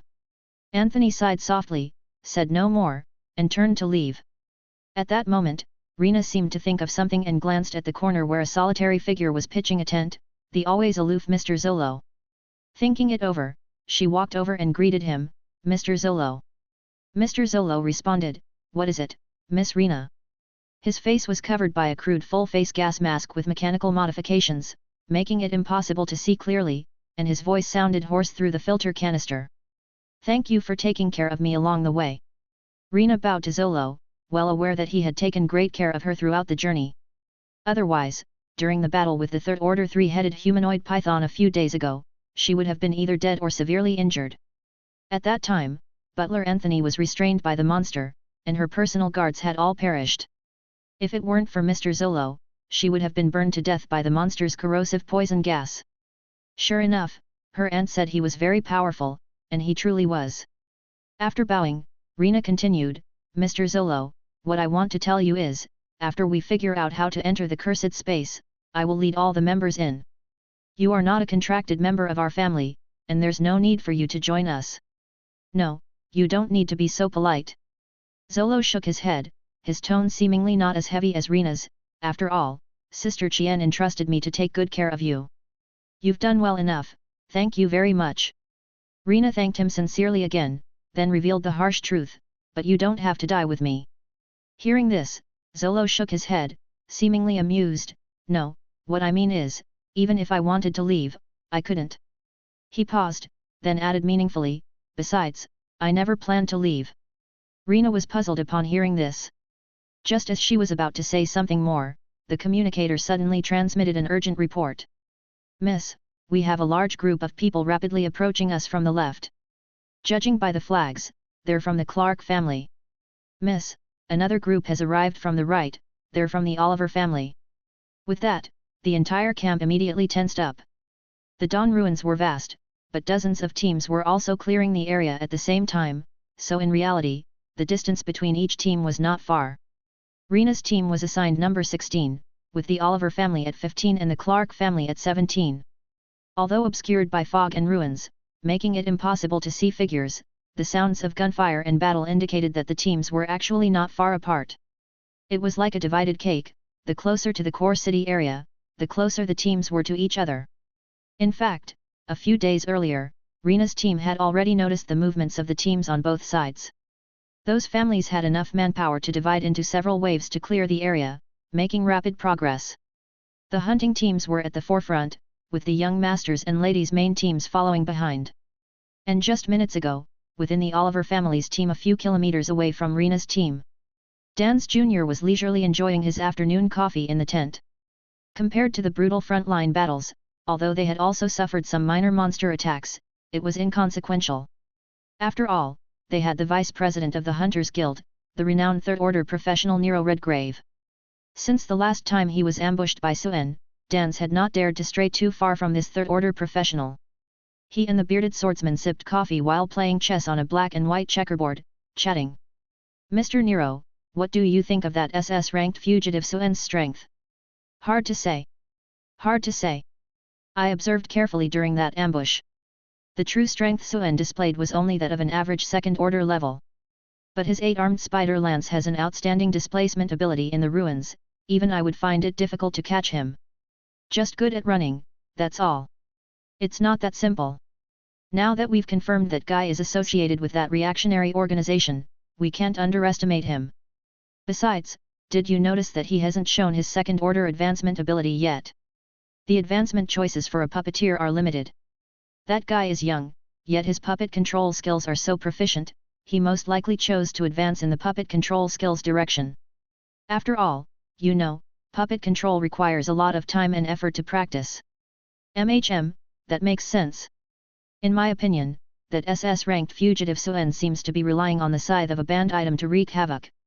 That guy is indeed lucky to have obtained a secret technique for refining living corpses that can avoid the curse backlash of banned items.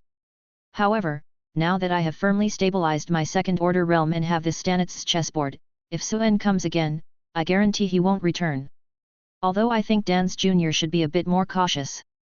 But with this cursed item, combined with puppet theater, facing a second-order professional, you indeed have no reason to lose. Hearing this, Dan's face showed a smug smile. As they were talking, a subordinate came to report.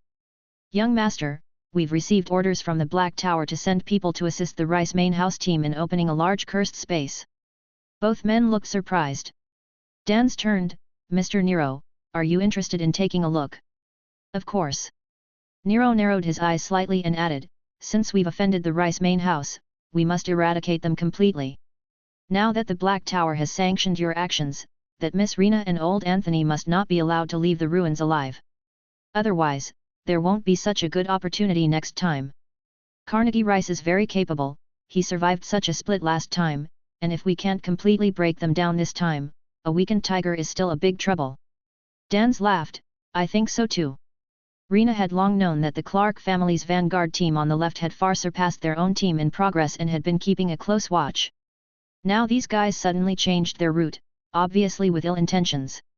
Sure enough, before long, a group of several hundred hunters emerged from the distant fog.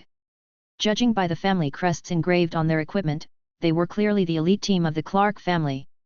The young man leading the Clark family, clad in brand new hunting gear, was naturally the eldest son, Eli Clark. This eldest son looked at Rena's few dozen survivors with a tone full of mockery. "Yo, Miss Rena, it seems your situation isn't looking too good, hey."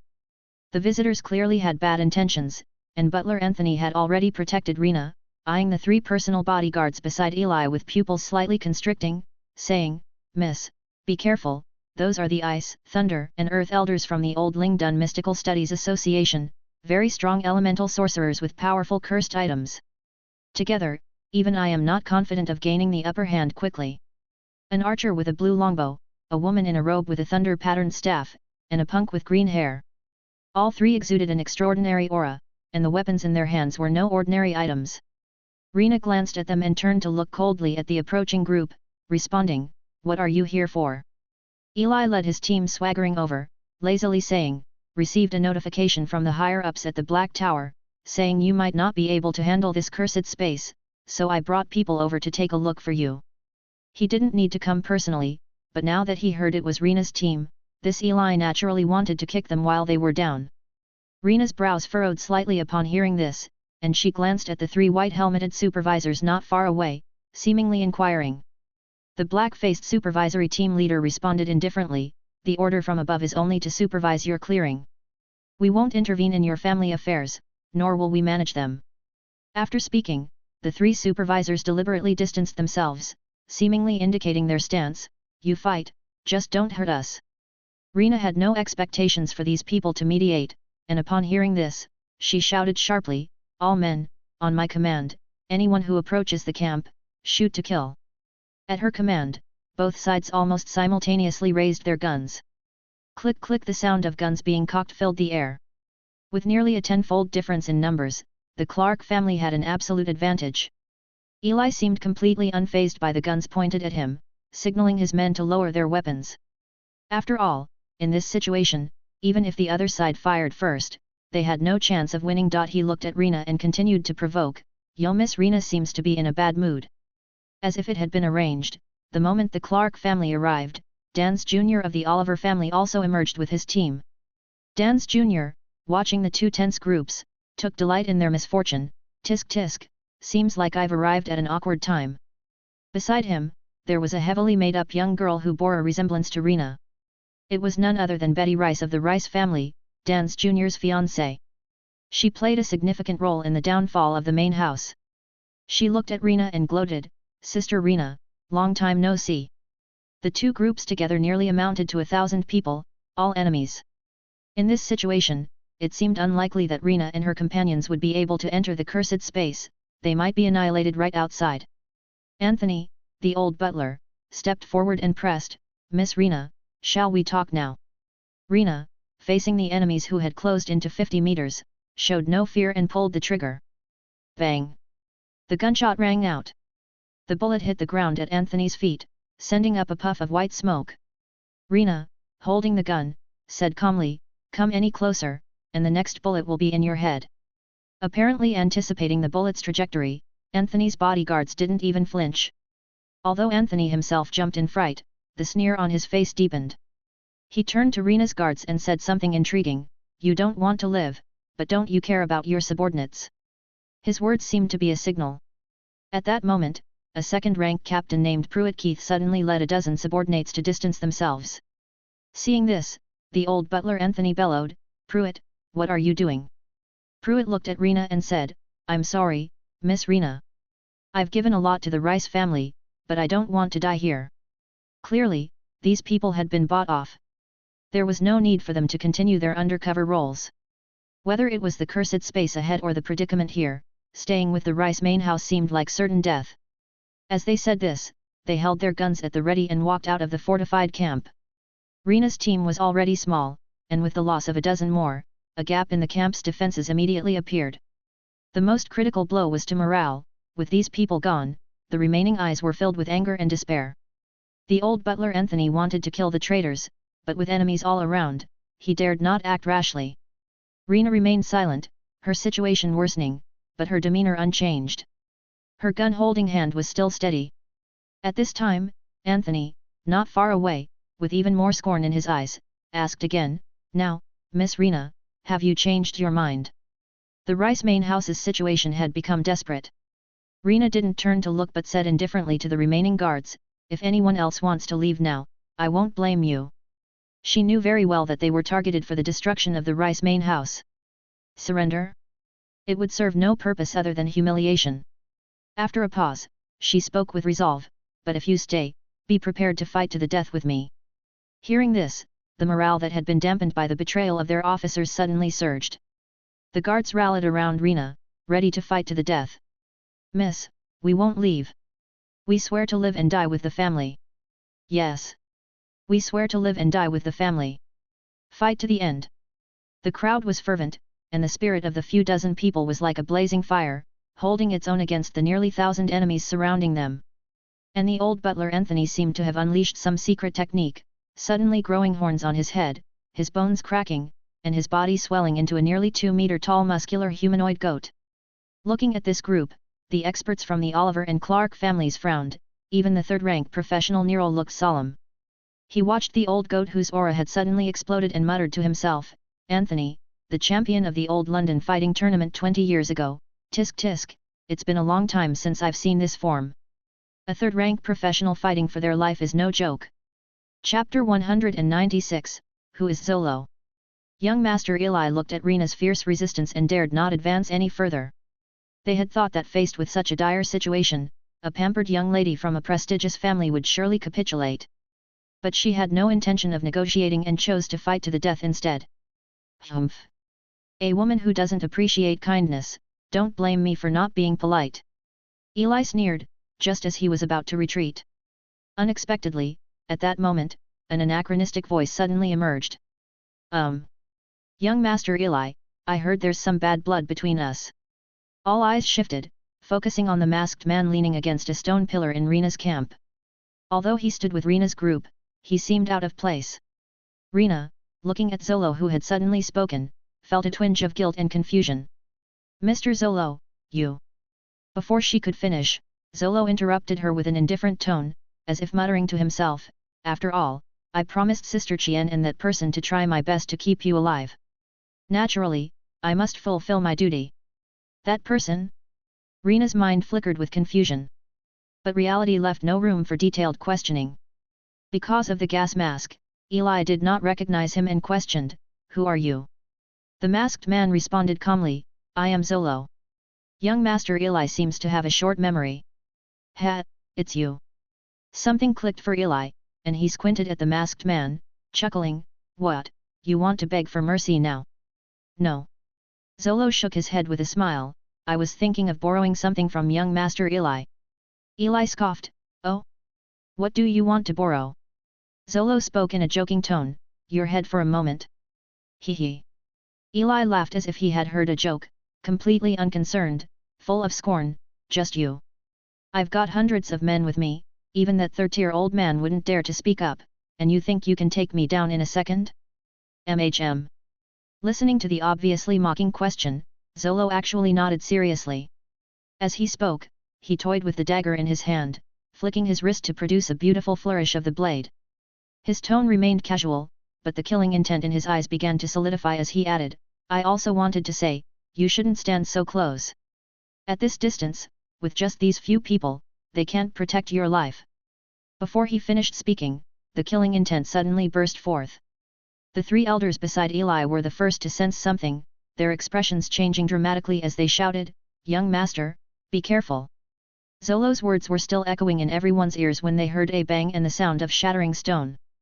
Upon closer inspection, the stone pillar Zolo had been leaning on, as if struck by some invisible colossal force, suddenly cracked with countless spiderweb-like fissures. Crack, crack, crack. After a series of fine, dense sounds, the force spread, and the entire pillar could no longer withstand it, shattering into pieces and exploding. Everyone watched in disbelief as the nearly 1-meter diameter load-bearing pillar inexplicably disintegrated. The explosion sounded in an instant, and only then did the shockwave ripple out from the spot where Zolo had previously braced his feet. After a momentary delay, a pop sounded in the air, piercing eardrums. Looking again, the figure of Zolo in front of them had dissipated. It was a visual illusion. The man had already vanished from the spot. The previously calm Zolo suddenly erupted into action. The lower-tier professionals hadn't even grasped what had happened, but the two third-tier professionals present had already caught Zolo's movement in advance. Both third-tiers changed color at the same time. Anthony, now transformed into a demonic sheep, was shocked. Mr. Zolo is so strong. Only he, also a melee professional, could tell just from the cracking anomaly of the pillar how terrifying this instant movement technique was. He never imagined that a bounty hunter, who had always seemed so unremarkable, possessed such physical prowess. And Nero, the Thunder Sword King, immediately recognized the air-stepping technique and was horrified. Air step. This was a secret technique even he had not mastered, and he was astonished to see Zolo pull off such a move. The subtle skill required to step on air seemed light, but it required supreme talent to master. Nero then understood why Zolo had said those words earlier. With the ability to charge forward, within 50 meters, those second-tier guards, no matter how strong, couldn't protect young Master Eli's life. Not good.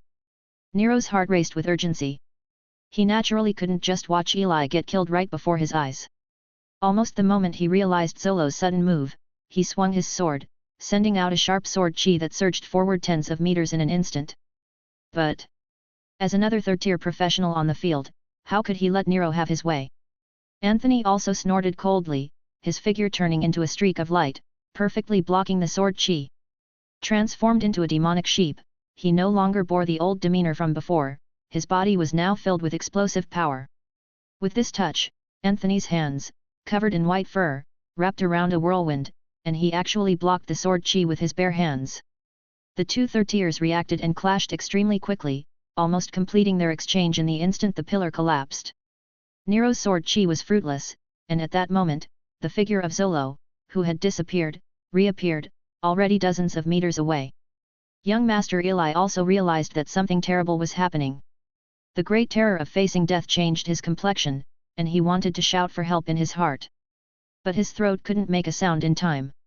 He instinctively wanted to dodge, but his body couldn't keep up with his mind's reaction, and he could only watch helplessly as the figure flashed before him. The pitch-black poisoned dagger quietly reached for his neck. As the crisis loomed, the three disaster elders of ice, lightning, and earth around Eli also reacted. But how could their spells be faster than a melee professional who used air step to advance? Among them, the bald, muscular man of the earth element, who had strong defensive capabilities and was the only melee professional, was the first to flash forward, positioning his body in front of young Master Eli. At the same time, his skin glowed with an earthy light, clearly intending to withstand the blow. If Zolo charged straight ahead, he would run right into him. But would Zolo do as they wished? The air step was not only fast but also excelled in its ability to stop abruptly and change direction. Before anyone could react, another ripple burst in the air. Zolo stepped on the air again, stopping abruptly and changing direction, tracing a Z-shaped lightning path in the air, perfectly avoiding the bald man's block. Young Master Eli caught a glimpse of a figure in the corner of his eye, but before the image could be processed from his retina to his brain, he suddenly felt a chill at his waist. The sharp poisoned dagger precisely cut through a weak seam in the protective suit, cunningly slicing open a gash. In an instant, the wound was exposed to the air, quickly turning black, and a foul-smelling pus gushed out. Before young Master Eli could say anything, his vision darkened, and he slumped down, his breath as thin as a thread. With a single encounter, Zolo had severely wounded young Master Eli, who was protected by numerous experts, stunning everyone present. As the person fell, the pop, pop, pop sounds of stepping on air echoed in everyone's ears. Time seemed to pause for a moment, and only then did people recover from their shock. Quick, detoxify the young master. Damn it, stop him. Protect the young master. The scene descended into chaos. Not far away, Nero, the Thunder Sword King, saw this scene and was even more shocked. Wasn't the intel that he was a ranger? This looks like a professional assassin? And with a 3-stage air step, such an exaggerated burst of speed, how strong must this guy's body be? When did such a powerful expert appear among second-tier professionals? With the air step, even he felt a certain threat. Clearly, Nero's first reaction was that there was something wrong with Zolo. How could such a strong person be just a somewhat famous bounty hunter? Could it be a hidden hand laid by Carnegie Reyes? Nero's eyes darted around, and in an instant, his mind raced with many unanswered questions. But reality didn't give him the chance to ponder. Because at that moment, the battle had already begun. Zolo's assassination of young Master Eerie ignited the fuse of a powder keg. Gunfire erupted chaotically. And after Zolo had severely wounded young Master Eerie, his figure didn't pause, charging directly into the ranks of the Clark family's troops. His speed left the second-tier professionals unable to react, let alone the ordinary guards. Due to the hasty arrival and relying on their numerical advantage, this group had not formed any defensive formation. Now that the incident had occurred suddenly, Zolo was like a bullet, easily piercing through the enemy's defense. His figure flitted about like a ghost, and wherever his sharp dagger passed, it inevitably left a cunning trail of blood through the gaps in armor and bulletproof vests. Don't shoot randomly, be careful of friendly fire. Use area control spells. Mech suits, block him. Use net guns. Use net guns. The enemy was in disarray. Because of Zolo's presence, which attracted most of the Clark family's firepower, Rena's side felt much less pressure. Although the Reyes family had fewer people, their equipment was extremely sophisticated, and they also took advantage of the terrain and defensive positions. A few heavily armored mechanical warriors blocked the front, and a barrage of firepower covered them, holding their ground for the time being. However, if the battle dragged on, it would eventually be a dead end.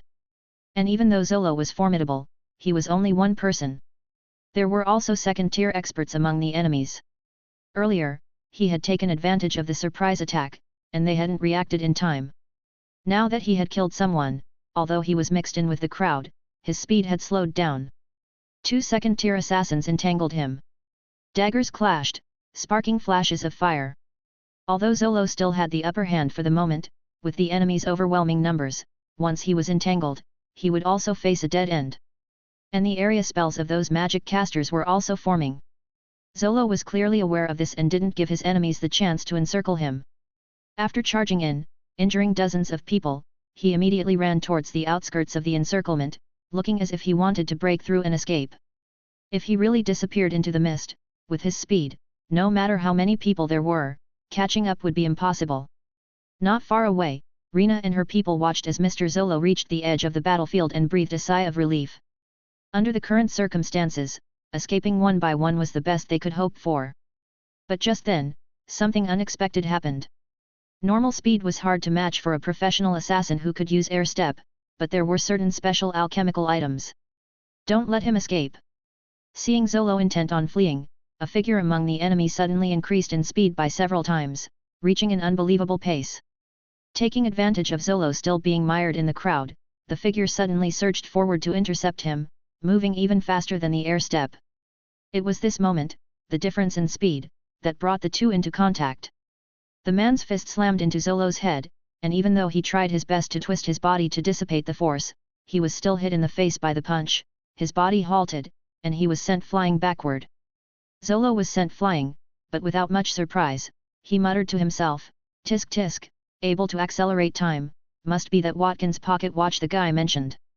As expected, still far from him. If he were here, he could probably kill all these guys. A punch to the face sent the gas mask flying. After landing, Zolo's demeanor changed drastically from before, showing no intention of fighting to the death. He actually raised his hands without any heroic spirit. He made a gesture of surrender. At that moment, seeing that the target was not resisting, someone suddenly shouted, "Take him alive." With that command, the lethal methods also suddenly ceased. Everyone then saw clearly that beneath the mask was a strange face with blue skin.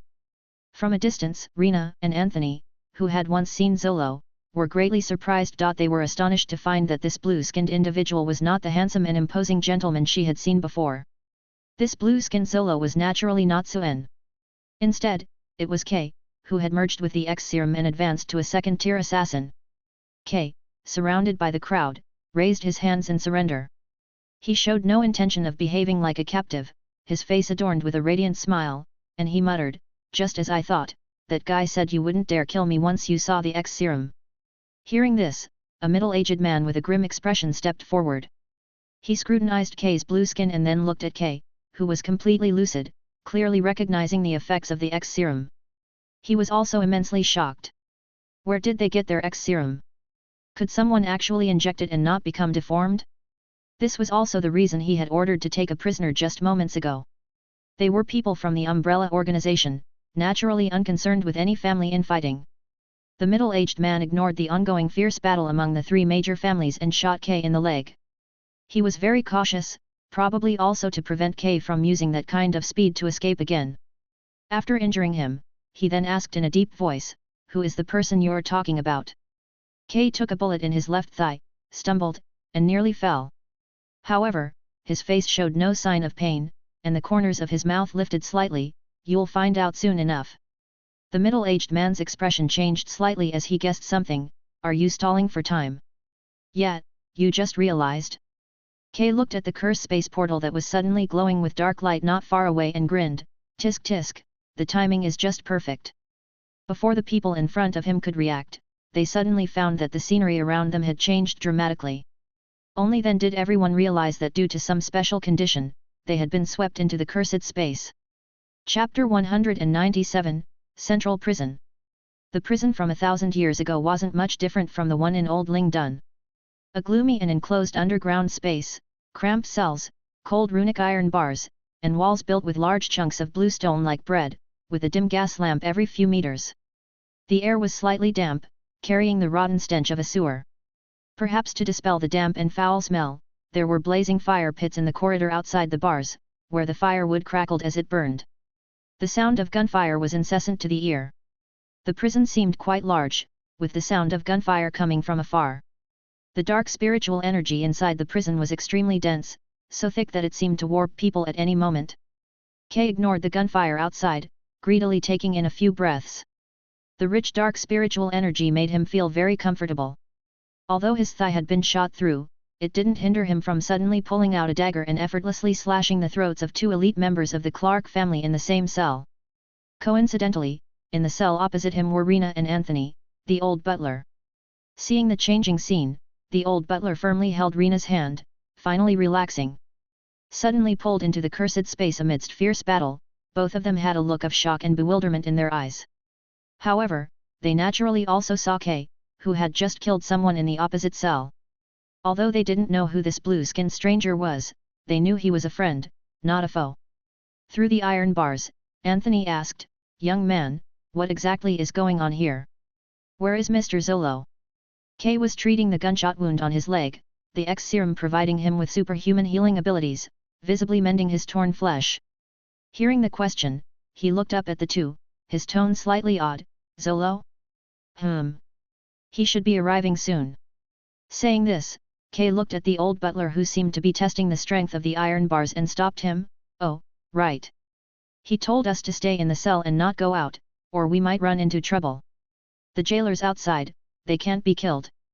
Hearing this, Anthony pondered for a moment, visibly startled, and quickly asked, "Was it Mr. Zolo who activated the cursed space just now?" Kay had no intention of hiding anything and casually replied, "Yes." Upon hearing this, Rena and Anthony were both shocked. They had thought it was an accident, thinking it was too coincidental that they were swept into the cursed space during the heat of battle. Was it actually man-made? And wasn't this a T-level space?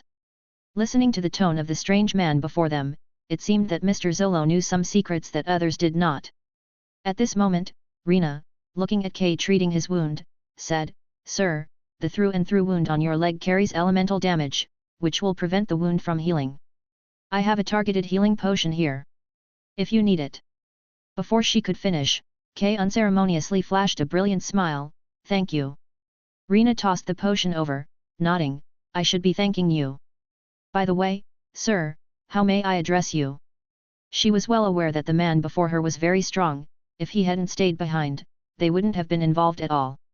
His injury was because of her.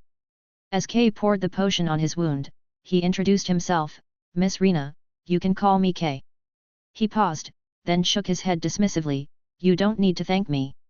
Zolo asked me to come in his stead and to protect Miss Rena." Saying this, he revealed a light smile on his face, glancing at Rena, "If you want to thank someone, thank him later." "Oh, we should all be grateful." Rena felt a bit puzzled upon hearing this. Even that Mr. Zolo didn't have much of a relationship with her. If it was because of her aunt, it seemed a bit far-fetched. Mr. Zolo seemed too kind to her? Rena thought for a moment and said, I'm sorry for involving you in such a troublesome incident. Kay just smiled noncommittally. As the young lady spoke, Anthony, the butler, naturally wouldn't presume to interrupt, instead listening silently on the side. He was also secretly guessing Kay's identity. Suddenly, something came to mind, and Anthony, testing the waters, asked, Mr. K, if I may be so bold, are you the one who injured Gage before? As a butler, Anthony naturally handled all the family's intelligence. He knew far more than Rena did. In fact, when he saw Kay's sudden outburst, he had an inkling. Such a formidable professional couldn't be a nobody. And there weren't many professionals in Old Lingdon who could perform the step of void. Then, he thought of the recent intelligence about the mysterious Lone Ranger with the nickname Hyena, the one who had slaughtered the steel cannon hunting group and nearly killed Gun King Gage with a ghost-like technique. Although the intelligence suggested that the Hyena was only a first-order professional, which was a bit below the man before him, there seemed to be no one else who would dare to oppose the inner city's major families. Kay glanced at the old butler, seemingly pondering for a moment, then simply uttered one word, yes. With that, Anthony's pupils shrank slightly, his heart churning with shock. The Hyena himself wasn't a big problem, the intelligence also indicated he was a lone ranger with no significant background. But he was involved in a huge trouble. That was the SS wanted criminal Suen. Rumor had it that the two had an extraordinary relationship. Moreover, there was now news that Suen was also involved with a reactionary organization, entangled in troubles too vast to fathom. That was the kind of trouble that any major family would die from if they got involved.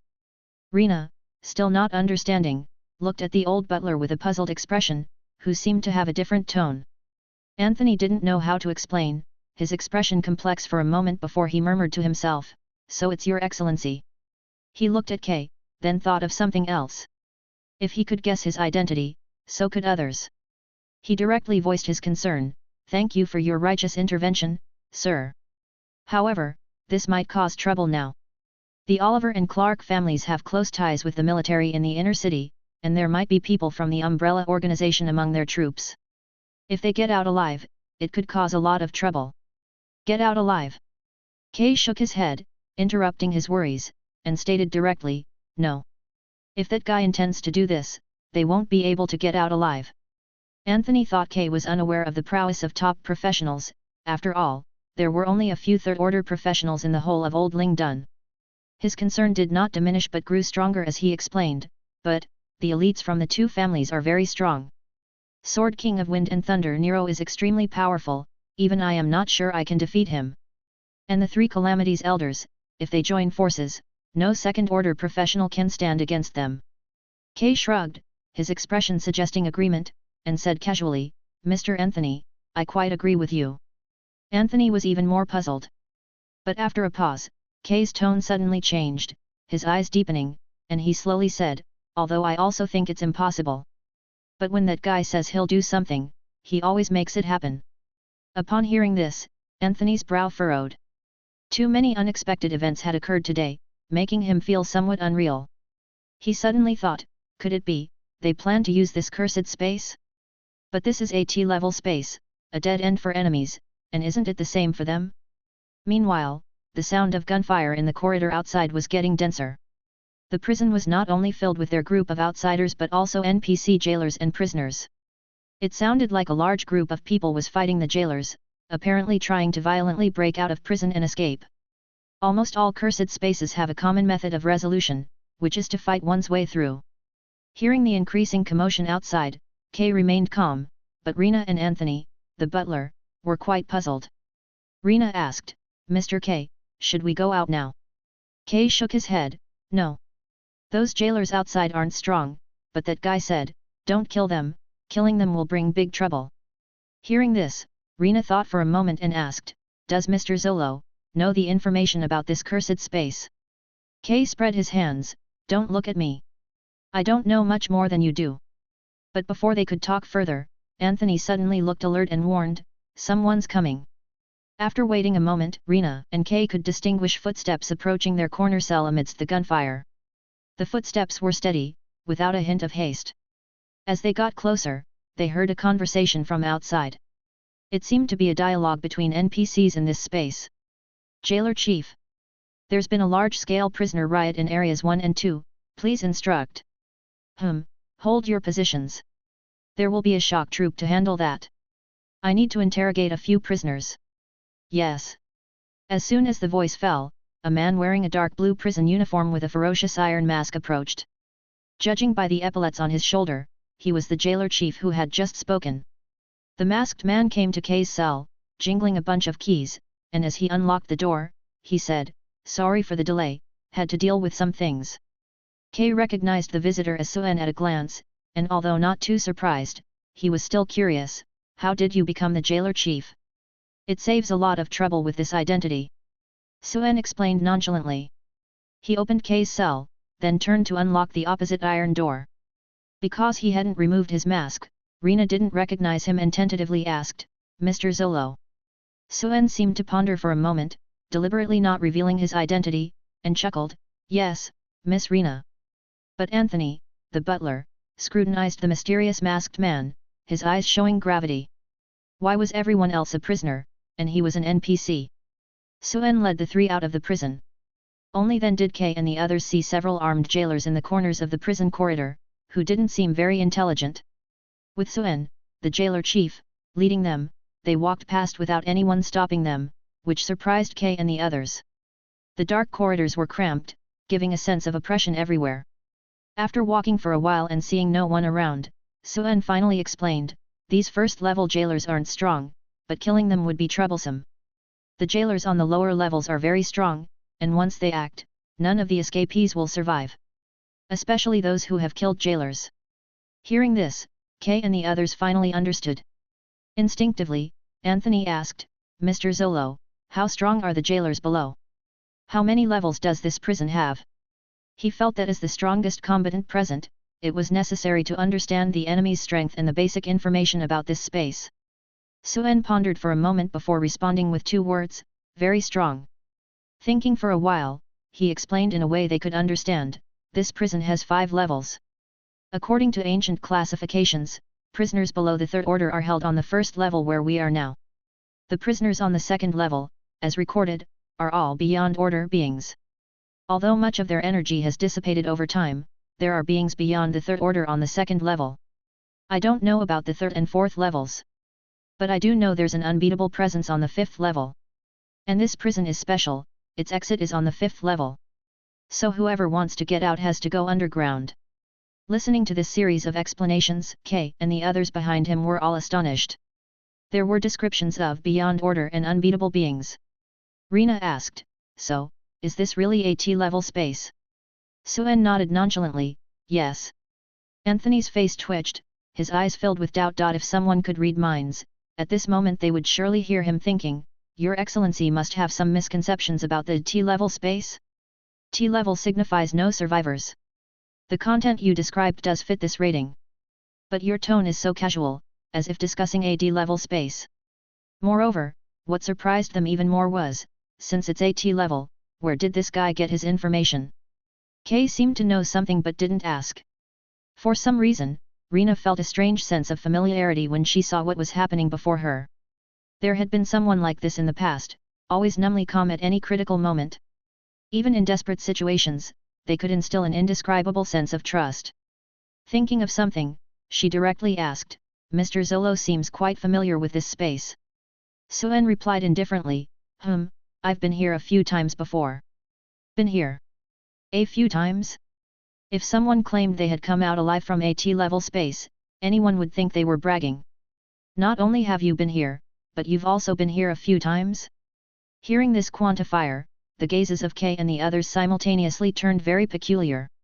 Suen knew that his experiences, if spoken aloud, would seem unbelievable to others. He had previously thought of using the false identity tactic, wanting Kay to take Zolo's place to create an alibi. And during the time he freed up, he wasn't idle either. He went to the Oliver family and killed a few people, showing his face. Then he came early to the cursed space to scout. Suen had the items given by Mr. Mirror, he could have directly entered, found the prison Lady Syria. With those tokens, getting out safely wouldn't be a big problem. But he always felt that, since this was a T-level space, it would be a waste to just come here for business. And with the all-seeing eye, he naturally could see all the information about this cursed space. Central Prison of Dawn City. Details: a super-large cursed space, T-level. Once the Central Prison of Dawn City, it held countless extremely vicious criminals. To stay alive, one must stay in their cell and not wander, otherwise, the jailers will kill all the escapees. Without the pardon of that warden, you will never be able to leave the space. Requires a specific spell to open. Once the space is opened, it will draw in all life forms within a 3-kilometer radius. The moment Suen saw the space's feature of drawing in all life forms within a 3-kilometer radius, an idea popped into his head: a death trap. This was a cursed space that could be called unsolvable. Those who enter can only stay in their cells, and breaking out would result in being killed as an escapee. But staying in the cell, one can do nothing. Either die trapped or be killed. So, there's actually only one way out, and that's to break out and push through. But in reality, it's impossible. After chatting with Mr. Mirror before, Suen also knew that as time passed, the difficulty of the cursed space would decrease due to energy dissipation and the loss of certain laws, and the NPCs inside would weaken. Over this past millennium, the remnants of 5th and 6th order sorcerers in the space probably only had the strength of 2nd or 3rd order, or even lower. This was also why the cursed space NPCs Suen had encountered before were not of high order. But this place was very close to that space channel, with dense dark energy, preserving the cursed space well. After all, it was a city that once had demigod-level beings, and this Dawn Central Prison held many super-powerful beings. When Suen previously scouted, he had seen NPCs above 3rd order just on the 2nd floor of the prison. On the 3rd and 4th floors, he estimated, there were at least 4th order, maybe even 5th order existences. So, pushing through was simply impossible.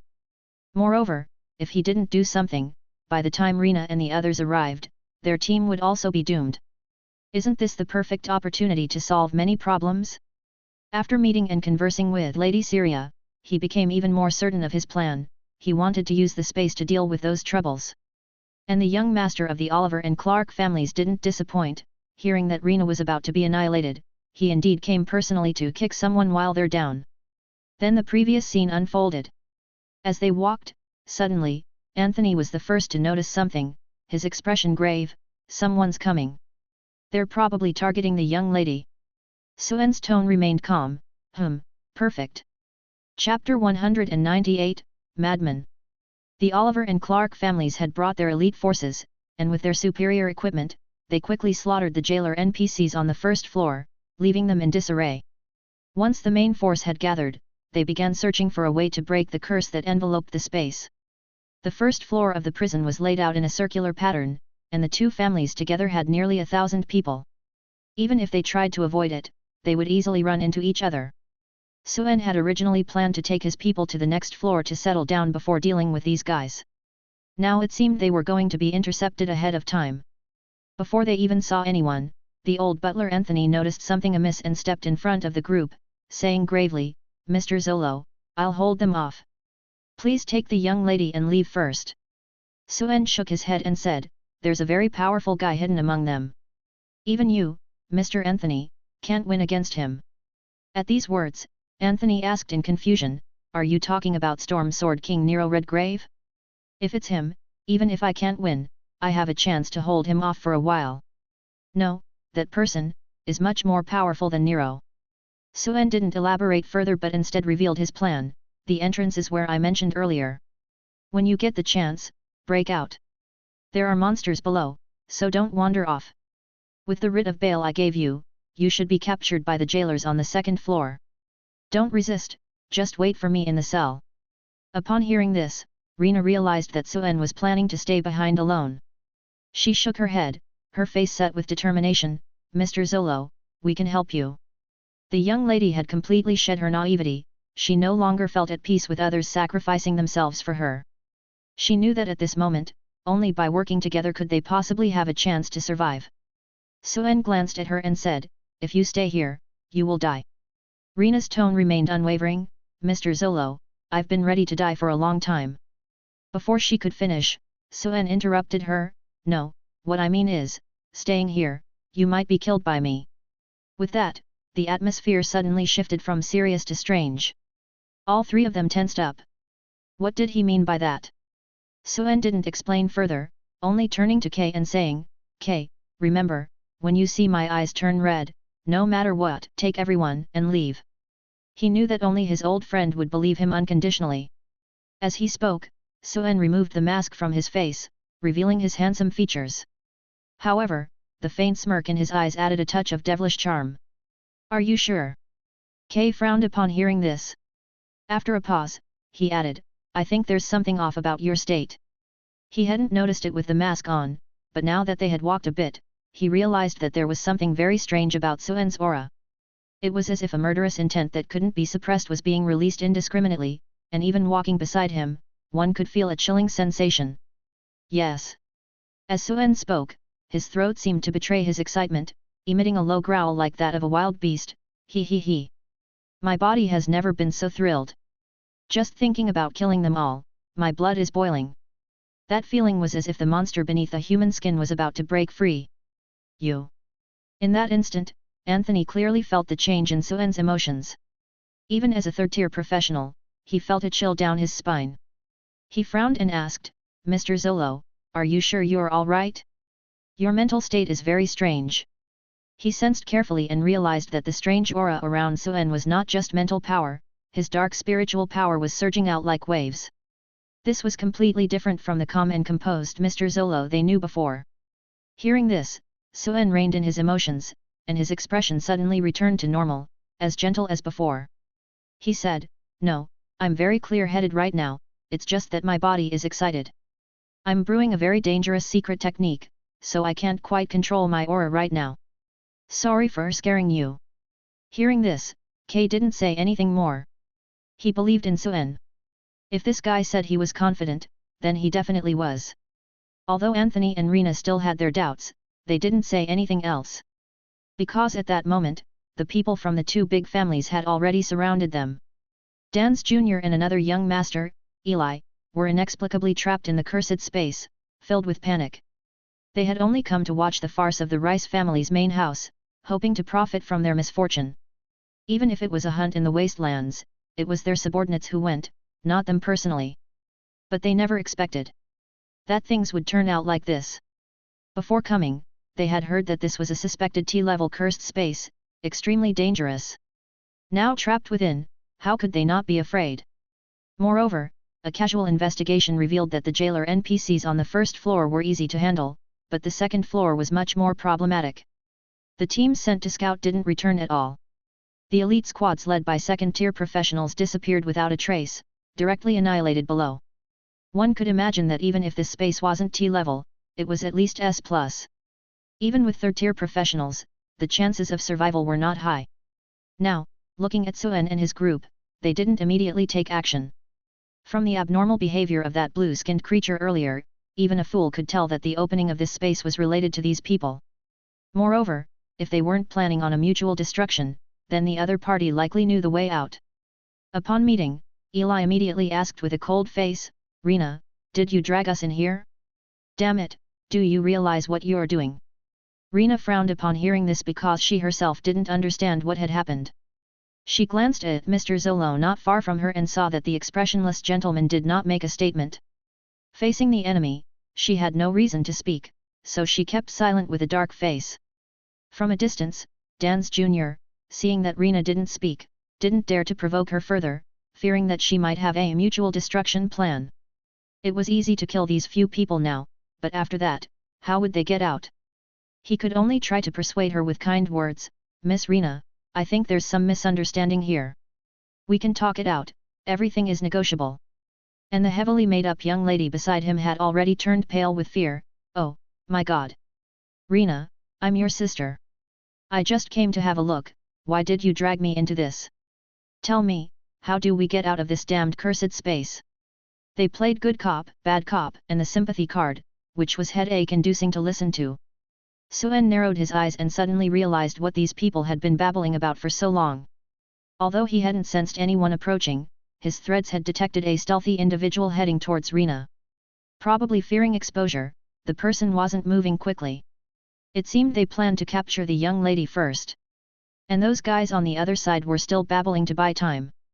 Having spotted the enemy, Suen sneered and said, "Mr. Anthony, can you hold off that Nero for me later? I'm about to make a move." "I can." Anthony agreed, but looking at the hundreds of enemies opposite, he frowned, "But there are too many enemies, I can't guarantee how long I can hold them off." "No, you just need to hold off that one." Suen's murderous aura grew stronger, "The rest I'll kill." Anthony frowned upon hearing this. He looked at the enemy, outnumbering them by 100-fold, and immediately felt it was absurd. In this surrounded situation, if he said it was a fight to the death, he could understand. But this guy actually said he was going to kill? He himself, a third-tier professional, wouldn't dare to say such a thing, so where did he get the confidence? Then he saw that crazed look, and suddenly realized why he had felt something was off. No matter how you looked at it, the Zolo in front of him seemed like a madman. A complete madman. A flicker of worry crossed Anthony's mind. Was it really right to trust this man? But at that moment, before he could think further, Zolo suddenly stretched out his hand and chanted softly, "Caged sparrow." With a sinister smile on his face, he pulled with his hand. Suddenly, threads in the air solidified, and a transparent figure was yanked out. It was a second-tier assassin wearing a special alchemical cloak. To be able to elude the perception of a third-tier professional, one could imagine how skilled this assassin's stealth techniques were. Anthony guessed the identity of the newcomer and felt a chill, the Blade of Nightfall, Ibn Jariad. A top-tier assassin ranked 5th on the Old Lingdun professional hit list, someone who had once assassinated alone and severely wounded a third-tier professional. The cloak he wore was the infamous assassin's divine gear, the assassin's cloak of invisibility. But the assassin that even he hadn't detected was discovered by Zolo? At that moment, Anthony finally understood the strange energy fluctuations he had sensed before. It was these invisible hairs. But wasn't this a puppeteer's technique? How did Zolo know this technique? And it was the highly recognizable witch's hair. Could it be? Thoughts raced through Anthony's mind. Reality didn't wait for him to think further. And in the blink of an eye, a fierce cold flame burst from Zolo's body, and the dark golden octopus spears on his back suddenly unfolded. Clang! Clang! Clang! A series of sharp sounds. The black poison stingers at the tips of the octopus spears shot out, and the trapped assassin had no time to react. The octopus spears directly targeted the assassin's vital points: eyes, neck, waist, groin. Assassins, in order to be agile, would not wear full-body heavy armor. But this Ibn Jariad, in addition to vital point armor, also had a layer of bioskin with strong defense. Normally, even if a second-tier professional failed in an assassination, this rune skin would be enough to save his life. Moreover, his skills were top-notch. This guy reacts so fast. Trapped, Ibn saw the incoming spears and sensed trouble. Only a top-tier assassin could appreciate how swift the octopus spears were, requiring an extremely high level of skill. But his reaction was also extremely fast. He twisted his body, using a bizarre counter-joint technique, crack, quickly dislocating some joints. Although this would cost him some mobility, the twisted body allowed him to move a bit within the threads, avoiding most of the vital points. Just hold on for a moment, and his teammates would act, giving him a chance to break free from these threads. However, what Ibn didn't expect was that even though the octopus spears with cold flames didn't hit the vital points, they easily pierced through the rune skin. It was a piercing that felt like a complete overpowering of laws. Suen's current understanding of second-tier laws was beyond the comprehension of others. Now, with the cold flames enhancing it, the penetration and defense-breaking ability was not something ordinary second-tier professionals could withstand. After several stabs, Ibn could no longer move, and a few more spears finished him off. His neck was pierced, and blood spurted out. The assassin didn't even have time to wait for his companions to rescue him before he was pierced by the octopus spears and killed on the spot. Anthony, watching from the side, changed color. He was about to act when the assassin was already killed. Not detecting the assassin was one thing. What surprised him more was the signature technique of controlling threads and the octopus spears. In the whole of Old Lingdun, only one person had this technique. That was, the SS-wanted criminal Suen. This Mr. Zolo was actually Suen. How could it be? Beside him, Rena's eyes were full of shock and confusion. But at this moment, she finally understood where that familiar feeling came from. Although Kei knew Suen was strong now, Watching him act also made his pupil shrink, and he was horrified. He's become this strong. This Blade of Nightfall, IBN, was a big name in the industry. This veteran assassin was stronger than him in many ways, and now he was killed in a single encounter? As Suen made his move, the reaction of the people opposite was extremely quick. The moment the spider spear pierced the assassin, an ice arrow cunningly appeared just a meter away from Suen. The blue ice arrow moved in a bizarre manner, seemingly steady to the eye, but it wasn't uniform in speed. After being fired, it accelerated in 3 bursts, each faster than the last. After 3 explosive accelerations, it was even faster than a sniper bullet. Had Suen not killed that IBN with a single strike just now, this arrow would have been enough to pose a serious threat to him. Even if it wasn't fatal, he would have had to turn back to dodge. Unfortunately, the kill was too quick, and the arrow hardly posed any threat to Suen. His eyes clearly captured the trajectory of the arrow as it was released. Though the arrow was fast, it wasn't faster than his perception. Suen was also well aware of the methods of the mysterious Ice Calamity Elder from the secret society, Orlandus. After using the spider spear to kill the assassin, he slightly tilted his head and watched as the ice arrow, carrying a chill, grazed past his face, muttering to himself, "Tisk tisk. Kyan's frost bow, hey." The ice arrow missed its target and hit a wall several meters away. In an instant, a fierce cold burst forth, and the temperature around plummeted significantly. With a boom, the terrifying cold exploded, instantly turning the entire wall into an ice barrier. It even extinguished the braziers in the corridor in an instant. Had this arrow hit a person, it would have likely frozen them into an ice pop instantly. As the attack was launched, Anthony, who had transformed into a demonic sheep butler, charged forward. Now that he knew Zolo's identity, he also knew that Suen had the Black Scythe. With him to distract and the Black Scythe in hand, they might be able to kill Wind Thunder Sword King Nero. Once they killed this most troublesome Tier 3 professional among the enemies, the situation would instantly improve. That's Suen. Damn it, watch out for his Black Scythe. Be careful of invisible targets. Recognizing that the attacker was Suen, everyone from the 2 great families was shocked. Especially the high-tier professionals, who were constantly watching Suen's every move, fearing the sudden appearance of the Black Scythe. Humph! I've been waiting for you. Dance Jr. naturally knew that he couldn't let Suen use the Black Scythe. He confidently took out a chessboard, pinched the sorcerer's seal, and a hexagram array appeared. A huge black and white checkered chessboard suddenly materialized. A beam of light enveloped Suen from afar, forcibly pulling him into the chessboard. Suen had killed a man and didn't immediately make a move, just waiting for this guy. He looked around at the changing scenery, not surprised in the least. Tisk tisk, finally here, hey. Chapter 199, Insoluble. The scenery shifted around Suen, and when he focused his eyes once more, he found himself in a black and white checkered space. Not a trace of surprise crossed his face. He reached out to test the space and was still able to ripple it. This meant that from the start, this chessboard space imposed no restrictions on those who possessed spatial abilities. In other words, it was utterly useless against him, Suen. However, items couldn't be retrieved from lesser spatial storage devices like space rings. For others facing this situation, aside from what they carried, they could only engage in close combat with the individual before them. No wonder Dance Jr. had taken out several finely crafted alchemical golems for protection well in advance. But this didn't limit Suen's folding space. Though he didn't need to retrieve anything to kill this guy. Just as well. After casting the bait for so long, this fellow finally came with the treasure in tow. Stanitz's chessboard. Description: chess should be a fair one-on-one duel. Trait: using this chessboard forces a one-on-one duel within a restricted space with a selected living target until one party dies or voluntarily disengages. It's not a cursed item, but after contracting with the chessboard, the lingering thoughts of that old lich will haunt your dreams, compelling you to play chess. If you can't win, then you'll keep him company indefinitely.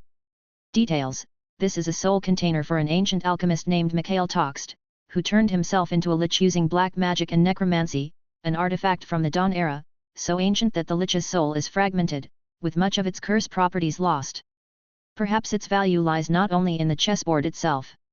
That old lich, who constantly mutters about being the king of the Tarkalo Empire, might reveal secrets of the Dawn era if you converse with him. Forced spatial restriction. What a fine item!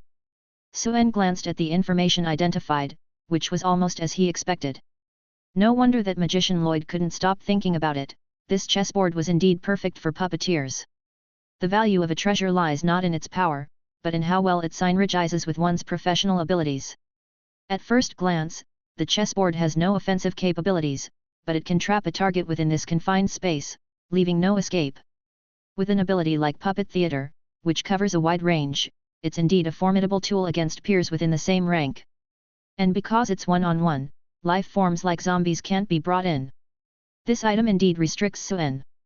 No wonder Dance Jr. was so confident, opting for a one-on-one duel. Dance Jr. had waited for this day for a long time. Ever since that encounter at the Dongcamp Street Market with Suen, where he lost a few strands of hair, his once smooth-sailing life had been met with constant setbacks. During the battle at the White Monastery, this guy stole his opportunity, killed his guards, and tarnished his family's reputation. Later, during an ambush, he killed his teacher and 10 second-tier experts, causing heavy losses to the Oliver family, and just a few days ago, he even dared to provoke them. After repeated frustrations, Dance harbored a deep resentment. He felt he couldn't swallow this grudge unless he killed Suen with his own hands. He looked at Suen before him, his sorcerer's seals changing rapidly in his hands, and spoke with hatred, "You think you're worthy of opposing me? Just an outer city lowlife relying on a forbidden item to show off. Humph, now without your scythe, let's see how you die." Listening to these juvenile lines, Suen slightly raised his eyelids. He was very familiar with those sorcerer's seals. It was the start of puppet theater. The proficiency was not bad, clearly taught by a master. Probably these pampered young masters felt the need to say a few words to showcase their superiority as top-tier heirs.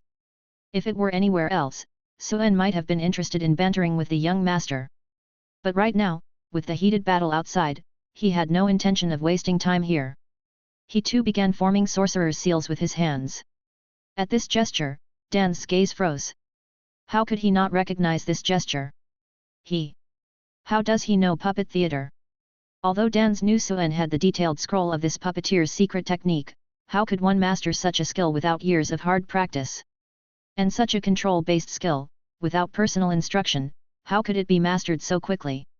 Dans was not only shocked that Suen used the same technique as him but also that the speed of Suen's seals was even faster. How is that possible? Dans was horrified. Puppet theater consisted of 36 sorcerer's seals. He had the advantage, but his seals were only half-formed. Yet Suen's hand seals caught up in the blink of an eye. Sorcerer's seals are not just about changing a few hand gestures. The more complex the seals, the more intricate the energy manipulation required. It must be fast and accurate, or else it would be all for naught. But this guy was even more proficient than him? Dans felt like he was seeing his teacher's shadow in Suen's movements. For a moment, he even suspected that they were taught by the same master. But reality didn't give him the chance to ponder.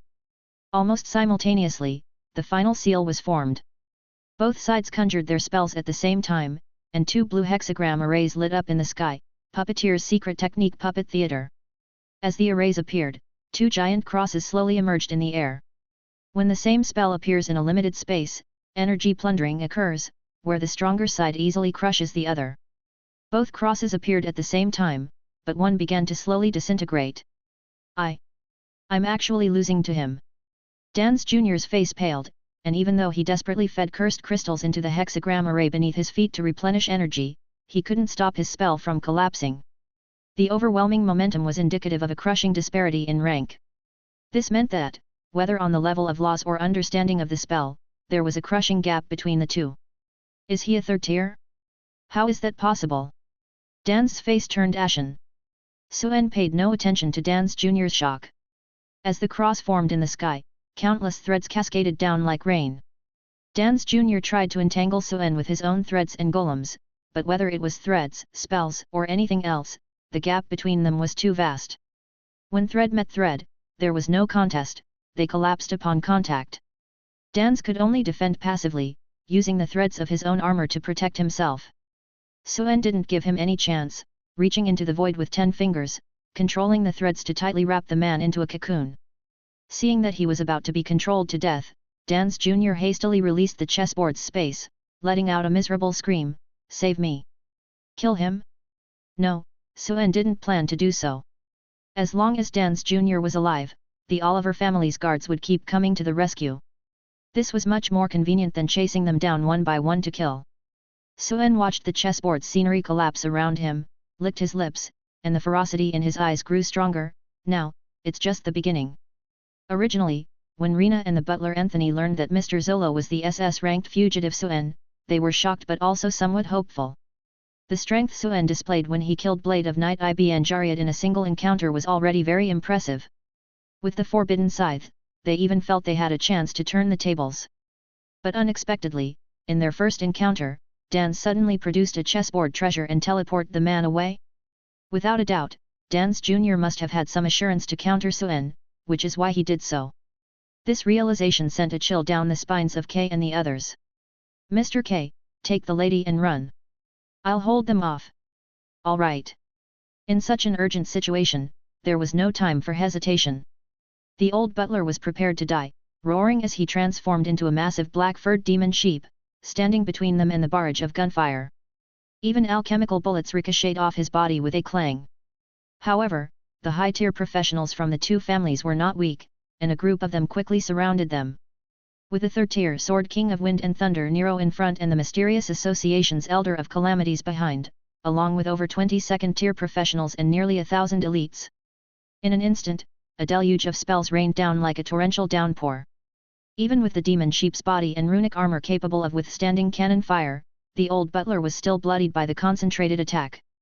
Holding on to the thought of delaying them for as long as possible, hoping to draw most of the fire to give Kay and Rena a chance to escape, he didn't expect to have to fight desperately when suddenly he heard a scream echoing through the prison. Save me! That desperate, despairing cry sounded like it came from Dans Jr. Looking again, Dans, wrapped in black threads and completely encased in silver threads into a cocoon, was being crushed with immense force, like a python's embrace, spewing blood from his mouth.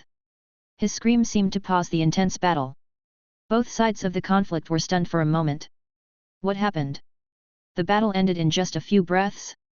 The puppet theater spell in the sky hadn't dissipated yet, and looking at that cross, Sword King of Wind and Thunder Nero's face darkened as he immediately understood.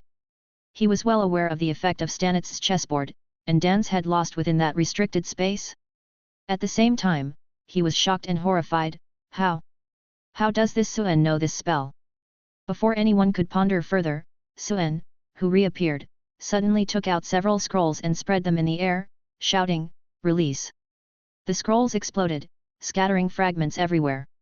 Looking again, in the dim prison corridor, over 100 red-faced rune dolls appeared out of thin air. They wore sinister smiles on their faces, and their lower jaws trembled, emitting a low-frequency, eerie laughter that sent shivers down the spine. Some with one head, others with two. 2 arms, 4 arms, 6 arms. Like kites, over 100 bizarre puppets floated in the air, staring straight at the enemies surrounding them. Suen's eyes began to show a red glint. Even those with weaker perception could feel his presence like a burning flame. The special fluctuations of his mental power spilled from his body, radiating ripples that made onlookers slightly dazed. Suen bared his white teeth in a mad, excited grin. From his throat came a low growl like that of a wild beast, secret technique night parade of 100 puppets. Seeing Suen control 100 puppets at once, everyone was stunned. The people from the Oliver and Clark families realized how naive their previous thoughts were. The SS-ranked fugitive Suen in the reports and the one before them were not on the same level of combat prowess. Not only had Dans Jr. underestimated his opponent, but almost everyone had thought Suen was just a lucky fugitive who had a way to avoid the backlash of the Black Scythe and had repeatedly escaped by chance.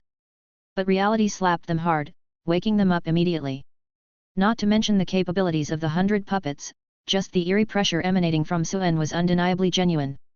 It was a feeling that made those second-tier professionals' scalps tingle. Who else within the same rank could make them feel as if they were about to be killed with just one look? Just the feeling alone told them that this man's true strength was terrifying. Even the sole third-tier professional Sword King of Wind and Thunder Nero looked very grave upon seeing Suen. Such strong mental power, no wonder he can control so many puppets. Seeing this, the veteran third-tier's eyes were filled with solemnity. Could his professional ability be spatial ability? He didn't believe that these 100-plus puppets were just for show. Each of the 100 puppets was covered in intricate blue light runes, not ordinary low-tier ones. Intuition told Nero that he should kill that man, but with Anthony desperately holding him back, he couldn't free his hands. Suen's entrance as a puppeteer turned him into a one-man army, significantly closing the gap in numbers that was initially one-sided. Although there was still a difference in numbers, the puppet army's momentum was not inferior to the two families. As soon as the puppets appeared, Suen didn't give the enemy any time to react, simultaneously controlling them with 8 spider spears. It was nearly impossible to control 100 puppets with precision at the same time, but now, things were different. He gradually released those suppressed emotions, and his thoughts seemed to expand, revealing a new world before his eyes. Joy, anger, sorrow, thought, grief, fear, shock. Those suppressed emotions were like different Suens, helping him to multitask and control the puppets. When it came to killing, they were all very interested. Like fireworks exploding, bursting into a dazzling array of colors. His senses became sharper, as if pulling threads, he felt a trance-like, ethereal sensation. The unrestrained emotions brought extreme pleasure to his body. Suen licked his lips, growing more addicted to the state that brought him extreme excitement and joy. Such a delightful state. With a flick of his fingers, the 100 puppets surged wildly into the crowd. Click, click, click. The friction of the wooden joints of the puppets was chilling to hear. Watching those terrifying red-faced puppets fly towards them, the people from the two families panicked, raising their guns in unison, and gunfire erupted. Bang! Bang! Bang! The two families had their share of sharpshooters, and many puppets were hit. But in an instant, they realized that ordinary bullets were useless against these puppets. Bullets hit the puppets with a crackling sound, but these seemingly wooden puppets became indestructible due to the enhancement of high-tier runes. These puppets were no longer the crude creations Suen had made before. Since stripping the soul fragment from that 5th-tier professional, Suen's understanding of 2nd and 3rd-tier runes and enchantments had leaped beyond most of the rune masters in Old London. All the dolls were enchanted and runed with 2nd-tier knowledge, and some even utilized 3rd-tier knowledge. In the field of alchemy, the tier of the rune signifies its power. 2nd and 3rd-tier runes mean 2nd and 3rd-tier attack and defense capabilities. Even if hit by alchemical bullets, occasionally piercing through a puppet, what of it? The most formidable aspect of a puppeteer is that as long as the controller lives, all battles are meaningless. Even if reduced to limbs and fragments, puppets can still kill. With a tug of the threads, the first volley of gunfire failed to stop them, and these fearless puppets, like hungry tigers pouncing on sheep, plunged directly into the crowd. The daggers of the puppets were inscribed with 3rd-tier runes like armor-piercing, sharpness, demon-breaking. How could they be easily defended against? 1st-tier professionals, except for those heavily armored, were almost always left with a gaping wound with a single strike. In the first encounter, as the puppets swept into the crowd, screams of agony filled the air. And that was just the beginning of the horror of the puppets getting close. The most troublesome aspect of the rune puppets lay in their mental power runes. Nightmare dolls could cause visual and auditory hallucinations, leading to confusion. Once within a 10-meter range, the effect intensified. If the dolls got too close, even 2nd-tier professionals would suffer greatly. Caught off guard, they could be stabbed to death by the puppets while in a dazed state. With the arrival of Suen's puppet army, the enemies were caught off guard. Soon, the people from the two families realized the problem. Commanders screamed into their communicators. Don't look at the puppets' faces, there's a visual illusion. Don't listen to. Keep your distance. But, knowing is one thing. What can they do about it? Most professionals rely on vision and hearing to track targets. If they don't look at the puppets and shut off their hearing, how can they fight? That's the trouble with rune puppets. For a moment, this group experienced the terror of being dominated by rune puppets. Those who had seen this technique before were dead. Those who had seen rune puppets were almost all dead. Now, those who have seen them are about to die again. The strength of puppet theater lies in the fact that within a certain range, this technique is virtually unsolvable. Where Suen stood, within hundreds of square meters, he had absolute control. The puppets moved as nimbly as real people, attacking in swarms, leaving no match wherever they went. However, puppeteers do have weaknesses. Control distance is a big issue. The people from the two families were being slaughtered by the puppet army with almost no ability to fight back, and the experienced commanders issued orders to retreat quickly. Suen watched those guys run off, the puppets unable to catch up. He didn't waste the energy. He directly pulled the tightly bound Dance Jr. in front of him, loosening the binding thread slightly to reveal his head. Then, Suen stabbed the guy in the buttocks with a knife. Dan's Jr. cooperated with a painful cry, "Ah! Save me!" The scream echoed in the prison corridors, lingering for a long time. Chapter 200, Impossible. With Dan's Jr. as a human shield, the two major families naturally hesitated to kill Suen, fearing the consequences. They dared not unleash large-scale spells, nor fire their guns recklessly. Suen's keen perception and swift reflexes left no chance for a sniper's bullet. The previous instant kill of Blade of Night Ibn Jariad served as a warning, deterring any assassins from getting too close. In the puppet theater, it was impossible to silently approach Suen, who was surrounded by invisible threads. Especially with an array of ready-to-strike odd puppets by his side, including Black Hole Doll, Nightmare Doll, and Lloyd's famous puppet 12 Armored Knights. With the puppet fortress sealed tight, killing him without special means was nearly impossible. Not to mention the invisible zombies and the black scythe lurking somewhere, creatures even third-tier professionals feared. The crowd could only vent their frustration on the puppets, but ordinary people couldn't even defeat them. The puppets, unafraid of pain or death, would simply break apart. Destroying one often meant the death of several people. Over 100 puppets could mean hundreds of casualties. Suddenly, the tide of battle shifted. The side with more people was forced into a retreat, not daring to approach the domain of the puppet theater, confronting it from a distance. The sound of gunfire gradually faded. Suen paid no attention to those people. The prison was large, and it was impossible to chase after so many scattered individuals. However, Dan's Jr. in his hands suffered. With no one coming to die, the hostage was stabbed again. Dan's Jr.'s screams of pain and fear of death stripped him of his noble composure. With a crying voice, he screamed desperately, "Someone come save me!" He was truly frightened. Feeling the despair that comes before death like never before. He had never felt such terrifying murderous intent from someone. Getting close to Suen, the palpable murderous intent was like needles, chilling his soul. Those surging negative emotions, like an inflating balloon, invisible yet distinctly felt. Dan's had no doubt that if those emotions burst forth, this demon would stab him to death instantly.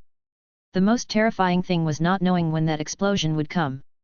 Dan's Jr. wailed continuously. The gunfire suddenly stopped. And the battle between the two third-tier fighters paused as well. Nero, the Sword King of Wind and Thunder, although seemingly stronger than Anthony, had no confidence in defeating the old butler determined to fight to the death. Instead, he was more wary of the black scythe that could appear at any moment, deliberately keeping his distance. Anthony didn't dare to pursue, not wanting to stray too far from Rena. Seeing the increasingly intense red glow in Suen's eyes, Kay and the others knew what they had to do. During this ceasefire, the trio quietly moved towards the passage to the second level. Worried as they were, they knew they couldn't help with Suen in his current state. The commander of the Oliver family stepped forward and said solemnly, "Put down young Master Dans, we can talk about any conditions you have." "Talk." Suen's eyes brimmed with cold amusement as he shook his head, "Tisk, tisk. No, I just want to kill you all." With that, he stabbed Dans again. The blade cut an artery, blood gushing out. Without immediate aid, Dans was doomed. This was also to force the Oliver family to come forward and rescue him. While the battle raged on one side, in a corner of the prison, a middle-aged man with glasses leaned against the wall, silently observing the situation. Although dressed in Oliver family combat gear, his face showed no intention of intervening amidst the carnage. Instead, the thick scent of blood brought a pleased and enjoyable expression to his face. Only when his gaze fell on Suen did a hint of liveliness appear in his eyes. Suen had no intention of negotiating, and neither did the Oliver family. They were only looking for an opportunity to launch a surprise attack. In their eyes, Suen was a man who must be killed. At that moment, a flash of lightning suddenly sparked among the enemy crowd. Spells require time to gather energy, the higher the level, the longer it takes. But this lightning burst forth abruptly, as if time had accelerated several times over, instantly completing the chain lightning cloud spell. This second-tier lightning spell wasn't highly lethal, but it had one effect, paralyzing enemies within its range. It was perfect for a rescue. Suen's eyes caught the surge of purple lightning, guessing that the caster was the mysterious association elder speaker of Thunder Declan Menard. The spell's speed indicated the use of the special time-cursed item Watkins' pocket watch. Unsurprised, he murmured, "So that thing was in his hands. How fast is lightning?" In the blink of an eye, the explosive electricity was upon him. Along with the puppets surrounding Suen, even Dance Jr. was shocked, leaving no chance to use the black hole doll to absorb the lightning. Zzz. Zzz. The lightning flashed by and disappeared. The injured Dance Jr. foamed at the mouth, while Suen stood paralyzed, seemingly affected by the spell. Almost simultaneously with the lightning, several second-tier professionals from the Oliver family charged without hesitation. They feared Suen's recovery and Anthony's intervention. Boom! A loud alchemical bullet explosion. The sniper's bullet was faster, striking Suen's head before the professionals could reach him. Unexpectedly, there was no gory scene of a head exploding. Clang! The bullet hit the head, making a clear metallic sound. Upon closer inspection, Suen's scalp was broken, revealing a layer of dark golden skin. Seeing this, the leading professionals' faces changed drastically, realizing, wrong, it's synthetic skin. They hadn't expected Suen to have another layer of synthetic skin over his face, hiding the abnormality of his true skin. Only upon closer inspection did they notice the rich gold element. Sensing trouble, it was too late to react. Due to their rapid charge, they were now within the range of the puppet theater. As their sense of danger rose, they saw Suen tilt his head towards them with a wicked smile, as if he had anticipated this. Regaining their senses, the air suddenly thickened. The invisible witch's hair solidified, trapping them as if in a waterfall, surrounded by silver strands. Suen pulled with one hand and whispered, "Secret thread control technique, floral waterfall burial." The witch's hair twisted and intertwined in a special way, leveraging and transmitting multiple times the torsional force. Countless threads wove into a net, the more the prey struggled within the hair waterfall, the tighter it bound. The leading professionals, mostly light-armored, found themselves in the same predicament as the slain blade of Night Ibn. Suen, having controlled them, didn't give them a chance to escape, his 8-armed spear whooshing and piercing their vital spots. The second-tier professionals couldn't react in time and died on the spot. After harvesting a wave of soul fragments. To the surprise of those watching from afar, Suen didn't stay within the coverage of the puppet theater. Instead, he made an incomprehensible move. Like a brute warrior, he charged towards the direction of the lightning surge. Although it was unclear why Suen wasn't paralyzed and managed to kill the second-tier officers who tried to rescue, the two major families opened fire as they saw him approaching. The next moment, a scene of despair unfolded before them. Suen faced the hail of bullets without flinching. Bullets struck him, making ter-patter sounds. Even against a single soldier's cannon, he could easily dodge by tilting his head. And once the synthetic skin was completely broken, a golden, gleaming bronze body was revealed. Upon closer inspection, the barrage of bullets caused him no harm. Seeing this, everyone was struck with disbelief. A puppeteer, charging into gunfire and ammunition like an invincible warrior? Who the hell would believe that? And to their astonishment, Suen's speed was revealed. As he surged forward, a pop sounded, and the air exploded. To most onlookers, Suen's figure suddenly dispersed. How familiar was this scene? Dance Jr., among the crowd, was terrified, the familiar feeling returning. Outside the cursed space, wasn't it this same ghostly movement that almost killed him? Air stepping. No. It's not just ordinary air stepping. From afar, Sword King of Wind and Thunder Nero finally changed color. Before, he was only wary of the black scythe in Suen's hand, puppets and threads posed limited threats to a third-tier professional like him. But now, seeing Suen in golden paint, using air stepping, he realized the danger. Is this a third-tier gold element condensation flesh alchemy? Nero understood. Just the ability to withstand alchemical bullets made Suen invincible. Even if he personally took action, it would be difficult to kill him. Thus, it meant that without a third-tier professional present, Suen, with his control over 100 puppets and the black scythe, could indeed kill everyone here. What kind of monster is this? Nero's heart couldn't be described as merely shocked, it was a tumultuous upheaval. Only a third-tier professional could appreciate how rare and valuable the flesh alchemy technique of imperviousness to blades and guns was, requiring a deep understanding of the laws to master such a top-tier spell. Air stepping, flesh alchemy, and a puppeteer. He suddenly realized that even without Anthony, he had no confidence in killing the SS-ranked fugitive Suen. And the shock in the hearts of Kay and the others, ready to move to the second level, was no less than that of the others. Kay's eyes trembled fiercely, he's actually this strong. It was a chilling strength, charging into the enemy ranks as an invincible force. Anthony's face twitched violently, feeling that his status as the ceiling of professionals at the third tier paled in comparison to the golden-painted young man. And Rena was speechless, as if returning to the time in the underground cavern, when he said he could, he definitely could. Seeing this, they finally understood what Suen had said before. When he said he would kill them all, he was serious. Although Suen's profession and augmentations weren't geared towards physical enhancement, his air-stepping speed was still too fast for anyone to react. With such speed, he naturally dodged over 90% of the attacks. The rest, striking the third-tier law-condensed Vajra body, were of no consequence. His target was precise, aiming for the Speaker of Thunder Declan, who had just cast the lightning spell. The female spellcaster holding the staff and silver pocket watch had no time to react before Suen was upon her. With momentum, the 8-armed spear thrust forward, and at the speed of a spellcaster's flesh, there was no escape. At the critical moment, with no other choice, she pressed the stopwatch in her hand, and the surroundings slowed down. The lethal spear was easily dodged. Just as she thought to flee further, her face bizarrely wrinkled, and her hair rapidly turned white. In the blink of an eye, her body shriveled like a deflated balloon, aging 50 years and becoming a white-haired crone. This was clearly the curse backlash of Watkins' pocket watch. Suen easily pierced her chest with his spear, stripping the soul fragment, and then took the pocket watch in his hand. "The last piece is in my hands," Suen muttered to himself, then reached out and seemed to grasp something invisible in the air. He hooked his finger, and the stopwatch floated mid-air, then click, it was pressed.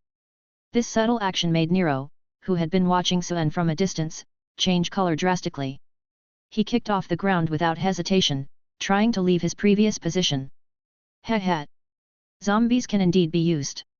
Suen felt something, his smile growing wider. This was why he had been holding back, waiting to get the watch, which would give him the power to slay a third-tier professional. Sleeping Scythe of Night plus Ounce's Mummy Wrap plus Watkins' pocket watch equals an unstoppable killing machine. The pocket watch could accelerate time by 2.5 times for an individual, making the zombies' movements very fast. Although there was an element of luck, if the speed reached 4 times or more, Suen was confident that even a third-tier professional would struggle to react. And zombies don't fear the backlash of shortened lifespan. With this cut at a speed of 3.7 times, even though Nero reacted to the extreme, the blade still appeared on his right shin. Suen had anticipated the man's evasion, the body could move, but the feet would be the last to do so. This cut severed the leg of the third-tier swordsman. The spatial rift passed lightly, and blood spurted out a moment later, leaving a severed foot behind. Nero, unsteady from the loss of his foot, stumbled and fell. As a third-tier powerhouse, even with a severed leg, his reaction was astonishing. In the moment of his fall, he pushed off with one leg and shot out, escaping Suen's sight. Though he didn't die, this third-tier swordsman was effectively finished after losing his leg. Suen sneered and ignored the enemies fleeing around him, charging towards the severed foot. This third-tier had to be killed first. Seeing Suen's invisible zombie finally reveal itself, the people from the 2 major families should have breathed a sigh of relief. After all, they had prepared many battle plans, all aimed at the Black Scythe. For example, swarm tactics, control tactics, revealing powder. The scythe could only strike once at a time, and many second-tier professionals could avoid it with caution. With so many people charging together, they would always find an opportunity. After all, the intelligence said that Suen was just a slightly faster ordinary second tier. But now, was that golden-painted figure, using air-stepping to advance, just an ordinary second tier?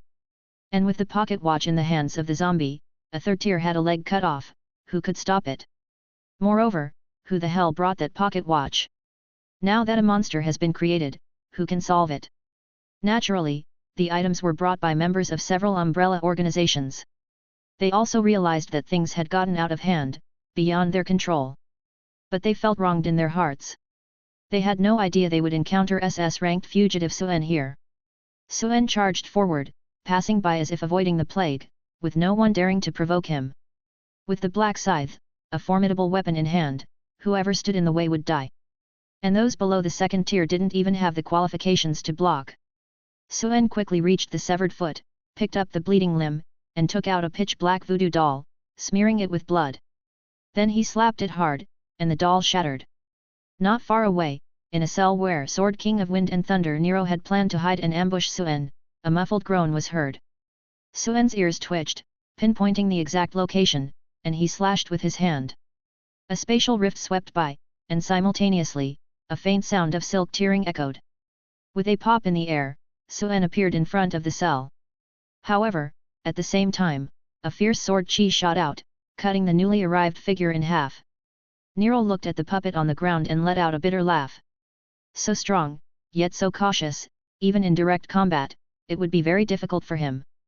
With his waist and intestines severed, he no longer had the strength to fight. Failing to ambush successfully, he had no more chances. Suen ended the life of this well-known veteran powerhouse, the vice-chairman of the Hunters Guild. Entering the cell and devouring the grey mist, the red glow in his eyes became like a breached dam, uncontrollable. He stepped out of the cell and returned to the previous passage. The people from the two major families had gathered together, seemingly ready for a decisive battle. Suen didn't rush to act but greeted the empty prison. "Mr. Gerard, if you don't take action, I'm going to kill them all, you know."